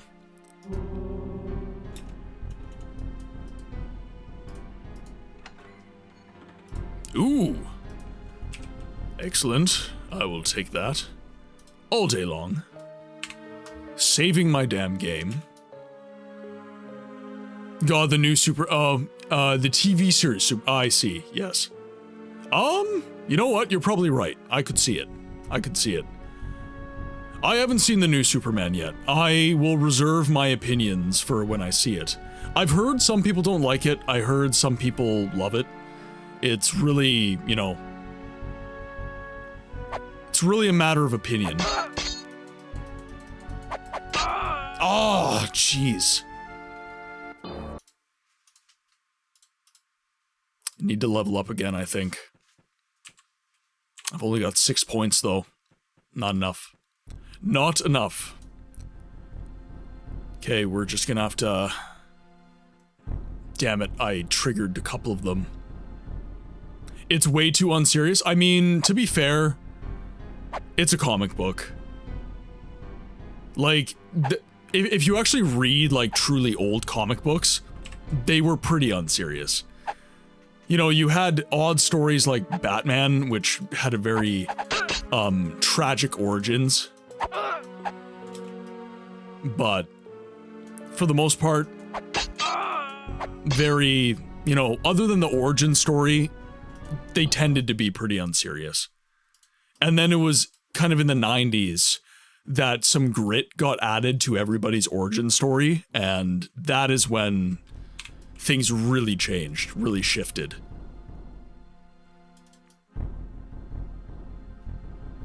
Okay, go for it. Like, these animations are just... brutal.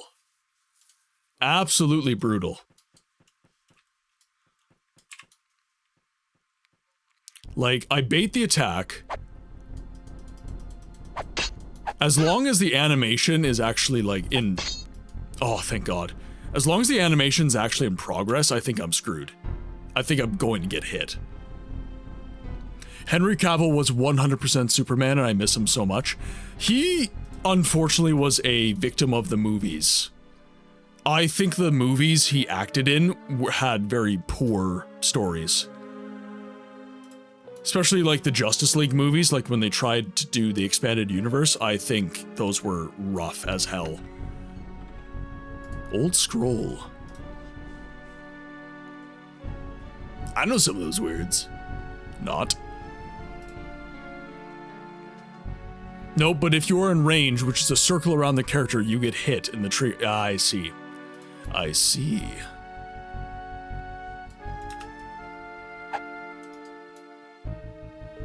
Okay, we're gonna wait to actually take this guy on. We will save our game, though.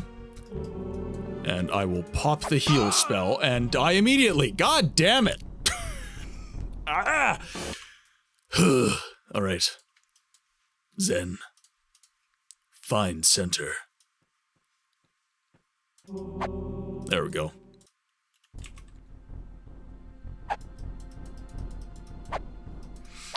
Whoa, nice. Okay. Damn. Not enough. Not enough. Your story makes my heart heavy and my prostate weak. My bladder is full to bursting. I feel for you and your grave loss. However, it will be impossible for us to help you. Okay, so bait the attack, yes.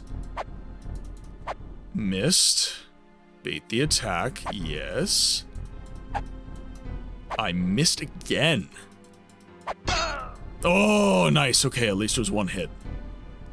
One hit KO. A violet cloak. Ooh. Don't mind if I do. Yes, hello. I'm very sorry to bother you, but do you mind saving your damn game? Yes, yes. Game is being saved.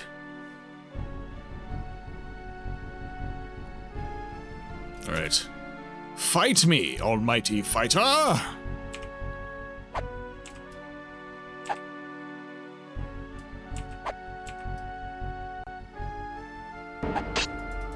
Hello there. Hello there indeed. Ez, how are you today? I hope you are doing well. Do you have any plans for the weekend? Anything cool that you have been doing? Or are you just chilling out, just having some fun? Okay, cool, we have space. Oh, damn. Okay, that war axe is gonna leave then. That can go there. Don't need another one of these. Honestly, don't need that. Don't need the war axe, honestly. I stayed up until 6:30 a.m. Oh my lord, Ez. Sleep is important, I will remind everyone. As I am entirely too tired today, but that is a me problem.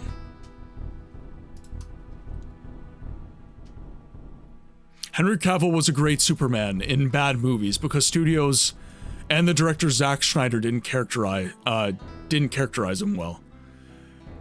And again, it's subjective, right? Some people really love the take on Superman in those movies. Some people really don't. I'm in the camp of not the biggest fan. But ultimately, there have been so many renditions of these characters that you're really in a situation now where, you know, honestly, there's a Superman for everyone at this point.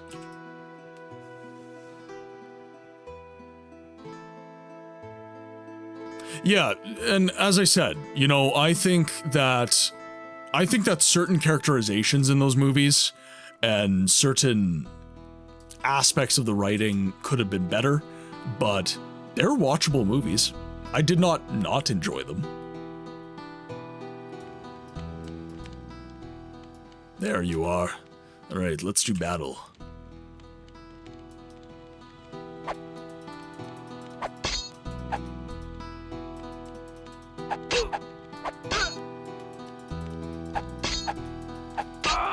Oh my...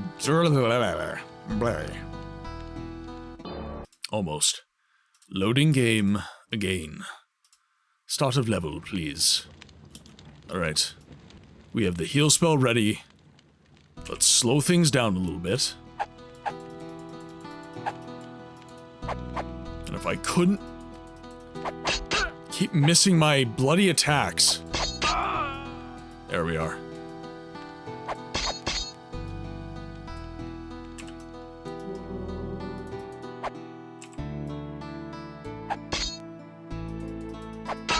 There we go.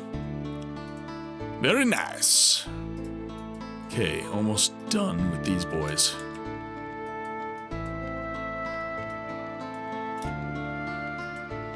Now, do you have any items? You do not.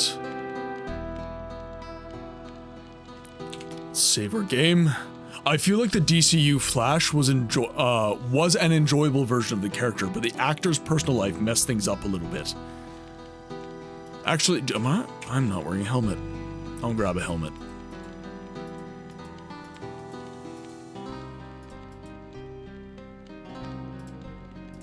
I will grab a helmet.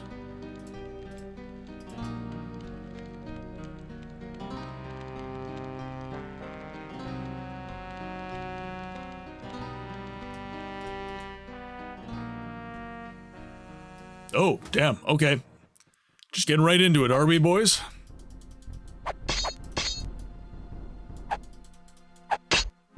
Okay. Save game.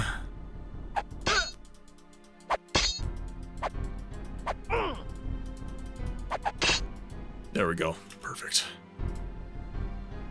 Nothing new. I find the most of the Snyderverse movies to be nigh unwatchable trash, but I'm an opinionated comic fan, and that is a very important point, a very important distinction that you made, is that you're a really big fan of the comics.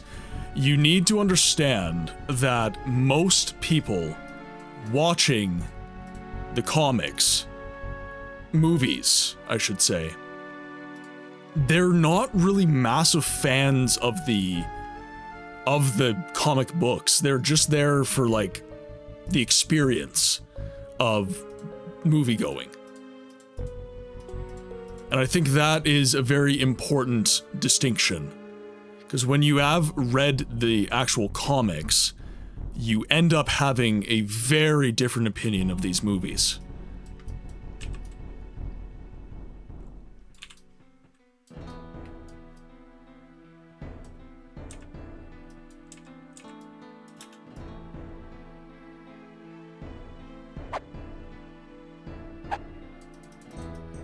Okay, I can't get cornered by these guys. There we go. Okay. Okay. Pop heal.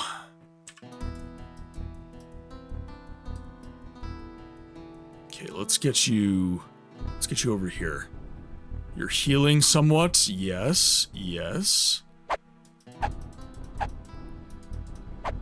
Missed my attack again.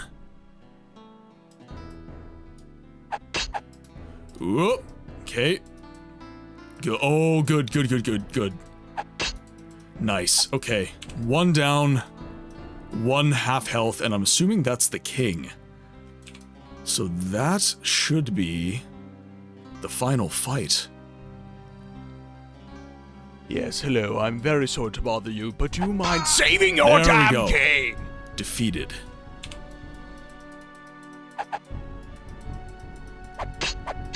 Let's duke it out for king and country. There we are. You have received a trophy. The old king was overthrown. Now he vegetates, old and weakly in his jail. The new king ruled with an iron fist, so he punished those who once despised him. Instead of living in peace with other peoples, he gradually declared war on them. In the long run, this had the consequence that on the one hand, his subjects became fewer, and on the other hand, the rest of them were more and more against him. Thus it happened that he didn't rule until his death either, but that is another story. This is how the story Rise of the Dwarves ends. So that is the completion of the Rise of the Dwarves. Bed, welcome in for King and Country. Hello all. I hope you're doing well today. Batman is an F-boy, and there are very few women he meets in the comics that he hasn't had some kind of fling with. It is true. It is true. Batman really sets off the billionaire playboy stereotype. Okay, so I made it. I made it. So guys, that is it. That is the end of all of the modded content for the Siege of Avalon. That marks the end of the longest standing game in our catalog. We have been streaming the Siege of Avalon since I have created the stream. We're almost at 8 months, so let's say 7.5 months I've been streaming the Siege of Avalon. It has been an absolutely wild ride, and it's been a pleasure to play through this game. It is the namesake of this channel. It is the reason that I created this channel and I do the content that I do. It's bittersweet. There is more content rolling out for the expansions as we speak. So next year, 2026, we will be once again exploring Urlay. We'll be going into the world of Siege of Avalon. But for now, that is the end of our playthrough for this year. So, it's bittersweet. It's sad that we're losing this game, but it is also exciting because it means that another game that was easy can take its place. So you can expect in the coming days on the Discord, you will be receiving a poll where we will be voting on the next game that we view on the Saturday streams. I may not have streams. a brain, gentlemen, but I have an idea. Exactly. You're heading to work, K-Solo. Enjoy work. I hope that you enjoy. So yeah, obviously I'm not just an Elder Scrolls streamer, as opposed to what Avalon would say when he's taking the piss out of me. And so we are Christians. We go to church, and he works as the janitor of our church. So he has autism, so he struggles to, find work. And that was something that, the church was able to provide for him, which I'm happy about. I don't normally, you can see I'm a little awkward about it. I don't normally talk about my faith at all. The fact I even have it, I don't really talk about, mostly because it's a sensitive topic. So, but yeah, since you asked, He works as the cleaner for the church that we attend. Can you become an Elder Scrolls only streamer? I mean, do I want to? Not really. I love the Elder Scrolls. It is my favorite fantasy setting, but there's so many other games that I love playing, right? I absolutely love all of the games on the list that everybody has been given. I don't want to limit the voiceless games that we can play. So there's other options, right? We could play another CRPG like Divine Divinity or Fallout 1 or 2. We could play a different kind of game entirely, like Legacy of Kain. We could play Heretic or Hexen, like a first-person shooter. We could play Gothic. We could play Fate. We could play Dungeon Lords. We could play Grim Dawn. That's maybe Grim Dawn's not a voiceless game. Lionheart, Legacy of the Crusader, Arx Fatalis. The list goes on and on and on. And we need to remember we also do have the monthly showcase streams. So this month it is missed. But if your preferred game does not end up on the Saturday stream, it's going to be showcased. So do not lament if your game gets missed. It will get played eventually. I don't plan on stopping the stream anytime soon. We are going to be streaming for as long as I can, honestly. Might not get to the point where we can be a full-time content creator, but we will definitely build this community out, and we will continue to grow and give a voice to the voiceless games. So Siege of Avalon is done for the day. So we are a little bit ahead of our time, but YouTube, my friends, this is going to be the end of the stream. I would just like to give a quick thank you to everybody who has attended, who has hung out with us today for the finale, the ending stream for Siege of Avalon. You'll still be getting content on YouTube. I still plan on making YouTube videos for Siege of Avalon, but this is going to be the end for the live streams for this year.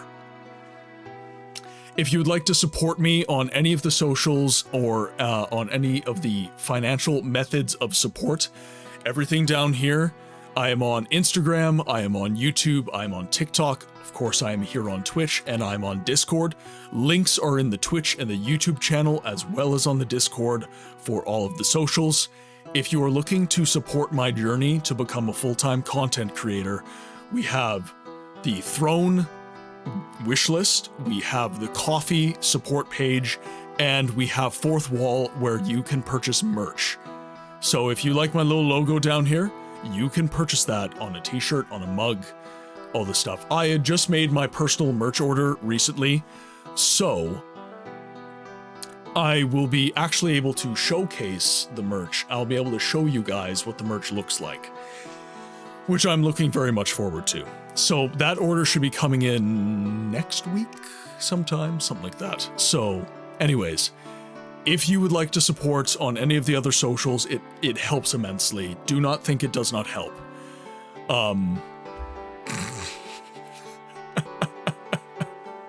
Baron and Dragon.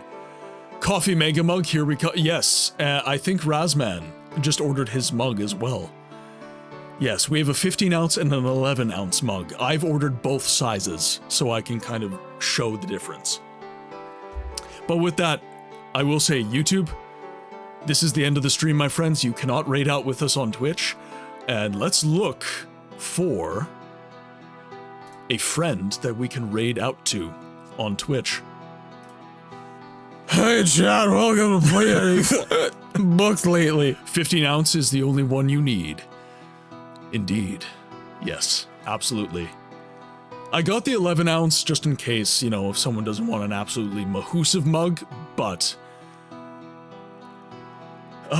let's see, which one of our buddies is, oh, you know what, we were just talking about Mr. Mathman EU. We were just talking about our friend, Barry Epps. He is currently streaming some Phasmophobia. That is a bit of a different vibe than we rock in this channel, admittedly so, but Barry Epps is an excellent streamer, and he's a very good friend. So, frankly, without Barry, I would not be where I am today. So, let's queue up the raid so we can say hi to Mr. Epps.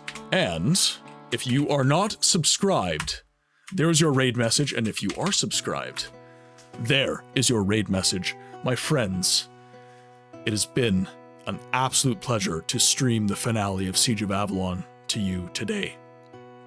I thank you for being here. I wish that you be well, and I'll see you on the next one.